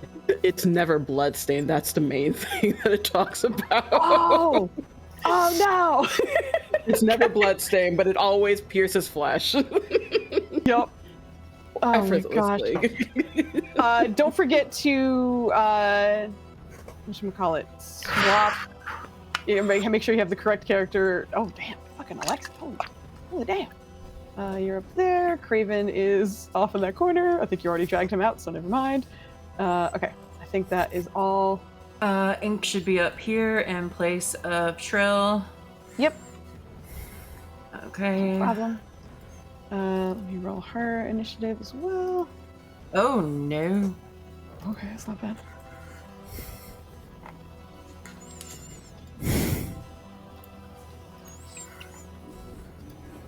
Did that not add? Oh, I don't. You don't. What happened? Oh, we're good. We're good. I figured it out. Okay. Oh shit! I didn't realize Mahala got a nat 22. Fucking incredible. Okay. Everybody on the board, and does that all look accurate to you guys? I can still see Lisette. You can still see the Z. Oh, you mean like on the map? That's fine. Yeah, there you go. Okay. Not particularly important. That's fine. I'll move her off. Okay. Okay. I mean, there are 3 Mahalas as well. Oh, that's 3 Kuvus. That You have to reload. I got the same error. Yeah, I was same getting thing. some weird errors also. Yeah, do make sure you reload every now and then. I've noticed that sometimes Jumpgate will do something weird and you'll see like numerous tokens. We had that happen last night too. What'd you say? I had all my sheets in other tabs, and then I have to redo all that. I know. Like, Yeah. I know, I'm things and sorry. drag 5 others. I It's a lot. know. I'm sorry. Okay. But hopefully that makes it accurate. Also, that should be good. All right. If there are still duplicates, feel free to fix that. But hopefully that works for now. So we're starting at the very top of the initiative, which is the lovely Mahala. So your first strike did land. Your blade has no blood on it, but the illusion for this woman remains. It still looks like a human woman, but you know exactly where you inflicted the damage, so you can't see the blood, but you know where it is. But it is now your turn. She will. I guess it's going to be described as like grapple because I want to get the blood into a vial. Yep. So go ahead, and this is I think it has to be athletics for you, and then she can choose between athletics or acrobatics if you are attempting to grapple her. Barely nothing in athletics. Thank God. Oh, goodness. Yeah. Oh boy. Okay. Oh, genuinely does not have great dexterity, but she fucking is clearly put into fight or flight mode, and seems to evade your attempt immediately, grasping at. Where do you think you cut her, by the way? I'm assuming arm, but I don't know if you had a specific location in mind. I think. Yeah, I think just to be safe, an arm. Yeah. Okay. As that happens, you see her kind of like clutching at it and stepping away from you. Just force of nature, then. But you still have a bonus action and movement. What is it? I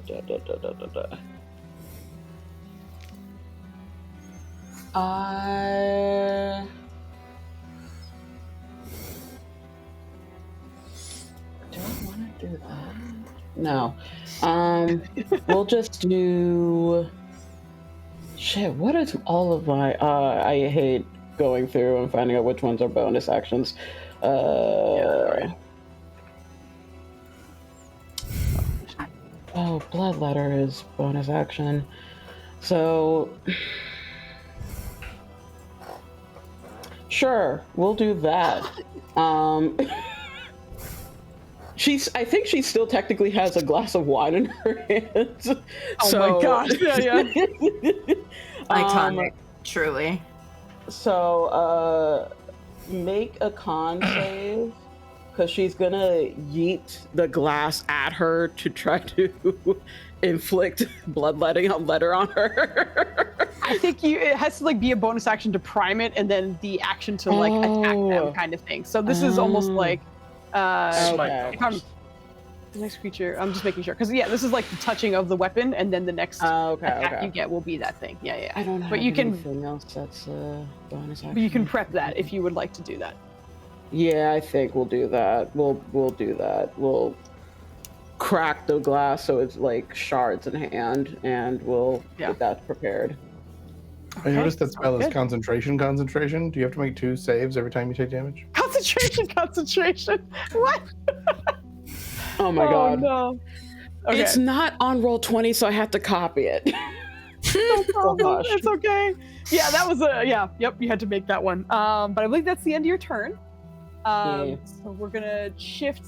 Alexi, you are unfortunately still confused. I have to keep things rolling a little bit, so we're not gonna address people who are not in the combat at the moment. So we're gonna pop back to the Dryad, who just got sliced, and is going to kind of focus on herself for a second, and then cast something. And you can hear something kind of almost wooden, kind of crackling around her. And then as she does that, she will also, just double checking her thing. That's it. She's also gonna just step away from you. You can get an opportunity attack as she does this, but she is backing away. Yep. Come back away. Plane shift. Get out of there. Plane shift. Good gosh. Yeah, that hits. Go ahead. Another 6. All right. Sounds good. She takes that as she backs off. You can see her kind of looking off the balcony at the rest of the city. But she is prepping to do something, and that's the end of her turn. I think she can move further than that, actually. Let me just double check her movement. Okay, no, never mind. From where she was, she can move over there. Okay, so we're just gonna get her to the balcony because that's where she would attempt to be. All right, so that goes off, and she darts towards the back.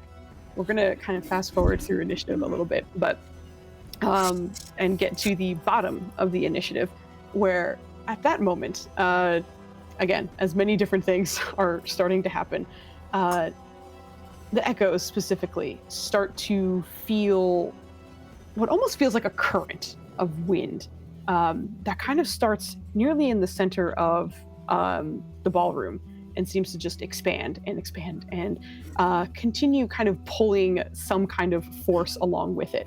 But you're starting to feel almost contained in some way. And as it continues to expand, let me just double check one thing really quick. As it continues to expand, Ink, Mahala, and Craven, the 3 of you hear a voice that you've heard a couple of times. It doesn't sound feminine, but as it starts to speak through you, you feel compelled to listen. Your target is acquired. Please see to the gentleman in black and silver at your earliest convenience. Thank you. As this starts to spread along the, let me just pop that up, you start to see a ring form around that you can recognize at least. As that happens and you are watching it kind of spread, you can see that there seems to be a man in black and silver towards the bottom edge of this particular ring, who seems to glow red for those who are echoes. So for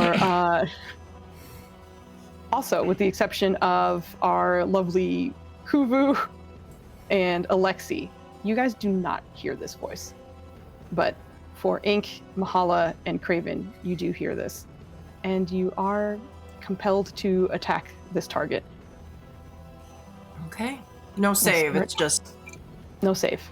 cool. We are back at the top of the initiative, which is Mahala's turn. Mahala, you are in the middle of attacking this dryad, but as this order comes in, you can't help but look in the direction of the target, which also, just for clarity, is this all the way down here.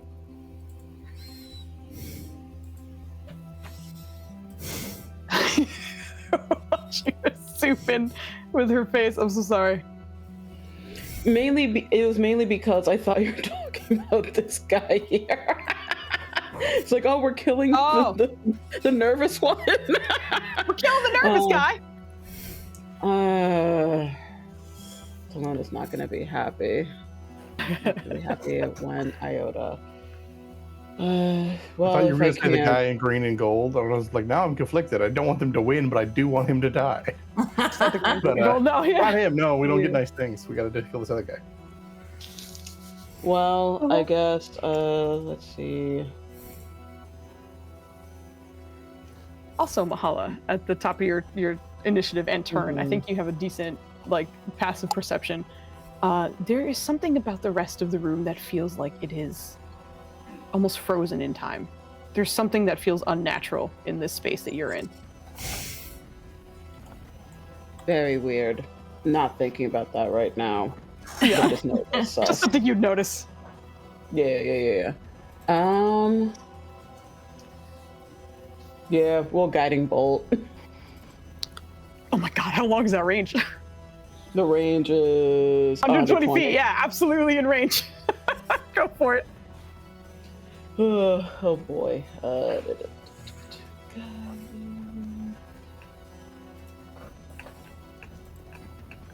Well, just first level. 15, yeah, 15 does not hit. Okay. Do I have to move towards the person, or just I'm compelled to attack? Because I could just... You're compelled to attack. That's all. Okay. I'm moving away. Okay. I can just keep guiding bolt this man. Yeah. I could reach him from fucking over here. I will also mention to you, you do know this, of course, but you don't seem to be able to break the barrier of whatever this kind of wind that is circling around the map. So basically what that circle is, you don't seem to be able to move past that. So as Mahala is walking up to it, you would feel like just a barrier pushing against you. Okay, I just want to be at least right here. Okay, just keep an eye on that lady. That's it. That's the tweet. At the end of your turn, please have Nima roll me a Constitution saving throw. Nima? Nima. Okay. Okay. I was like, Nima? Okay. Like, all right. Nope. Oh, okay. Yep. Good. Cool. We are going to shift to next in line, which is Alexi. Alexi, you felt this kind of aura come up around you. Also, I want us to get through about a round or two, so let's do our best to keep it rolling as much as I can. I meant to say that at the top too, and I forgot to. But Alexi, there is a strange wind about you, and you are feeling like everyone else who is not with the golden glow is moving rather slowly. Is there an aura of red around one random dude that just got shot at? Yes. If you watched the shot go off, you would see that dude seems to be glowing red.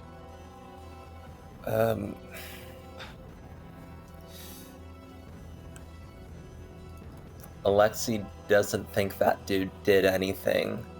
And honestly, Magic doesn't think that dude did anything either. I think that dude's being mind controlled and is getting fucking sacrificed for a very elaborate, faking my death and leaving town scheme from the awful ex-husband. It seems like this is what that bitch was talking about. And also I have a fucking what is pinned to me. finally like takes out a note and reads it.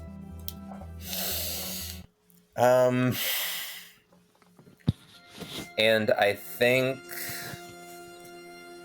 that Alexi is going to walk up to the, or do I have the movement speed for that? Do I have 25 feet to get here? I don't know. Why is that? You absolutely do. Yeah. Cool. I'd like to move my character. Nope. That's not what moving my character does. Up to him? I can There move we him for go. you. I'd like to move it up to the wall. And fucking try to punch the wall down. Okay. Go ahead and roll me some attack rolls. Yeah. You get 2 per round? 2 as a 7th level artificer. Yeah. Okay, go for it.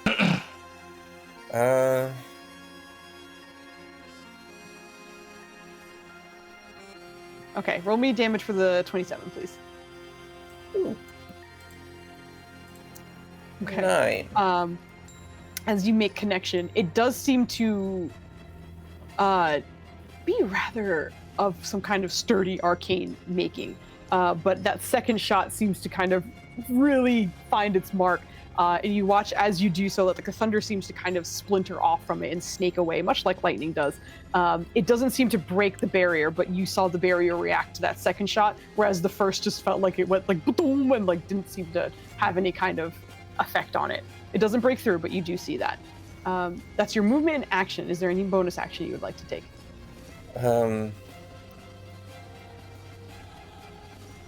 Yeah, I think that Alexi is going to call out to anyone listening.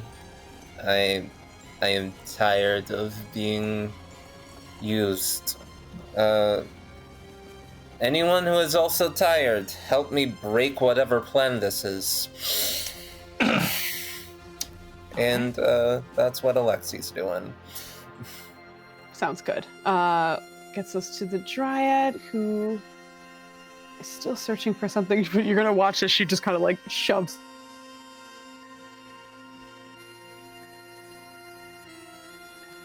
Foos is silent for no reason. Who's your audio cut? Oh, kind of back. no. Uh-oh. You're back. You hear You're me? back now. Give us a sense. Okay. Good. Yeah, my earbuds are doing something weird, so I was like, oh no, I think it fucked up everything else. Okay, as long as you can hear me, that's good. But you are going to watch as she seems to heal a little bit, and then turns around to look at what the heck is going on behind her. Looks confused, but is still like looking over the edge, trying to look for something, it looks like. Look. I said look 9 times in that sentence. So I'm going to bring us to Craven, who's off on the nearly opposite side, but you are compelled to attack. Well, I'm compelled to dash at the moment. Compelled to dash, yeah. Oh, That sorry. seems Also, fair. for clarification, it's this guy. Oh, I don't wrong remember guy. where you were specifically, but it's this guy down here. It's the other square. Circle gets the square. Yeah. I've dashed. Okay, so that's your action. Any bonus action? You know what? I can do that bit. That's true. I will. I was like, there's no real point in raging if I can't hit you. It's just begging to lose it. But I can make a tentacle and probably miss. Oh my. Yes. Unfortunately, that does indeed. I've done a lot today. Yeah. Where's Realize I forgot to roll his initiative as well. Oh, Jesus. Okay. Well, I'll have him go at some point. Dick? God, that's got a million oars on it. I was just like, I don't have anything that is a tentacle, but Oh, I see. You can grab. Let me see. The NPC. boom. I also have an aura. Can I That's use that? some more. Yeah, I can. Boom. Tentacle. Nailed it. Oh, I see. Perfect. Fantastic. So that's the tentacle. That does miss. That was your action, bonus action, and movement. So I believe that's it. Unless I'm supposed to make a con save, I'm done. Oh yes. Call the roll, please. Actually. Oh Okay. shit, was Lizette supposed to make a con save? Nope. Oh, gonna. No. Would a D4 help me, Foos? You were never primed, I Magic. was gonna say, I assume it's not a DC 10 I'm looking for, but No, unfortunately. But as we change to Kuvu, you are watching some of your companions attack and run in certain directions. Alexi just struck at the dome, but it's your turn now. Kuvu heard Alexi proclaim that they're tired of being controlled. Yes. And does he recognize the person that's being attacked? No. Okay. But you do see him glowing red. That's what I will say. Okay. He's gonna kind of get in range as much as he can, and as he's going there, he's gonna speak directly into his mind, which he doesn't normally do. But say, "Why are they attacking you? Give me a reason to help." Persuasion. He just got shot at twice and is like fucking. Not shot at. He shot once, and then the other one was a tentacle that missed. But persuasion. persuasion. Kuvu's not great. Yeah, Kuvu's not great at persuasion. Morlo is, but Kuvu Morlo is is not. good. It's not bad. You watch him kind of hesitate and then look at you and respond through the mind. But the first response is, "What information they want? Someone's trying to kill me." See this. Okay, and he is going to. God, I don't want to burn this early.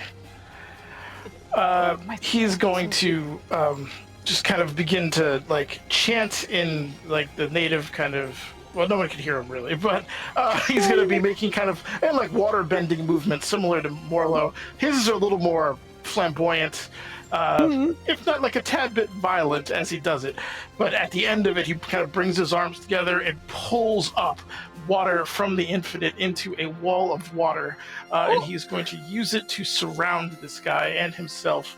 Well, just this guy right now because he's not going to attack.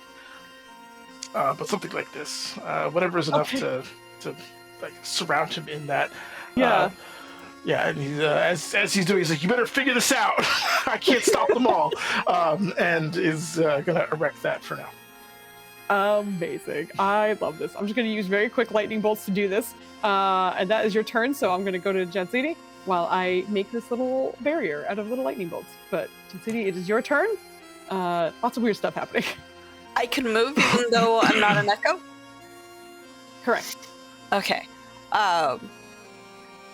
First thing Jensidi is going to do is, in confusion, saw Alexi kind of zoom off to the wall and start attacking it, and then saw what was some sort of other magic that came from an ally attack someone and a different ally protect that same one. So just in confusion, she's summoning her war spear. Okay, yep. So the ethereal weapon. Yep. And just so did we decide that Form of Dread was bonus action, or free action? Because its description does not make that clear. It should say Form of Dread. Because it says you as a bonus manifest. action. Yeah. Oh, no, As a bonus, bonus you transform. Right. So I'm just like, it should be a bonus action. Yeah, Okay. it should be a It's bonus missing a action. word. okay, Yeah. so also going to, in that case, pop up Form of Dread to just kind of clear as many people away as possible if they are reacting, because she won't have noticed that they are not functioning if they are not attacking. And is just kind of going to go, do we attack or do we not attack the person that we are attacking and not attacking? I do not understand. Poor Jensidi.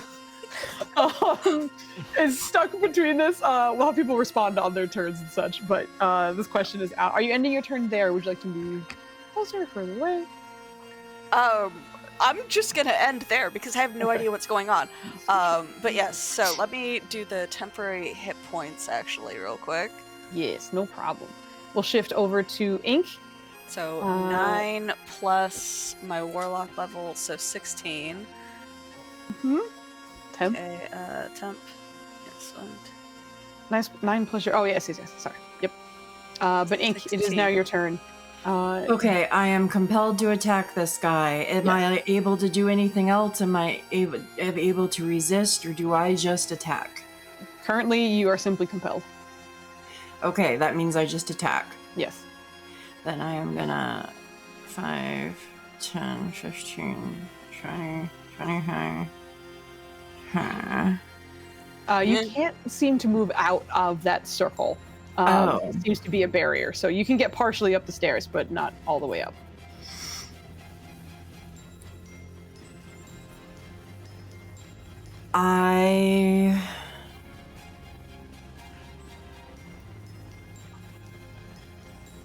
Can I blink Quill into being?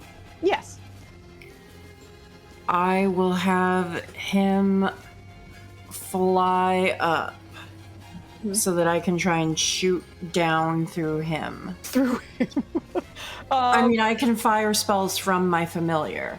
So that's what I'm trying to do, is send Quill up and shoot spell down. Over it. Okay, gotcha.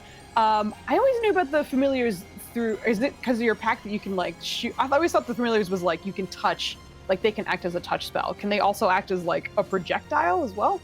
I don't remember the details of that.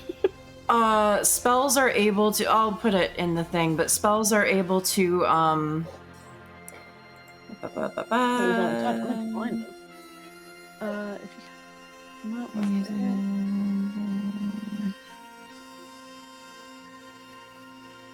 thought that it was a thing. Maybe I am thinking of something else. Sorry, I'm still reading. Yeah, when you can During this time, you cast this. alternatively, you can dismiss. Finally, when you cast a spell with a range of touch, your familiar can deliver the spell. Yeah, that's why I was like, I'm pretty sure it's only touch, but... Okay, never mind then. Okay. Well, do you have, like, Dragon's Breath? That's self/touch, so reach from the familiar. Okay. Operating on this, I will hold my turn until I can get a shot at this guy. Okay, so you're holding your action to like a spell or anything? Even that's a cantrip, that's fine. Eldritch Blast. Okay, sounds good. I have to take Luna outside. I will be back as quickly as possible. Somebody before you please go, so tell sorry. me Chill, give me a Constitution saving throw. Okay. So sorry. No, don't apologize. You're good. We're going really fucking late, and I'm so sorry. Oh, that wasn't meant to be an advantage. That's fine. We'll take the first. You can carry on. Go right ahead. Okay, I'll be right back.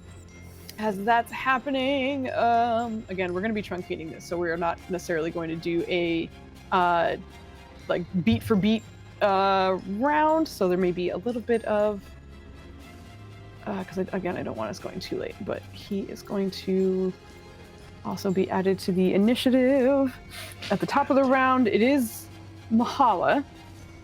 So you go ahead with, oh wait, hold on, sorry. He got a nat 20 as well. I do believe his dex is higher than yours, so I will have him go first. Let me roll his initiative really, really fast though, as well. Public, sure. Okay. The target that you guys are compelled to attack currently is currently kind of backed up and surprised that there's a wall of water that is now around him. But he is going to look at Craven, who is currently rushing towards him, although it's currently a staff, and like extend his hand and just, I'm gonna have to ask you to stop. Please give me a wisdom saving throw. Okay, sounds good. You find that your body starts to kind of seize up, and you feel as though you are paralyzed at this moment. Immediately after he does that, he tries to turn back, but you watch him kind of back into the wall behind him, the barrier that is this giant circle, and not be able to get out from there. And while he's not stuck, but surrounded by the wall of water, he's not going to move just yet, even though there's a tentacle next to him that he can't do much about. But that's the end of his turn, which brings us back to Mahala. Ooh. You're still muted, yeah. Yeah. We're gonna, I guess, still try to hit this guy. Mm-hmm. And I know that it is with disadvantage when it's range, so I'll do that. Mm-hmm.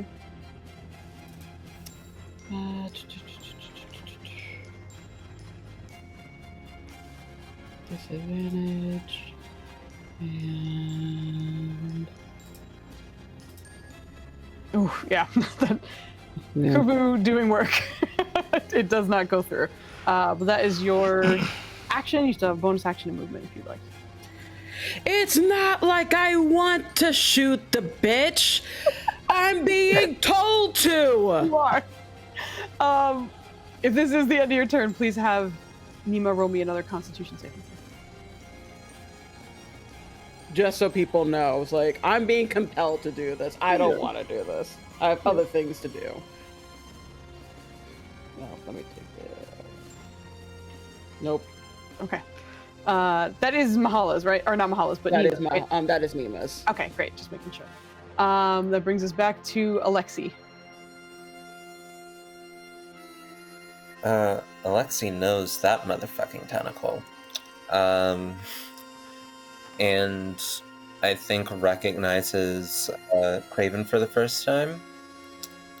And will go up to him and try to snap him out of whatever trance he's in, and now he is paralyzed. And not sure how much I can help, but I would like to help him get out of whatever control it seems like this place has on echoes that makes it want to kill them. Kill this random bystander. But yeah, I would like to help my friend. The target can repeat the saving throw if another creature uses action to shake the target. So, Craven, please give me another wisdom saving throw with the help of... Oh, God damn it, Joe. Jesus. It remains, unfortunately. He does seem to be like paralyzed, but there seems to be like, you've seen someone paralyzed before where they seem to seize up and still be kind of like aware, like they can see everything around them, but it feels almost more like his mind is not there currently, while his body is also kind of paralyzed. It does seem unique in that sense, at least. But it's your action to shake him. Anything with your bonus action? Nah, Okay. that is all I can think of right now. This is a bad spot. This is a bad spot. We'll go to the Triad, who is still focused on something, and from this end, you watch as, even in disguise, there seems to be a burst of leaves that surround her, and then she seems to disappear from that spot. But with that, we'll go back to Craven, who is currently locked up, unfortunately. So for Craven, let me just double check. I think it's at the end of your turn. You can repeat saving throw at the end of each of its turns. Yeah, Jesus. Okay, thank you, Joe. I appreciate it. Do you have any die left, Joe? I have a D4. I have nothing that's helpful. Okay, gotcha. All right. Kuvu, you are up again. You recognize he attempted to leave. He did stun Craven in some manner, but it is your turn now. What are you doing? You need to leave. I'm trying. You're doing a shit job. You gotta see him like elbow at the wall behind him as he's kind of like like cat in head or deer in headlights, like just kind of trying to face off with everyone. But yeah, that is awful. If he hasn't seen anything on the way here. All right. Does he recognize fuckface in the background? no, it's there for reference. But Okay, he's all right. entering initiative. It's just so you guys know who he's in disguise. Understood. But he's there. Understood. All right. and he just saw Craven get paralyzed, but he doesn't want to unparalyze him because he's going to start wailing at him again. I mean, strictly speaking, this is probably the best thing that could be happening to me for the purposes of the narrative. Yeah. We want this team to lose. Okay.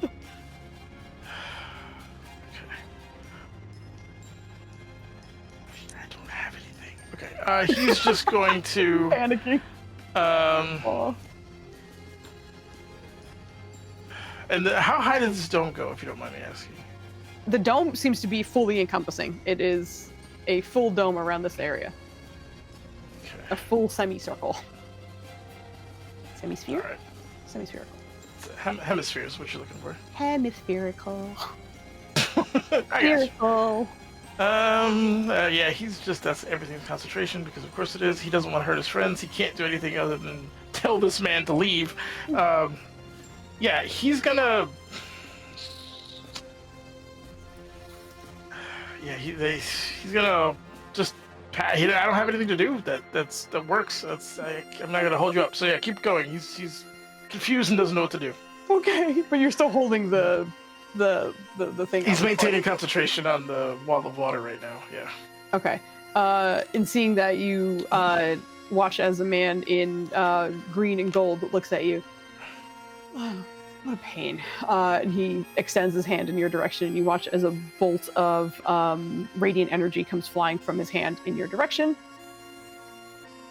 I believe a 21 will hit. 21 hits me. Yeah. That's Yeah. Cool. 19 points of radiant damage, and please roll me a Constitution saving throw. Okay. Is this for just like a regular con? Yeah, this is to see if you get blinded from his bolt, and then I will also need your Constitution or Nice. concentration as well. So you are unfortunately blind. Oh my god. I have a D4. That's not happening. That's wild.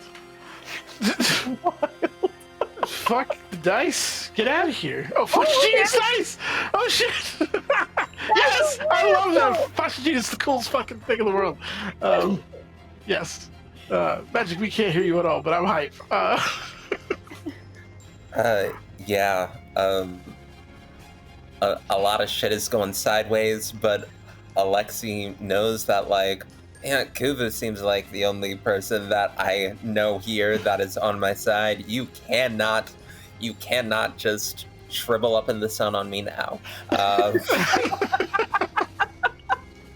Kuvu in Morlo's Lock body in, bestie.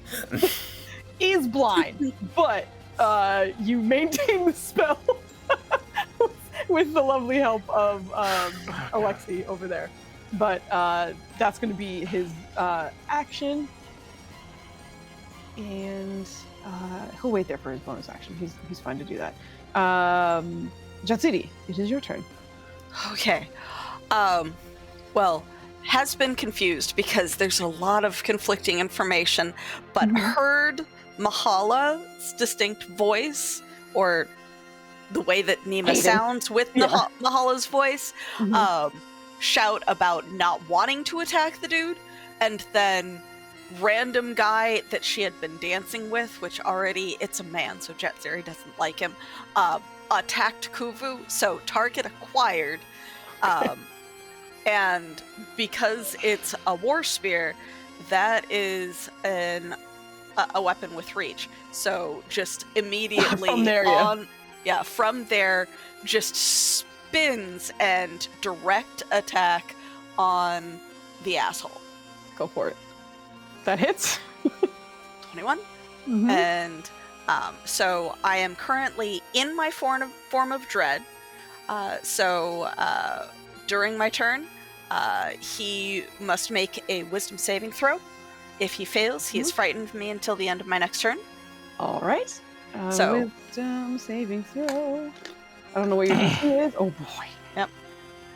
That is probably lower than my DC because the DC. I have a D20. Fuck. Gonna add that 15. Fuck you. So, oh my gosh. We are doing 7 from the war spear, and then okay.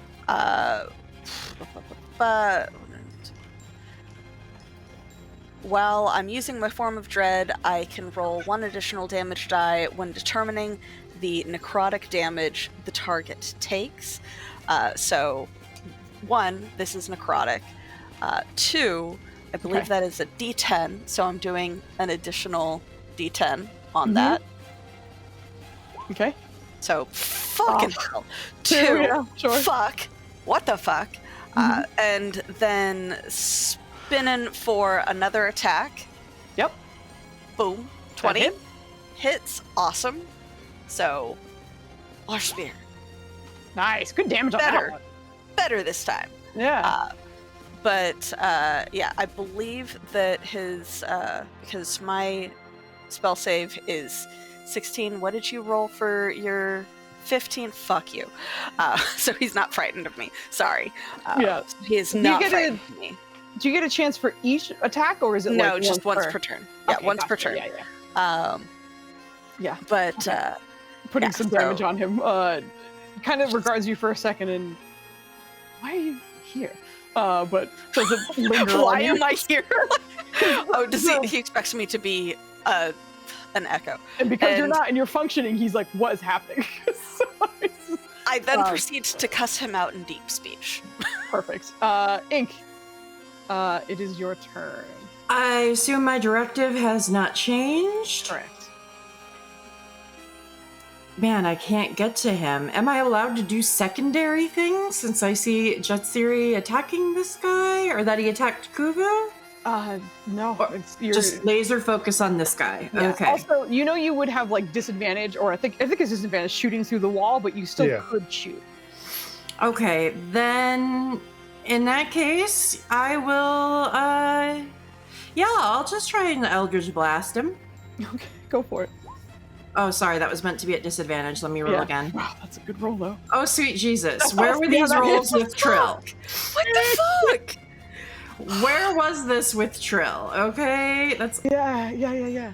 Oh, it's garbage damage, though. Okay. Wait, but I think it's multiple rays at this level. Two, I think, right? Two Two, be... yeah. So that's okay, one attack. let me do the other one. Yep. So sorry. Thank you for being so patient with me and Luna's tiny bladder. Oh, you're fine. Thank you for being patient with me. I'm so sorry. I'm guessing that that does doesn't hit. Yeah, that does miss. Okay. Okay. The blast goes through. You see him kind of looking in your direction as well, but mostly back towards Kuvu, who is now blinded. But that's the end of that. Do I make round. another save with Trill? Please, yes. Con save. Correct. Do I still get the D4 from my BFF? Oh, That's long expired, I think. I don't That know. was That 10 is the minutes. bond. It's 10 minutes, but And wasn't it from Morlo? it was from Morlo to Trill. Trill, but it is Trill's Constitution saving throw, and you gave it pretty yeah. recently because it was when she was talking But to it her was brother. still, yeah, it's not based So, on concentration. It's it would literally just still 10 work. minutes. You Yeah. can use your D4 here. Oh, you not could. It would be so. So that's a 17. Okay. Joe, what's up? Comments and internal, as verified by magic. The Flash of Genius fixed blindness because it was a 13 plus You're 5. so right. I'm sorry. Yeah. He's not No, you're blind. good. You're dealing a lot. We're just making sure. Yeah. Thank you. No, I appreciate that. Thank you. Please feel free to let me know about that. Okay. Yep. So with that, you got a 17. 17. Sorry, let me double check. Nothing happens, unfortunately. You stay where you are. It's okay. We'll keep rolling. We're Don't gonna we be. also have a D4 from being? You said something. I thought you said something about us having a D4 from this. That was lesson. not for me because Yeah. I got the inspiration. Okay. It was for I everyone burnt who all didn't my have to be- D4s. Okay, I did D4 not list. get inspiration, so I'm going to use my D4 for that. Okay. Yeah, let's go. I was gonna say you don't even have to roll. All it needs to be is an 18, What? and Yeah. you pass. So with the What does that 17 mean? and now bumped to the 18, Trill. This was just recently explained to you, but you have not experienced it yourself. And for the first time in this echo experience, you feel Ink's attention inward And Trill, you are a passenger in your own body right now. You can feel yourself moving. You can see what is happening. You are no longer in a black void. And for a brief moment, you can connect with the echo and at least get surface level concerns, bonds, or just general thoughts. Beyond the compelling, of course. She is compelled to do something right now. But Trill on the inside can feel this. And you can feel ink for the first time. Can we communicate? Vaguely. Not directly, not words necessarily, but I am just going to try and feel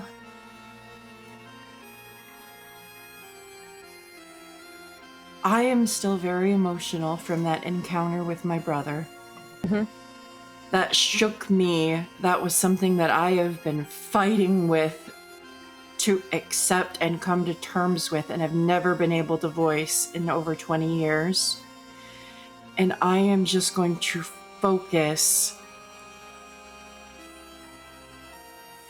on the compassion I feel and just try and flood her with that.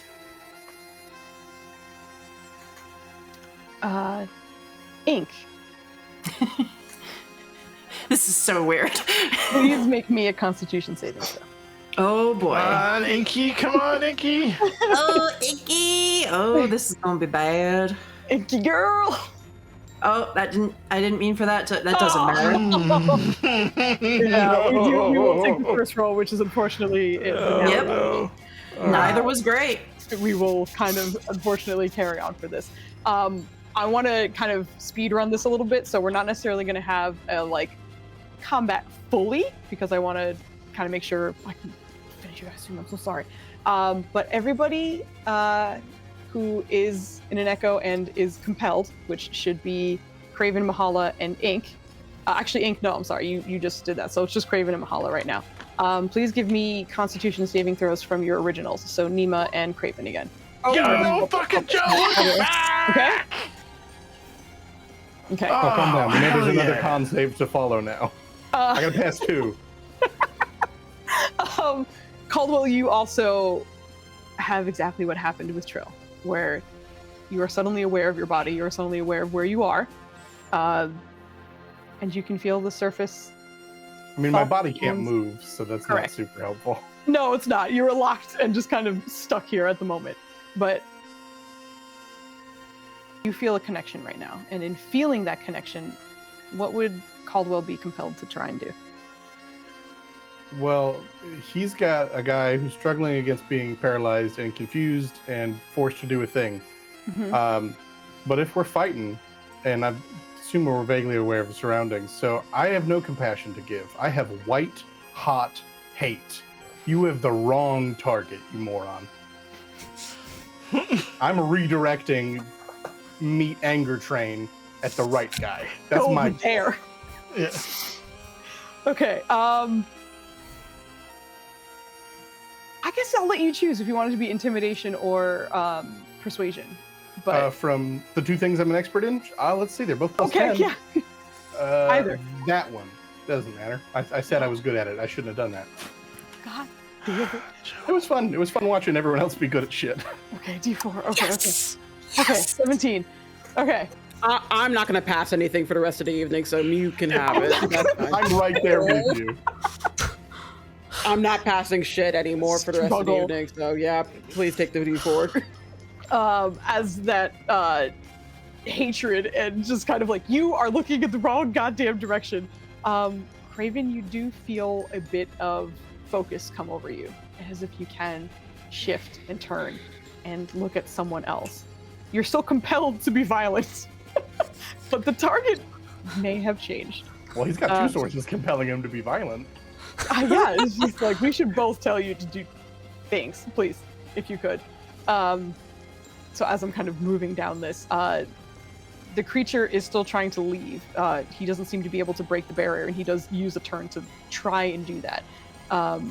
These kind of moments are unfolding as well for Kuvu and Alexi as well. Insight checks for the two of you, please. Where's my... Alexi's so good at these. I'm watching magic just go. I I don't don't have got time advantage, for head shakes. but I'm failing Oh, with a plus wait. 10. You just roll the dice. Okay, I do have like proficiency, I think. Okay, Yeah, there you go. it's only +1, but I do have proficiency. Not bad. Holy shit. As a lot of this violence, combat, various things are kind of happening around you guys, you are also starting to be aware of your connection as well. There's something about being in this area, but rather than the others, which was the original soul seemingly fighting against what was happening and finally winning out, for the two of you, it's more that you've always understood that you were in someone else's body, but you've never been able to make a connection. And for the first time, you are. And it is the inverse of what was happening with the echoes that we're just discussing. You don't think they can kind of see or feel through you right now, but you can at least understand them briefly for this moment. And Kuvu, you connect with your brother. Uh-oh.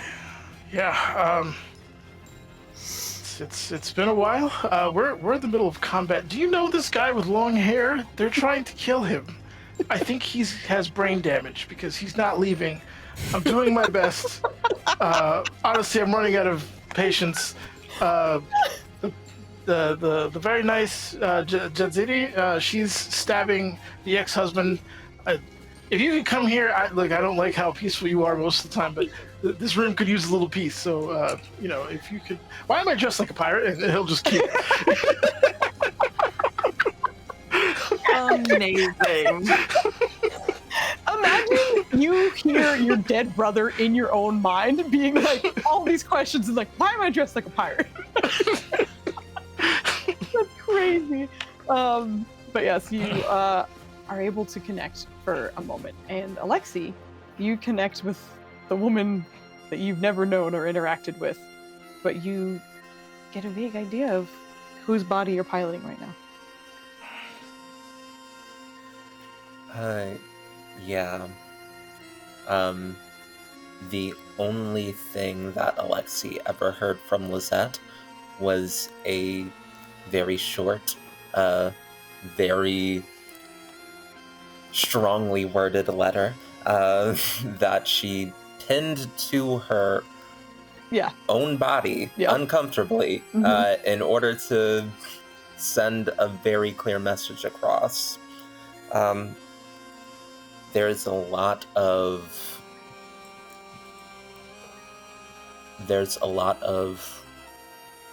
rage, indignity, sadness at, oh fuck, I've been taken from my body again. But the cause, I think Lizette seems to understand, is very much at the one that fucking laser beamed Kuvu. Yeah, sure, yeah. So I think that Alexi has at least a feeling of okay, so this is what the body wishes. I'm not sure what is yeah, I think that Alexi will say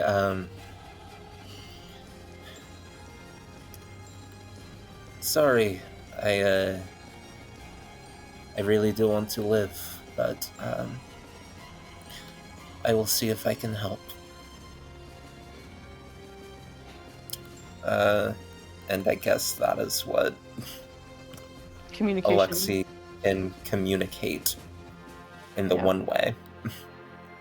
Yeah.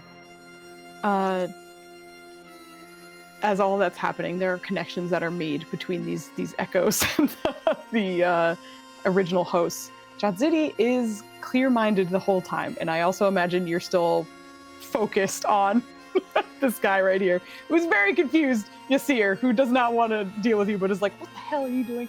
But you're able to attack at this moment. But just go ahead and roll me attack rolls and damage if they hit. But actually, just roll me attack rolls. So 2 attack rolls, just so I have them for reference.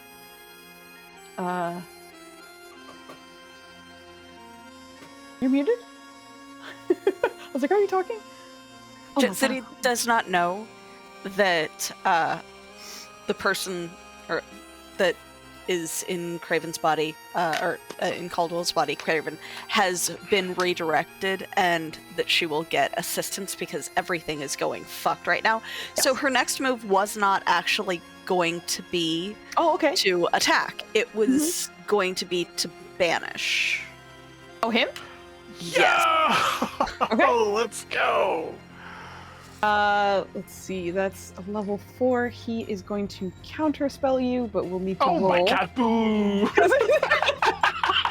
I disagree. Roll high, bitch. I need to hit you with action. Oh my god. Which means you need a charisma check. In order to use a 14, excuse me, 14 total. I have 2 d20s, so I will use my Use 'em. second one. Look at Use 'em. these goddamn traitors. This is what you do. These goddamn traitors. Does You did anybody this. have Can't a you do this. D4 that can help? I'm out. I'm completely Everyone's out. out. Very, very good. Fuck. Alright, I've got another spell that I can use.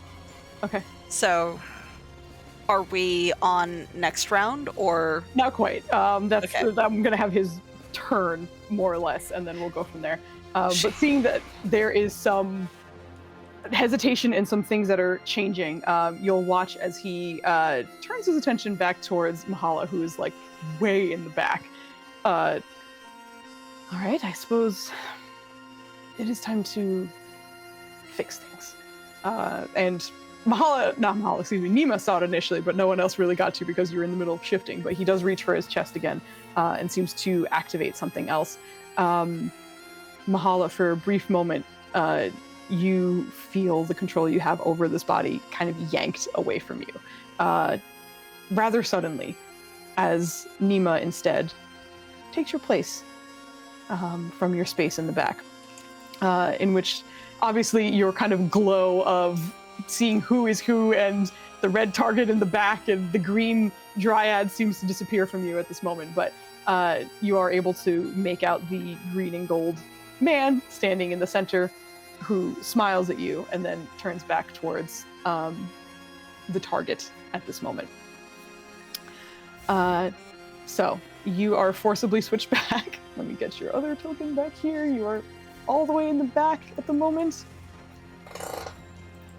And we are back in this nonsense. I will also have him roll to see, and by him I mean your target, to see if he can get out of here.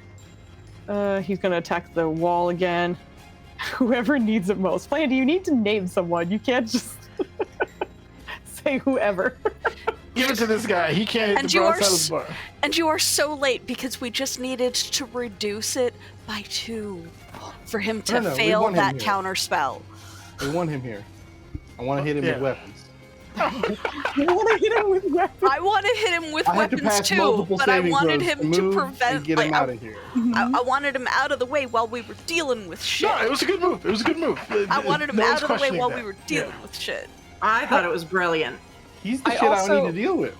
Sorry, Craven, please give me 2 wisdom saving throws for your attempts to break through. Oh shit. Okay, you're out. Okay, damn.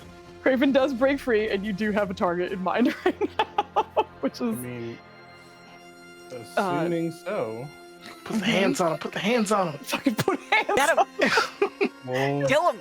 bonus action move the tentacle. Do a little bit of that. That's gonna miss, and then we'll attack recklessly. We'll miss again, and then we'll move on. What do you mean miss again? I only see the. Oh Wait, no, what? I haven't Are you rolled seeing yet. rolls? I'm predicting the Yeah, future. I was like, Yeah. I'm telling you I what's going see. to I was happen like, I next. haven't seen anything yet. Come on, Jose, we're rooting for you. Yes! Yep, Let's go. that hits. There we Alright. go. Absolutely. Like, here's your money. Maximum damage. Slash. If you're gonna hit once the whole night, that's the time to do it. Let's Max go. damage. I like it. Hell yeah. Okay. Cool. You only get one hold on, attack? What kind of... What? Well, I'm multi-classed. But my second attack is my tentacle. Alright. You're forgiven. Oh, I still have 2 attacks. Okay. All right. So this is where we will kind of rush through everyone's turns as they are more or less kind of broken free from a kind of influence in some way. So tell me what you're doing and then roll that out real quickly, or I'll tell you what you need to do to have that happen. In the meantime, your target is still trying to break free and is seemingly focusing on something different now. After that happened, is staying within that wall and is attempting to do something else. But Mahala, who is actually now Nima, you're on the opposite end and you just came to, and you're starting to see some of your companions attacking a familiar person. Oh, I guess we'll start moving towards him to hit. Okay, yeah. Unfortunately, you are miles away, so you have to. Yeah, that's Probably why I'm just dash. moving. So Yeah. All right. So we're just gonna move you forward, and there's no bonus action you're gonna be doing.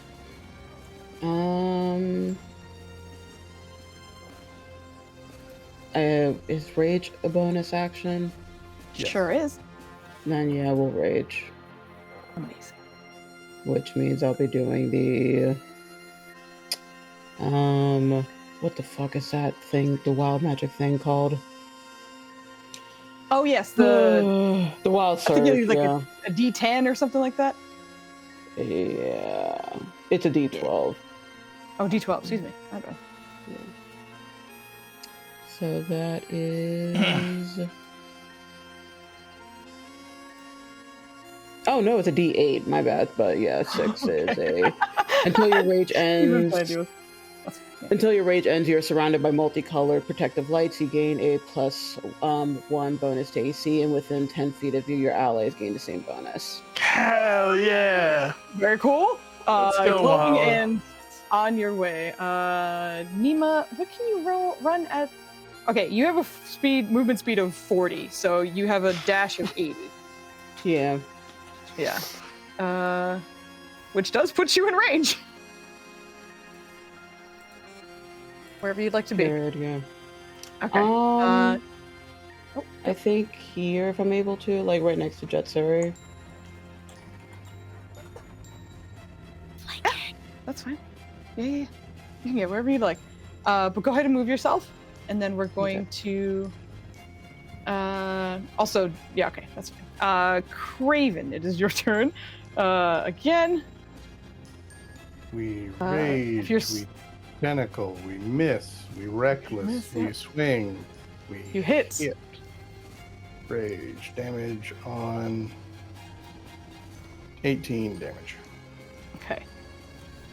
Amazing. Damage goes through. He is busy doing something else at the moment. I'm going to say the end of your turn. We're going to move to Kuvu. Kuvu is gonna see everything that's more or less happening. So no one's actively attacking this man anymore. He's just pitifully No. hitting against this barrier. Okay. Yeah. He did stop. He seems to be trying to do something Okay. else that's not hitting it, but he did. Yeah. Gotcha. He was initially. So I meant to ask this, but you've been so busy, so I didn't want to bother you. But Yeah. I need an NPC character sheet, and if you don't mind, because there's a character I'd like to polymorph into, and I don't think it's available. It's a huge giant crab. It was in the Tales of the Yawning Portal. Because Kufu's not seeing giant apes down there, but he does see some crabs. So he would create like a aquatic cocoon that he would like fall into, and then the 6 legs would like sprout out, and he'd raise up and then just walk over his teammates like one of those buses that you can drive under, and then begin to attack the ex-husband. But yeah, I can do those roles. Just if you want to give me like a blank NPC sheet, I will fill it out if you're cool with it. Otherwise, we just use the absolutely. giant ape stats, whatever works for you. Yeah, it's the claw tech is a attack +9. So go ahead and just roll that. Just Did I roll. get Yeah, 2? got it. Or it just looks like 1, I guess, from the stats that I'm seeing here. But go ahead and roll. Nope, that's the wrong one. God. Sorry, what did you roll? It's a 17. Does that hit? That does hit. Yes! So, yeah, let me get the... I had it up here. What is it? Yeah, I think it is 1. It's 4d10 plus 5.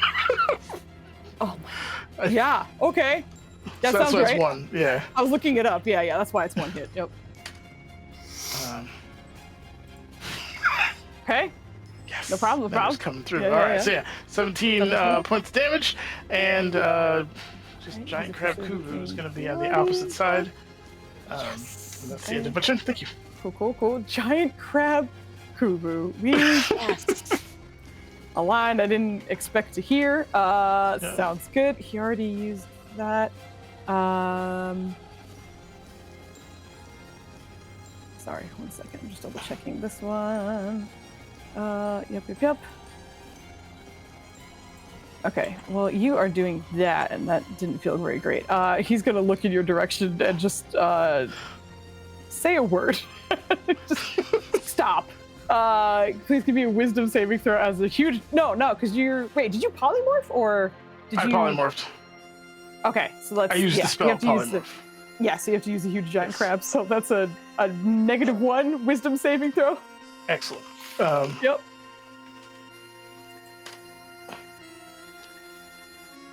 That's a solid 11. No. Yes! That's a level 2. You can play this game, bitch. He didn't settle it. Yep. That works. He tried to, but it does not go off. John City does get the counter spell off, and it does not work. But I'm going to more or less end his turn there. John City, is your turn. Unfortunately, that takes out the bane that I was going to drop on him. So we go to attack. And like she sees that people are finally doing something other than attacking random guy behind the water, and is going to let out an excited war cry because now we have multiple people attacking this dude. 17? That hits, yep. 17? Fucking right. crab dips, yep. So first we've got the... Please make a wisdom save. Oh, yep. Wisdom saving throw. Okay. 19 passes. Fuck. So 8 plus 5 necrotic on that one. 8 plus 5. Okay, got it. Okay. And then here is my second attack. 25. That hits. There we absolutely. go. 7. I'm rolling shit for this damage. It's okay. It's still all good. I have plus 5 to the damage. That means I know, rolled it's like 2 to the damage. 1. Like, god What damn it. Yeah. the fuck? Please believe I feel this. That was me for many nights on Dennis's campaign. Yeah. But we're working through it. All right. So there is that. Else as a bonus. Okay. Yeah. So. Okay. That brings us to Ink. Actually, as a bonus, I'm going to try to get flanking. So as a bonus action, I am going to Blessing of the Shadows, shadow jump to here, so that Neem and I are also flanking. Sounds good. All right. So sorry, that brings us to Ink. I went too far. Oh, I have to go way back. But Ink, it's your turn. Are we still connected? Yes. I'm still flooding ink. I can't use words. Not really. It's okay. I will say like you can convey like a question. It won't feel like words. Like you're not necessarily saying it, but you can communicate in a way that's hard to explain. I am going to try and flood her with why. Why are we doing this? What's going on? Like, question this, please. Yeah. What do you think Ink would say or feel after she is flooded with why questions? I think she would be like, I think she would think about it, but I don't know, like with this compulsion, if it matters. But I think she would be like, I don't know. Why? but I'm not trying to like be too meta with it, you know? I don't. Yeah. So I don't know. Have Ink please roll me a con save as well. She's never in a million years gonna make this. You could. It's just the rolls are not being nice to you. Okay. I think you're kind of locked in this moment. Wait, give me a general. I was muted. I have yeah. a d20 saved up from Vogli last session. Okay. You can use it to help her. That brings us good enough? 16. No. 16. Fuck. Flandy There's a never D4 that Flandy gave. specified that I'm just going to be the guy to roll it. Yes. Do it. You needed a 3 or 4 to pass. So you have the 3 does make you pass. Thank you, God Joe. bless you. God bless us, everyone. Bless you, Hero Joe. Hero Flandy, you gave us the D4. Yeah, Flandy's the hero. Let's go. Flandy's a champ. Always a champ. You have made this connection and also broken free of the compulsion, and you're feeling the compassion from Trill. And I think you have a sort of profound moment as you are also starting to realize that you're probably about seconds away from finding out your fate. And that could be something you make willingly, or it could be something that simply happens to you. I chose sabotage in the white spot.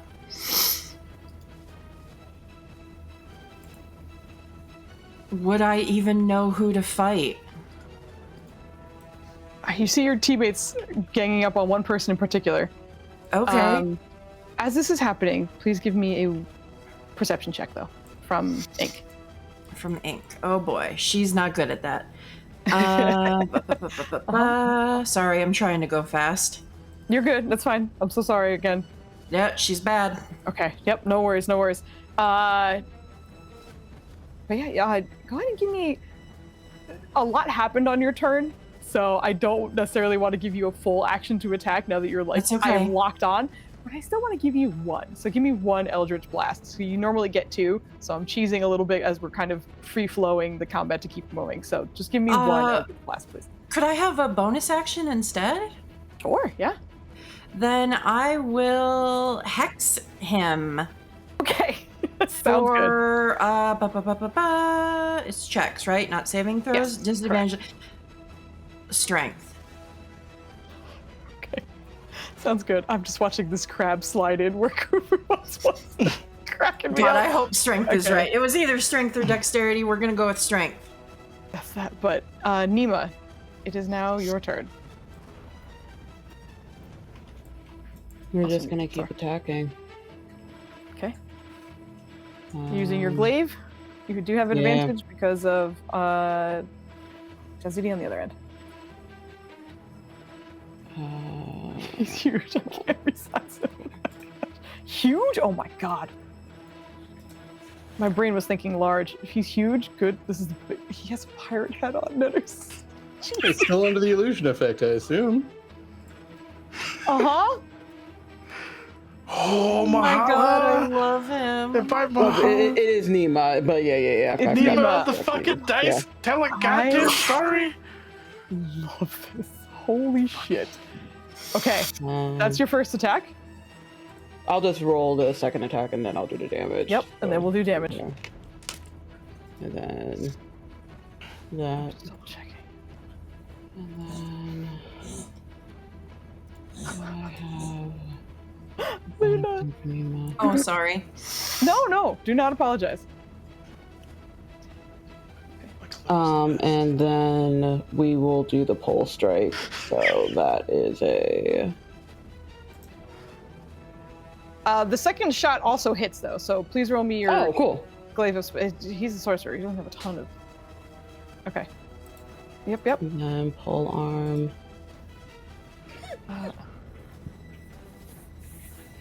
Okay. If I remember correctly, the polearm mastery, the bonus action is. I don't think it is advantage, but like. Oh No, it is. You still do because Jazzy's on the other end. Like you're getting advantage because of the fuckery of that. But hold on, okay. sorry. Let me do this real quick. That's that. And then the polearm I think is like just a D4 if I remember correctly, which or like just a 4. I don't remember. It does D4 bludgeoning damage, but I don't know if the rage is attached to. Well, rage would be yeah. your strength. Oh, it did roll the D4. No, it did roll it correctly. I'm sorry. When I was mousing over it, I thought it was wrong. Holy shit. Okay. So, 1 point over, Nima. How would you like to end Yasir? Holy shit! He had, if you add all of these up, he had, I think it was 27 hit points left. Oh wow! Oh my gosh! Yeah, you did 28. He had 27 hit points left. You did 28 total with your flurry. I think Nima came in very rushed. She saw her companions attack him, and she knew, all right, we're doing this now. And she rushes to land hits on him. And at the very last, before she does the last hit, she looks him in the eye. Her illusion face never got rid of her green eyes, so it's her matching his look. And she just says, "You promised me you would die at my blade. It's time for you to kneel." And if he doesn't do it on his own, she is going to kick forward to like bend his legs for him to kneel, and she's going to land a glaive on top of his chest. Hell yes. I like that ending, and I'm going to say that it is you kicking him down and the glaive through the chest. That does end this moment. A number of things start to happen at the same time. The first is whatever was left of that compulsion for the echoes fades away, fully and entirely. The connection that was made still lingers for each of them, for each of you who did have that moment to feel the other who was here. And as that is all happening as well, you start to see the dome that was around this space also disappear. And the people who seem to be kind of frozen in space starting to move again. And even though it felt like they were frozen, those of you who are familiar with any kind of passage of time or anything similar, as you look towards the sky outside of this balcony, it feels later than it was. Like you lost a couple of hours maybe, in whatever that was. And the people that did surround you mostly seem gone. There are a few that are scattered here and there. A few faces you do recognize and still in disguise, but some not. Numbers have dwindled quite a bit, but there are still a few. And I think probably Kuvu being one of nature, just looking around at the crew, and also probably Jatsidi just because of being of like the night and darkness and being familiar with that. The two of you would kind of not only realize that time has skipped forward by a decent amount, but that it is also very close to the end of the day. 11:50 something probably.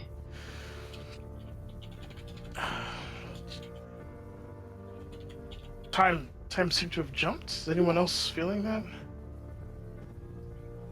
Like we're missing time.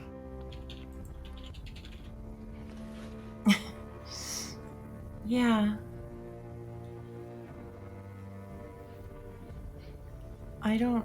Did we win? It is something that we have almost gotten used to at this point, perhaps. Which one are you right now? And you seem very large. He drops the crab form. And back to his Morlo phone. But I'm Kuvu. Morlo has not returned.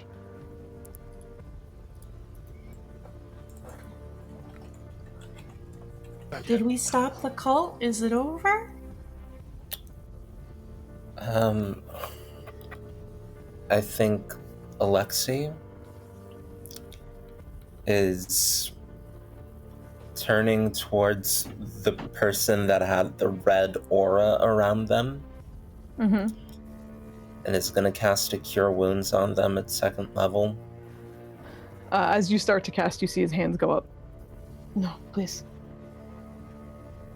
I'm fine. Why are you still here? You're the worst at escaping. Genuinely, he was about to run, but I didn't want to pull him from Alexi's because I feel like he would have done that immediately. But Yeah, as that's all right. happening, you can see him like he's about to bolt. Okay. But he's on his way out. As that happens as well, for the echoes who are still connected here, Kuvu and Ink and Alexei and Craven, it feels like you're starting to slip. Like it almost feels like you're being delirious for a moment. It's hard to focus. It's hard to be here.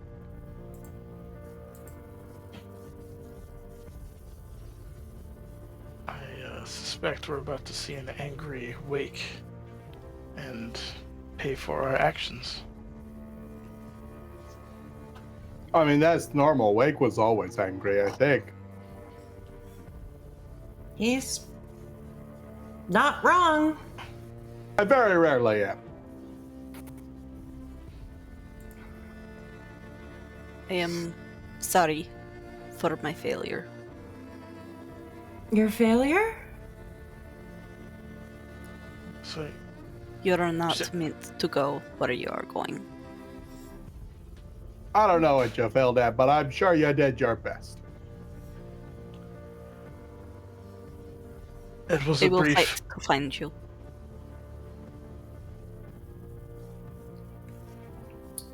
Can't speak for the others, but I had already died, so this is just borrowed time. Anyway. How you borrowed time? Can you give it back? Oh God, just hearing your voice coming from Caldwell is so jarring. Oh, I'm not Caldwell. I'm a different guy now. I remember I said coming from, meaning you are not him. him. No. Please. This is a different guy. I was a Caldwell guy but now I'm this guy. This is a disguise. You are disguised. Oh, okay. Well, that does explain the piracy then. See, I thought all of you looked different too. Ink made this choice, but she, push comes to shove, is still very afraid.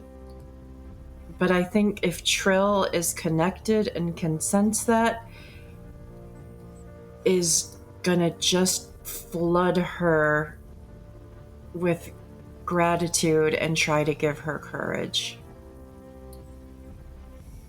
Okay. Rev, oh my god, hello. You are coming in for the ending of this nonsense. I apologize. We're probably not going to interact too much because I'm trying to get to them to bed because I'm being so bad and goddamn. I'm so sorry. Thank you, my lovely cast, for being very flexible. You're the best though. Rev's amazing. If you're not following him already, please do that already because he's amazing. But we're going to pop back into this so I can end this. And then we'll continue the raid train. It will continue going on. But thank you again. I really appreciate it.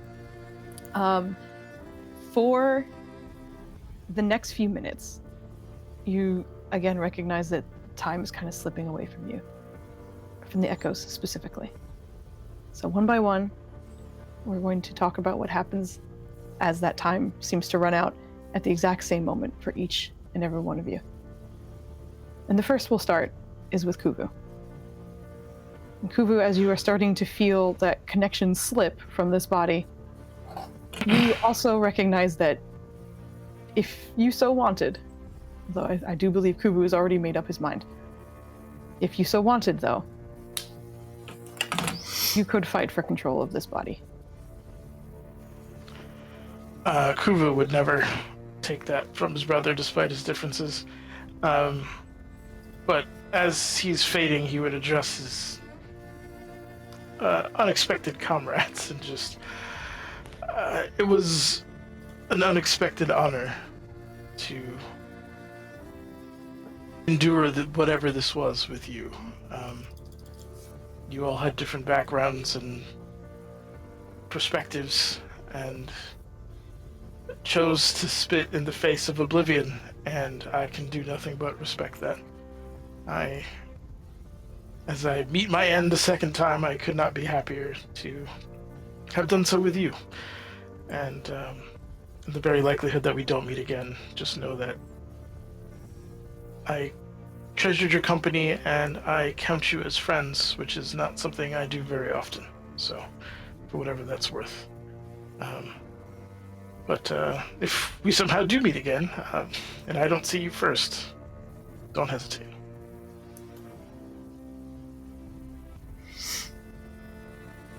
And, As you say that, and the control finally pulls from you, you expect to see white initially, but you don't. And you see gold instead. A color that almost reminds you of where you could see who was an echo and who wasn't. That sort of faint color everyone would have when they were in the wrong body.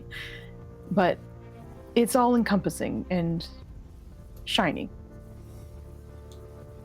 And the first thing that kind of shows up within this golden light looks to be a spear of some kind. It lands gently in front of you, almost extended, giant in its form. But as you kind of raise your gaze up and you start to see the blade that is intricately and beautifully detailed and still shining in this golden environment up to the handle, the shaft, and the hand on the other end, you see a woman in armor looking down at you at first. And then in a flash of light, the gold seems to fade, and you seem to be in sort of a dimmer environment, something that's a little bit less aggressive as the gold you initially showed up in. And rather than the enormous size, instead see the same armored woman, but closer to a regular person's size. Certainly taller than Kubu, of course, but surrounded by flame.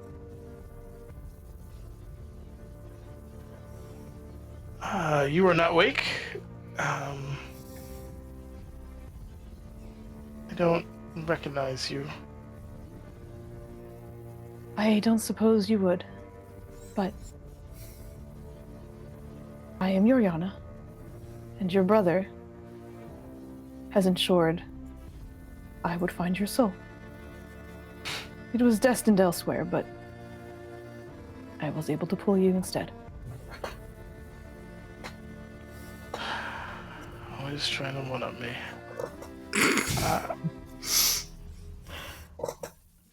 Well, I suppose he has my thanks. Am I the only one who's going to be here? Unfortunately. And perhaps the From most what I've important. been told of you, at least, you seem to be a very capable individual. And my enemies are those who placed your soul, as well as those of your companions, in a rather unfortunate situation. My followers and myself are interested in their destruction. And although your soul is my capacity, I would offer you a position that allows you to fight alongside, in a form of your choosing. I have pledged myself to the infinite. And I understand that as well. I'm not asking you to betray that in any way. If you will allow me to seek out those who would do it harm, then I do so gladly. Perfect. Let us speak about your next task then. Your next task that will be likely to be a problem for those who have put this horrible echo situation in motion. I am eager to start. To which Kuvu finds himself in the employ of Yoriana. Morlo returns to his body, free of your brother. The connection is gone, how brief it was, but you were able to feel and connect with him for a moment. And then he simply was gone.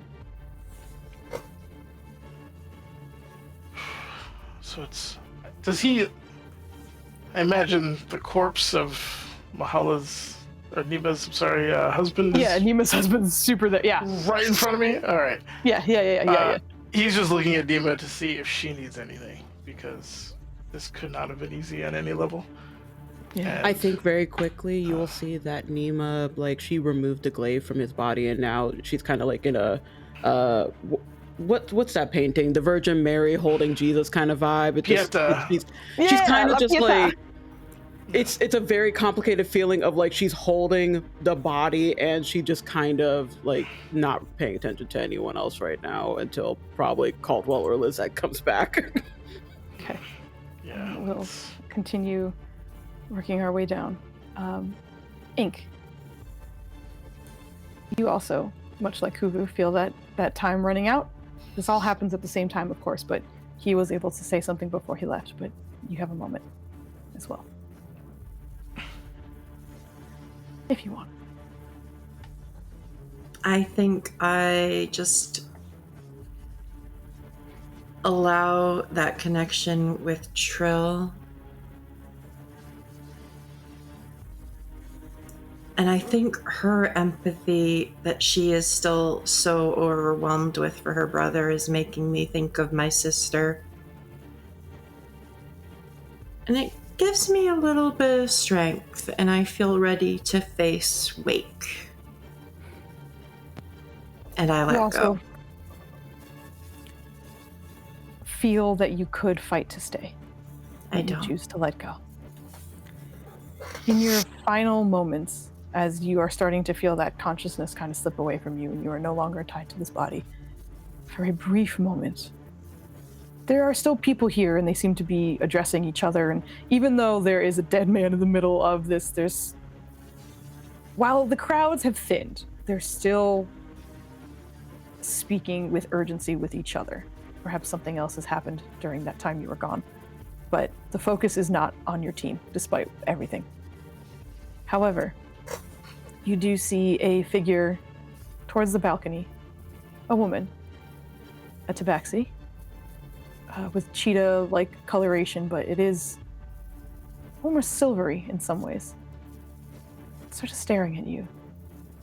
And as you start to go, for just a second, you see that symbol that you have used as a guide since you've gotten your powers. And the eye flashes before you, before your vision fully fades. And much like Kuvu, you are expecting that white, but that's not what you see. It is darkness instead. And that eye still kind of lingers in your mind. And all at once, you start to hear a familiar voice that you've heard briefly a moment, or days ago, really, overlapping in your mind. I wanted to tell you that I've talked to it. I get what you're saying now. I think I see it too. I think it was trying to warn you all this time. It knew this was happening, and I'm gonna help. The messages continue. They go from I'm going to help to I found a way to help to maybe I don't see you again, but I've heard that this is safety for you. I want to help. I love you, my sister. May this work. I don't know if she'll hear me, but I just think and project you're gonna be so much greater than I ever was. as the darkness and those visions of those eyes start to kind of fade comfortably, that booming voice that you heard for the first time is all you hear. It is no longer your sister, but it is that guide that you've always heard. Returned to me, as it was meant to be. And ink on skin, due to the efforts of your sister, who has been kind of rolling checks every so often, has secured safety for your soul. And you do not see wake. Oh my god. Hell yeah. So we continue down. Craven. This has been a rough time. But you also start to feel your control fade. You also feel that if you wanted, you could try and stay.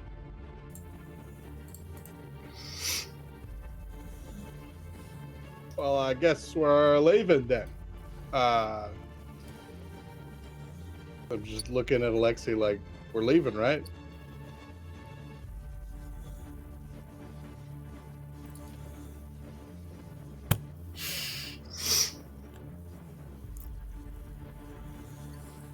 I cannot decide that for you, my friend. Oh, no, I'm gone. I'm saying we're gone. That's what we're supposed to do.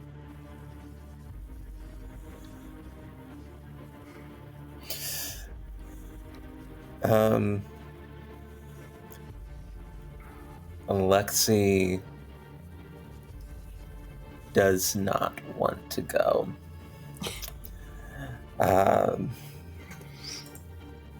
But he felt a connection to Lisette and a rage and a passion and a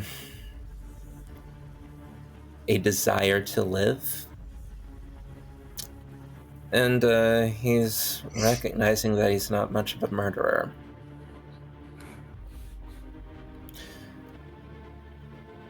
He'll look to Craven and say, yes,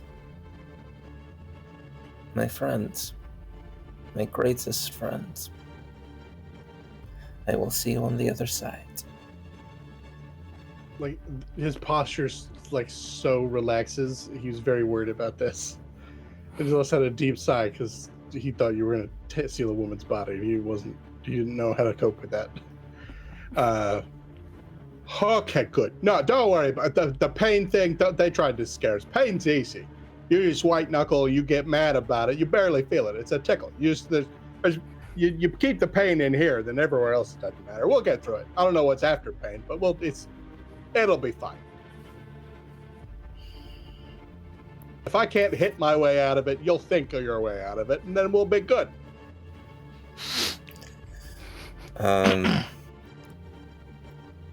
Alexei's gonna hug him. Enthusiastic, because I can, with guilt-free, hug this man. And also, we've had zero interaction this entire time, and we finally get a moment. Craven. Though it's not the full. Any hesitation isn't like normally. It's like a back cracking hug, but I know you're in a frail woman's body, so I'm not gonna just. Yeah, but Craven, as you hug your friend, you feel your connection slip, and much like the others, I imagine you also let it happen.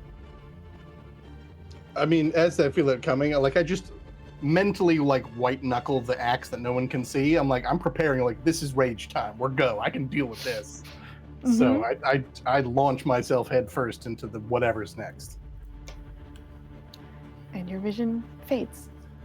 Since this is kind of happening at the same time when you guys were hugging, I am gonna get to what you see in a moment. But Alexei, you feel this control fading from you as well. Will you let go as well?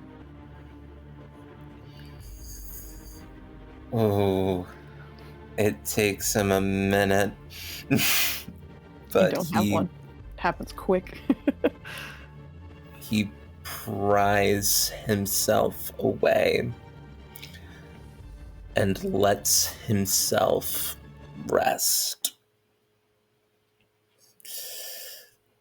He's been so scared of letting himself rest, but it appears it's time. And you are pulled away as well. The two of you see white. It's that same color shifting white that you've seen a couple of times, numerous times, many times. You don't hear her or see her, but you hear her. You wake speaking in the distance. All right, well, that's two. There are some things that you'll see, and unfortunately, you won't really be able to tell anyone other than each other, but there's a certain amount of time you'll have before that. Interesting. I didn't think it would be you two. Here we are. Off you go. Usually I say good luck, but I guess none of that, really. Bye. The white starts to fade, and it starts to shift instead to a deep and almost blackish green. And as it starts to shift, you start to feel as if you're kind of paralyzed again. But you can still move your head and look around, but it seems like the rest of your body is simply as it is and stuck in place. As you're starting to look down and look around, it is still very dim, but you're starting to kind of make out subtle details. A strange and distorted landscape that seems to kind of shift.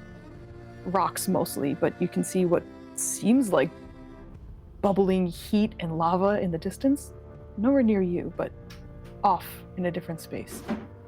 And as you look down and to your left, you can see, well, first of all, you can see each other. You are next to each other in this space. Still sort of, as the echoes see themselves, not whole, mostly golden, transparent. But as you look down, you are seeing what looks like a very, very long line of other souls that look very similar to yours. Gold outlines and transparency. And down quite a ways, dozens of souls before the two of you, you can see what looks like a scaled, deeply green creature that seems so large you can't even quite see the head. You're mostly just seeing from the shoulders down. It's seated, and that's where the line seems to go and get pulled directly in front of this creature. And you start to watch as it seems to be making motions almost like it was weaving. There's some kind of motion that it is doing over and over again. You're seeing the souls that are being placed in front of this creature, what almost looks like unraveled. The gold pulling out from the soul. It's a distance and you can't quite make out all of the details. But it certainly doesn't look pleasant. And you find yourselves at the end of this line. And as you are here and can recognize each other, you start to watch as a couple more souls start blipping in next to you in this long line.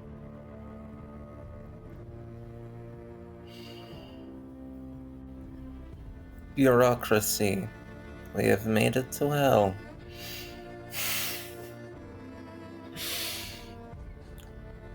Fucking lines and red tape. God damn it, Foos.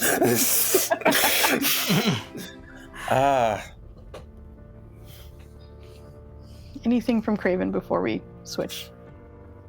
I mean, I guess I have to be consistent. And with that sentence from my good friend, I mean, I've never seen a Bure rock before, but there sure are some rocks over there. As your final word. And as you say that, for a brief moment, it looks like Alexi's form shimmers. And Alexi, for a second, you almost feel like displaced, but it passes and you stay exactly where you are. And for those of you who are still in the ballroom, Nima, you do remain, and Jazidi as well. And the rest of you are coming to in your bodies. And Lizette, you have enough time to come back to your form and look about the space and perhaps attempt to speak to someone before you hear echoing in the back of your mind until it gets so loud you can't ignore it. At a time of my choosing, you will lose time. At a time of my choosing, you will lose time. At a time of my choosing, you will lose time. Everything seems to pause, and you watch as a white-dressed woman stands before you with long brown hair and fey ears. This would have been easier if Alexi stayed here. But we can still make use of your soul. So, we kind of lose both. Alexi and you. And they just get a body. See, the time part you lose is all of time. And it was going to be Alexi, but he didn't stay. So, this is the time I choose, and the time you lose is all of your time. You had a brief moment, I think, to speak with Alexi. So, for this, I think you're going to see him in just a second. What a decision to make. But here we are. So, buckle up.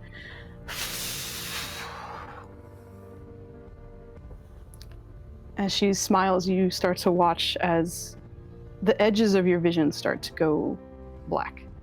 That blackish green that Alexi has seen just moments before. And for the rest of you in this ballroom, you watch as a halfling woman who seemed to be off in the distance comes sprinting towards Lizette.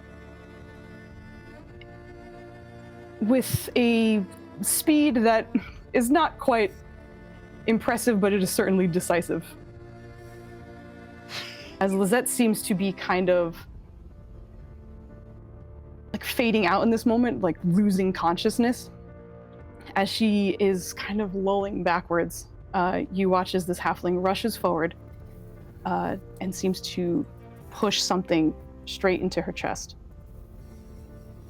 It takes a second or two, but you start to watch as certain bits of purple mixed with red starts to pour out of Lizette's chest. And it's at this moment where you hear the familiar voice of Imani, broken up and crying. I'm sorry, Auntie. This is the only way they couldn't get you, though.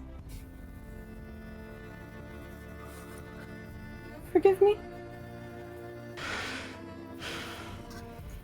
Rather than the green that you were seeing as you were nearly pulled away and into a bureaucratic line that Alexi and Craven found themselves in, you instead fade to darkness.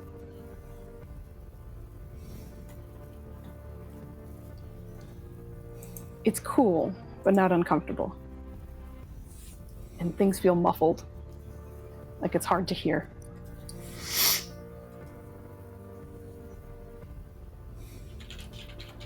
And for just a second, you feel at peace, comforting, at least in some manner, physically at least. The pain in your body is gone. Before it does eventually fade entirely. And the rest of you see Lizette fade in her chair. Morlo I think- would immediately try to help. That's what I he think does. Nima was when the lady was rushing towards her sister, she would have let go of Yasir and against all hope, like, aim her glaive at her in front of her sister to, like, try to do something. But she can't. And as she watches her sister fade, she's just going to just cling to her and hold her with just a muttering of just like, but I just found you again.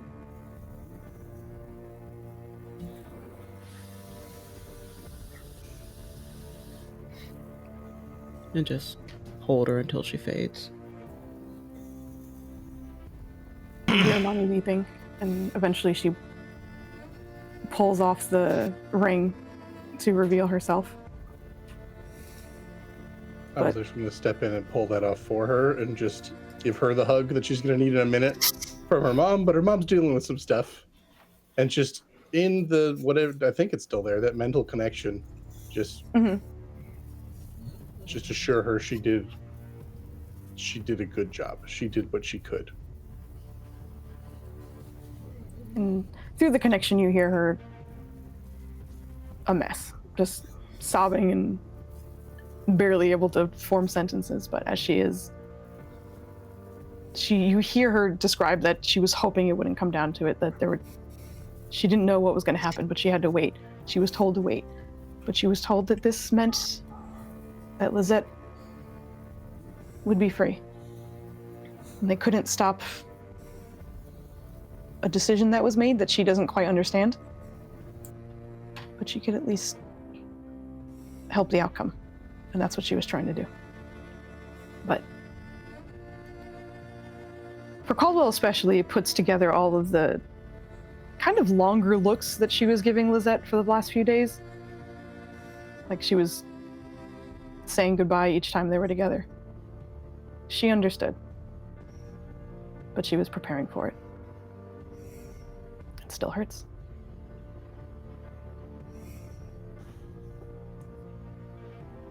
Saves her aunt. Yeah.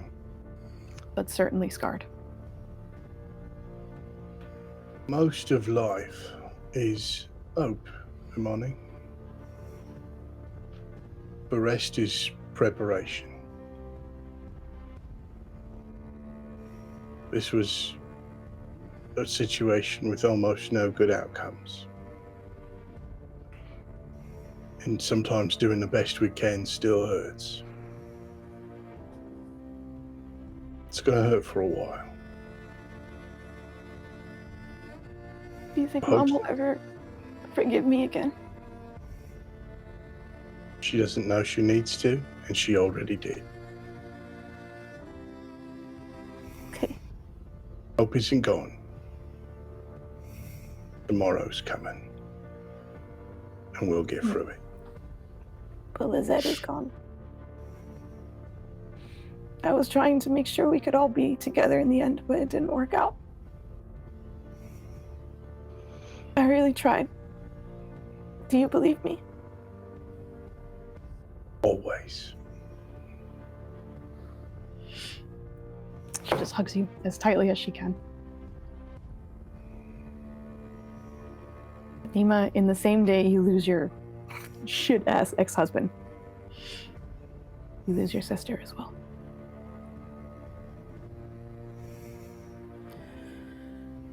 This cult has taken so much from me. But at least I had time with her. Imani was able to know her. And that's all I could ever want, really. Until she finally connects that Imani's here and she's not thinking about what happened to Lisette. It's simply just a question of, my beautiful girl, what are you doing here?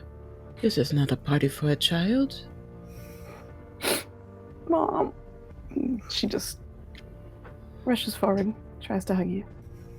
She'll embrace her, avoiding the relaxed posing of her of the man who was her father.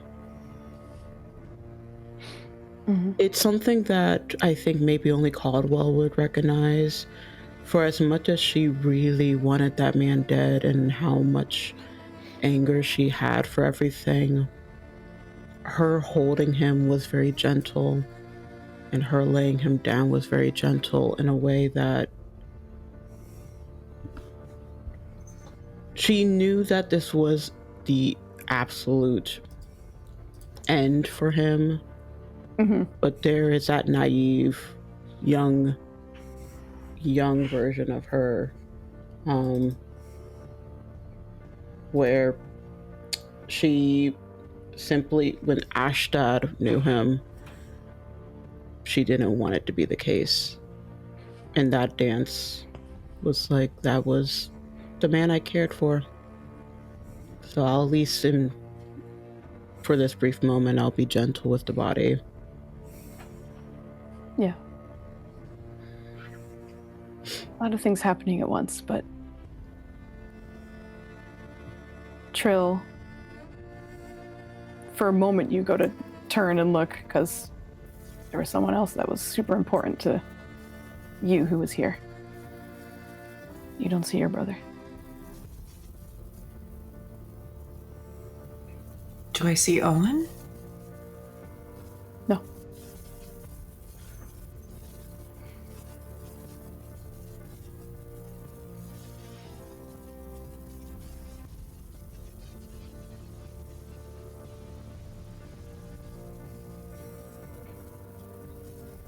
I don't know if Trill even knows what she expected or if she expected him to be there.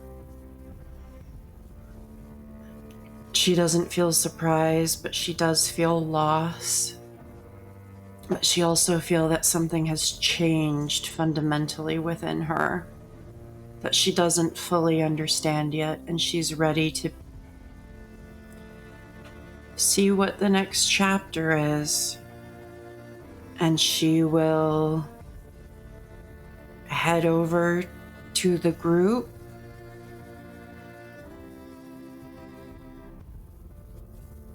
She sees Marlo is trying to help. Yeah. Which she can't help him, so she's going to go over to Jitsiri and offer her hand. Jitsiri is taking one of the tablecloths, actually, to help cover the body of the ex-husband. Okay. Oddly, she's not doing so for Lisette. She just keeps looking at Lisette, but Trill will offer help, but not... She will just be close for whatever comes next.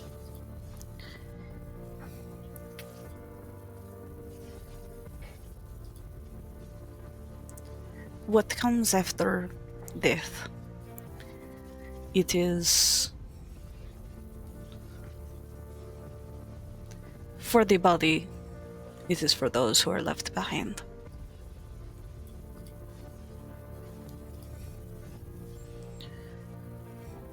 I do not understand everything that has happened. I do understand that there is pain. But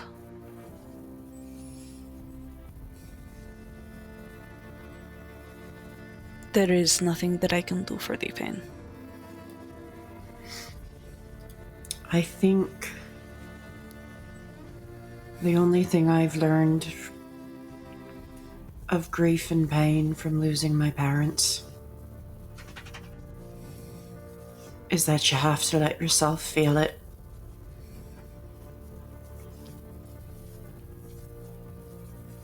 It's not the enemy. No. I wish that I could help the child and Nima to understand how we view death, but I don't think that they will.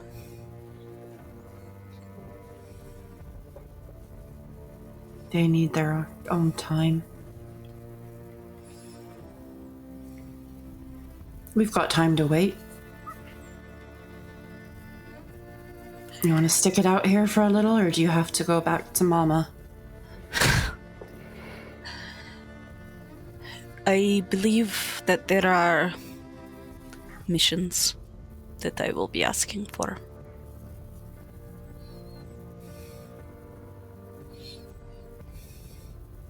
There are souls that I must retrieve.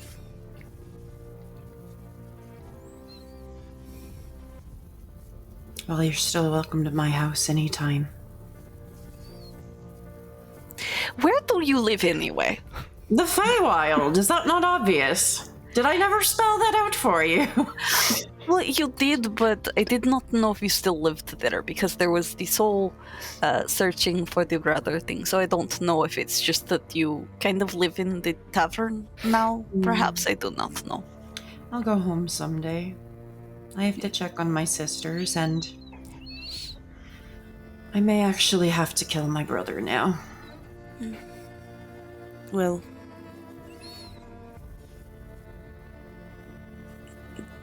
death is only a stop on the journey.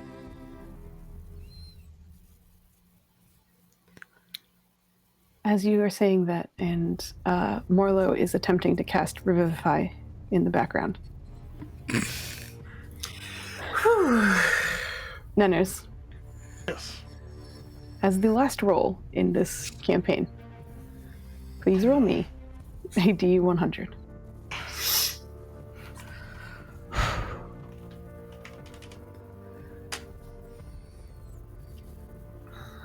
Okay. You feel yourself cast the spell. The body remains. The soul is pulled back. I think Morlo is more nervous with this one. He's usually, I mean, he is just a beacon of optimism, but here I think he knows the stakes. And he kind of fumbles trying to get the diamond out of the frills of his cap.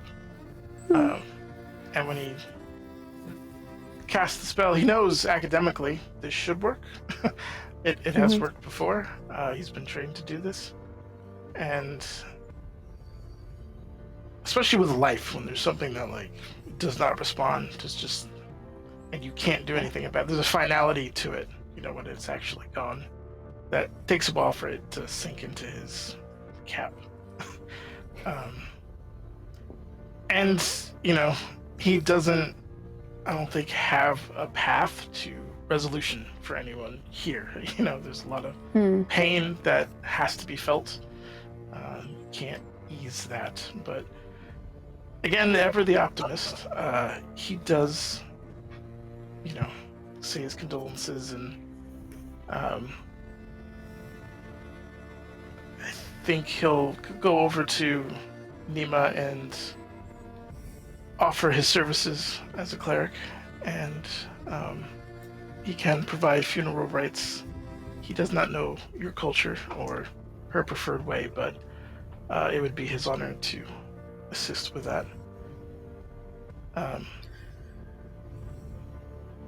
Lizette would have spit in the face of whoever was trying to do the funeral rites of her home.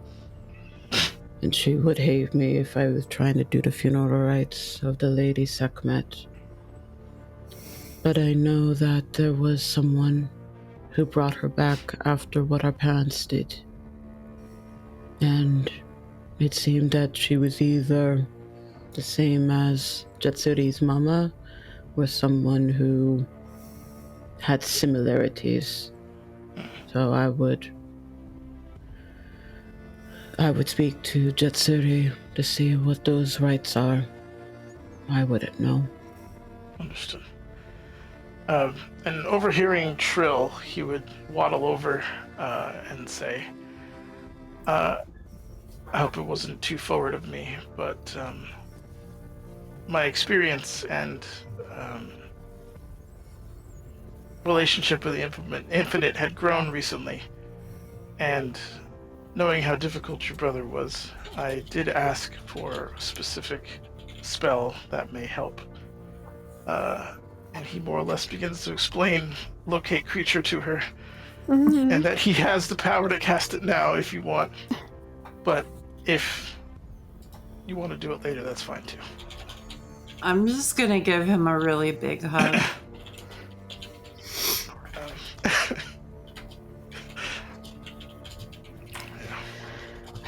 And I think with the sort of tension but understanding that everyone's slowly fading and understanding at least, we will dramatically cut to our very last scene, which is another dark and green environment. But this one's a little bit brighter, but in a sickly way. Stones of gray surround this area, and a deformed Mahala stretched out and spindly, a form that was gifted before, stands on one of these stones, and before her is the desiccated and skin stretched over bones representation of Talona. I saw you tried. I saw the Dryad there too. I still failed. I don't even deserve the torment that you would cast on those who are against you. I deserve to be in whatever wretched place those bastards would have casted us in. I don't deserve to see you. All of that is very true. But there is something we did find out. They want that strange creature. Barely escaped. And I think I want him too. So, you will have one final task. And you probably won't look like that. But, should you succeed, I am in need of a guardian. My last was attacked not too long ago.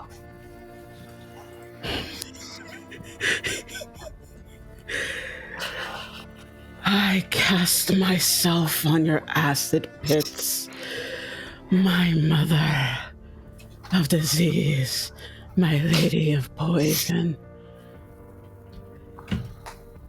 You can feast on my bones and flesh if I fail this time, but I will make sure I will not rest. I'll burn down villages to ensure I succeed. One last try.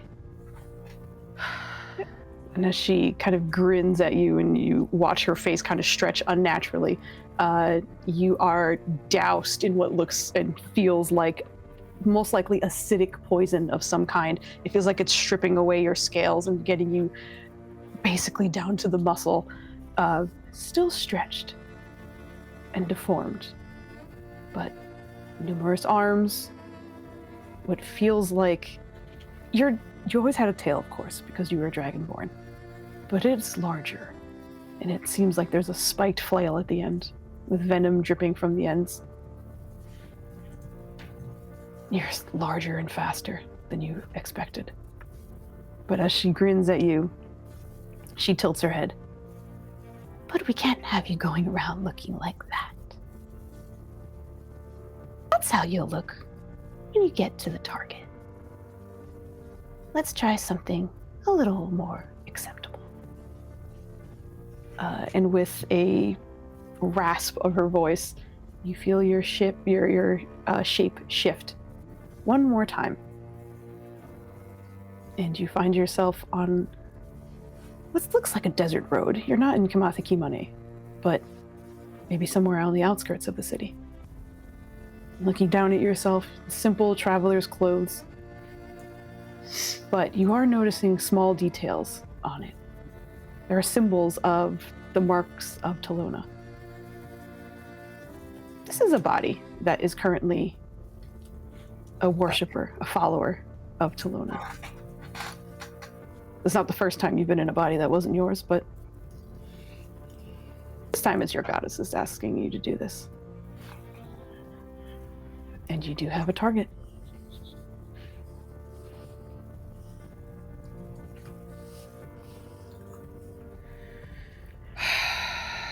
Well, I guess we gotta get moving. And with that, that is where we will end our Echoes of Ruin. I am so sorry. This is the latest it's ever gotten. I'm so sorry. Turns out we needed 2 episodes to wrap this up. We absolutely did, and I was trying to I was in my brain. I was like, we can't. No one's schedule works. It doesn't make sense. I'm so fucking sorry. I'm gonna just let everyone say goodbye and do their outros while I find something to someone to read. So sorry. Sorry. I'll start with Evie again. Evie, I called it you the first time, but it's you again. Oh God, I didn't even get the V in your name. You're just A. There we go. Evie. Hi, I am Evie, also known as the Disaster GM. My pronouns are she, they, or any. I have been Jet City for the most part. I was briefly Nero, but Nero got to be saved and sent back to his body and re-alived instead of deaded. It was a thing. Still confusing. It's been a long episode too. But normally you can find me over on Altered Echo Archives, where I am our primary GM and the director of the channel. It's been an absolute blast. Yeah, so I guess come check us out where we play primarily Cypher/Cypher system games. Got another one in the works. We're on a follower goal, so follow us if you're not already, so that you can be let known when we have a session going live. There will be an art raffle when we hit that follower goal. It's fun. There's dubs in the background that none of us can see other than those who are there he is but yeah, it's super fun. Also, because we don't have time for like a big scene for it, I'm going to drop into the Foozca Discord the rites that Jet City is going to do for Lizette's body and the attempted lesson that she will try to provide to Imani. Dove's just bouncing back and forth. But yeah, so it's been very fun. Thank you, everyone, for an amazing little mini campaign. It's always an absolute treasure to be over here on Foozca's channel. I love gaming with you guys. Foos, you are an absolutely fantastic GM. Always. Let's change up the order a little bit this time and go to Nenners. Thank you. Fizzy, this was dope as hell. Well fucking done. Good shit. I'm Nenners. What am I talking about? Oh yeah, I DM on Fridays normally. Currently not doing that, but we are going to run a short Gamma World run soon, and we'll be getting on that. And then we got a whole bunch of plans next year, so stay tuned for that. Should be fun. I think I occasionally, a lot of times get dragged into Frandy and his channel doing gaming stuff. And I think that's about it for finding me. But I played Morlo and Kuvu. It's late. I can't speak no more. It was a pleasure. Thank you all. And I think I'm going to pass it over to Joe with his lovely. I'm going to miss Caldwell, Spanish vampire. It was great. He's neither Spanish nor a vampire. Yeah. He's actively British. He looks like a Latino vampire. Yup. And you can't convince me otherwise. Anyway, sorry. I can, and I will. The vampire is purely the background that Foos gave everyone, highlighting his look. Anyway, I was Caldwell, just a man doing his best, and we mostly got there with a large caveat. And you know, Craven just wanted to help, and he did. So Craven got where he needed to go. This is a lot today, and the whole campaign is a lot, and whew, it was good. I'm done. It's so late. I so late, can't be please more go, yeah. wordy than that. I'll be back when there's a thing to do, and I have a thing. It's Microcosmic God. Pay attention here, though, because that's where you'll hear about it if and when I go back. Ellis. Oh, it has been an absolute pleasure. I'm so happy to have been included. This was so wonderful. It meant so much to me. You guys mean so much to me. I really hope at some point we can have like an epilogue talk of what comes next for everybody. I would love to do that. We'll see if everyone's schedules allow it, but yeah, I would love to. But or we could just throw it in the Discord or something. But because I have thoughts, I have lots of thoughts. And yeah, I have been Trill. I have been Ink. Ink is actually pretty damn happy with what's come about, and she did not expect that. Man, this was a lot. It was so great. Thank you so much for having me. I am nowhere else right now, but I will hopefully be here again in the future. I am itching to build another character or 3. And Or 7. Or 7. Get Or on maybe those 8 7 and level. beat Joe out. Let's go. Let's go to Ava next so that we can save magic for last. Well, hello, my darlings and dears.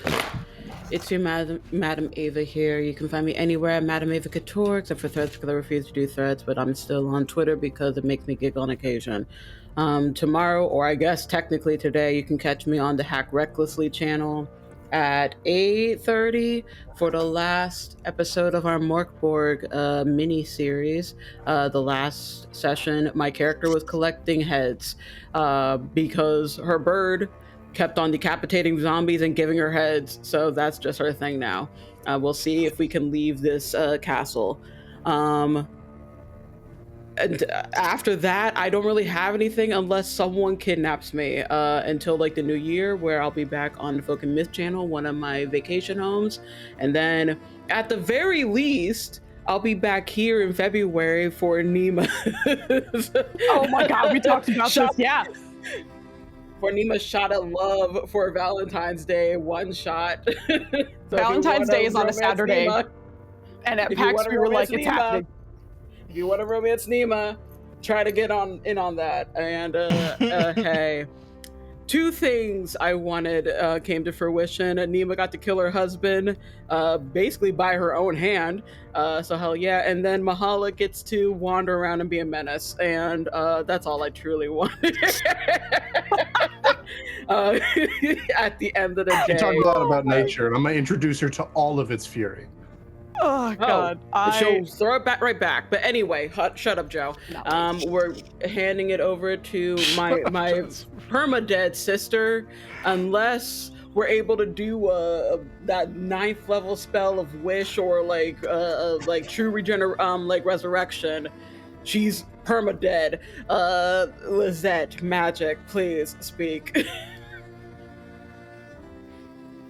Hey, internet. This didn't kill my dog.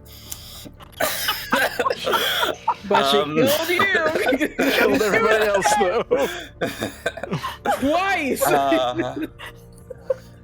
Beautiful. Yes, I am magic. I have been Lizette and Alexi. Everyone's dead. I had such a goddamn blast. Like the tragedy, it was hitting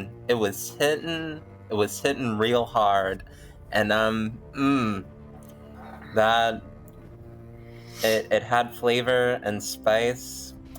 I always love coming to the Foozca channel. and I'm very grateful to this cast. They told a real fun little heartbreaking ass story. Imani shoving the crystal to literally save her aunt's soul. That's so. Fizz, you hit with that one. You be doing shit. So I will toss it to the one that be doing the shit. Like you know her, you love her. The namesake of the channel, Foozca, take it away.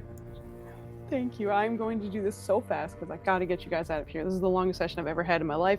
Again, a million sorries. I love you guys so much. This was an absolute fucking blast. I know we have a lot of like out of character stuff I know we would love to talk about, and then also like the next steps for these characters, which I think maybe we'll get the chance to do that. But for now, everyone please go rest, take care of yourselves, enjoy your Saturdays off because I'm so sorry. I have kept you up late this night and plenty of others as well. Truly an amazing experience for and I really can't say enough about this cast. Everyone's fucking amazing.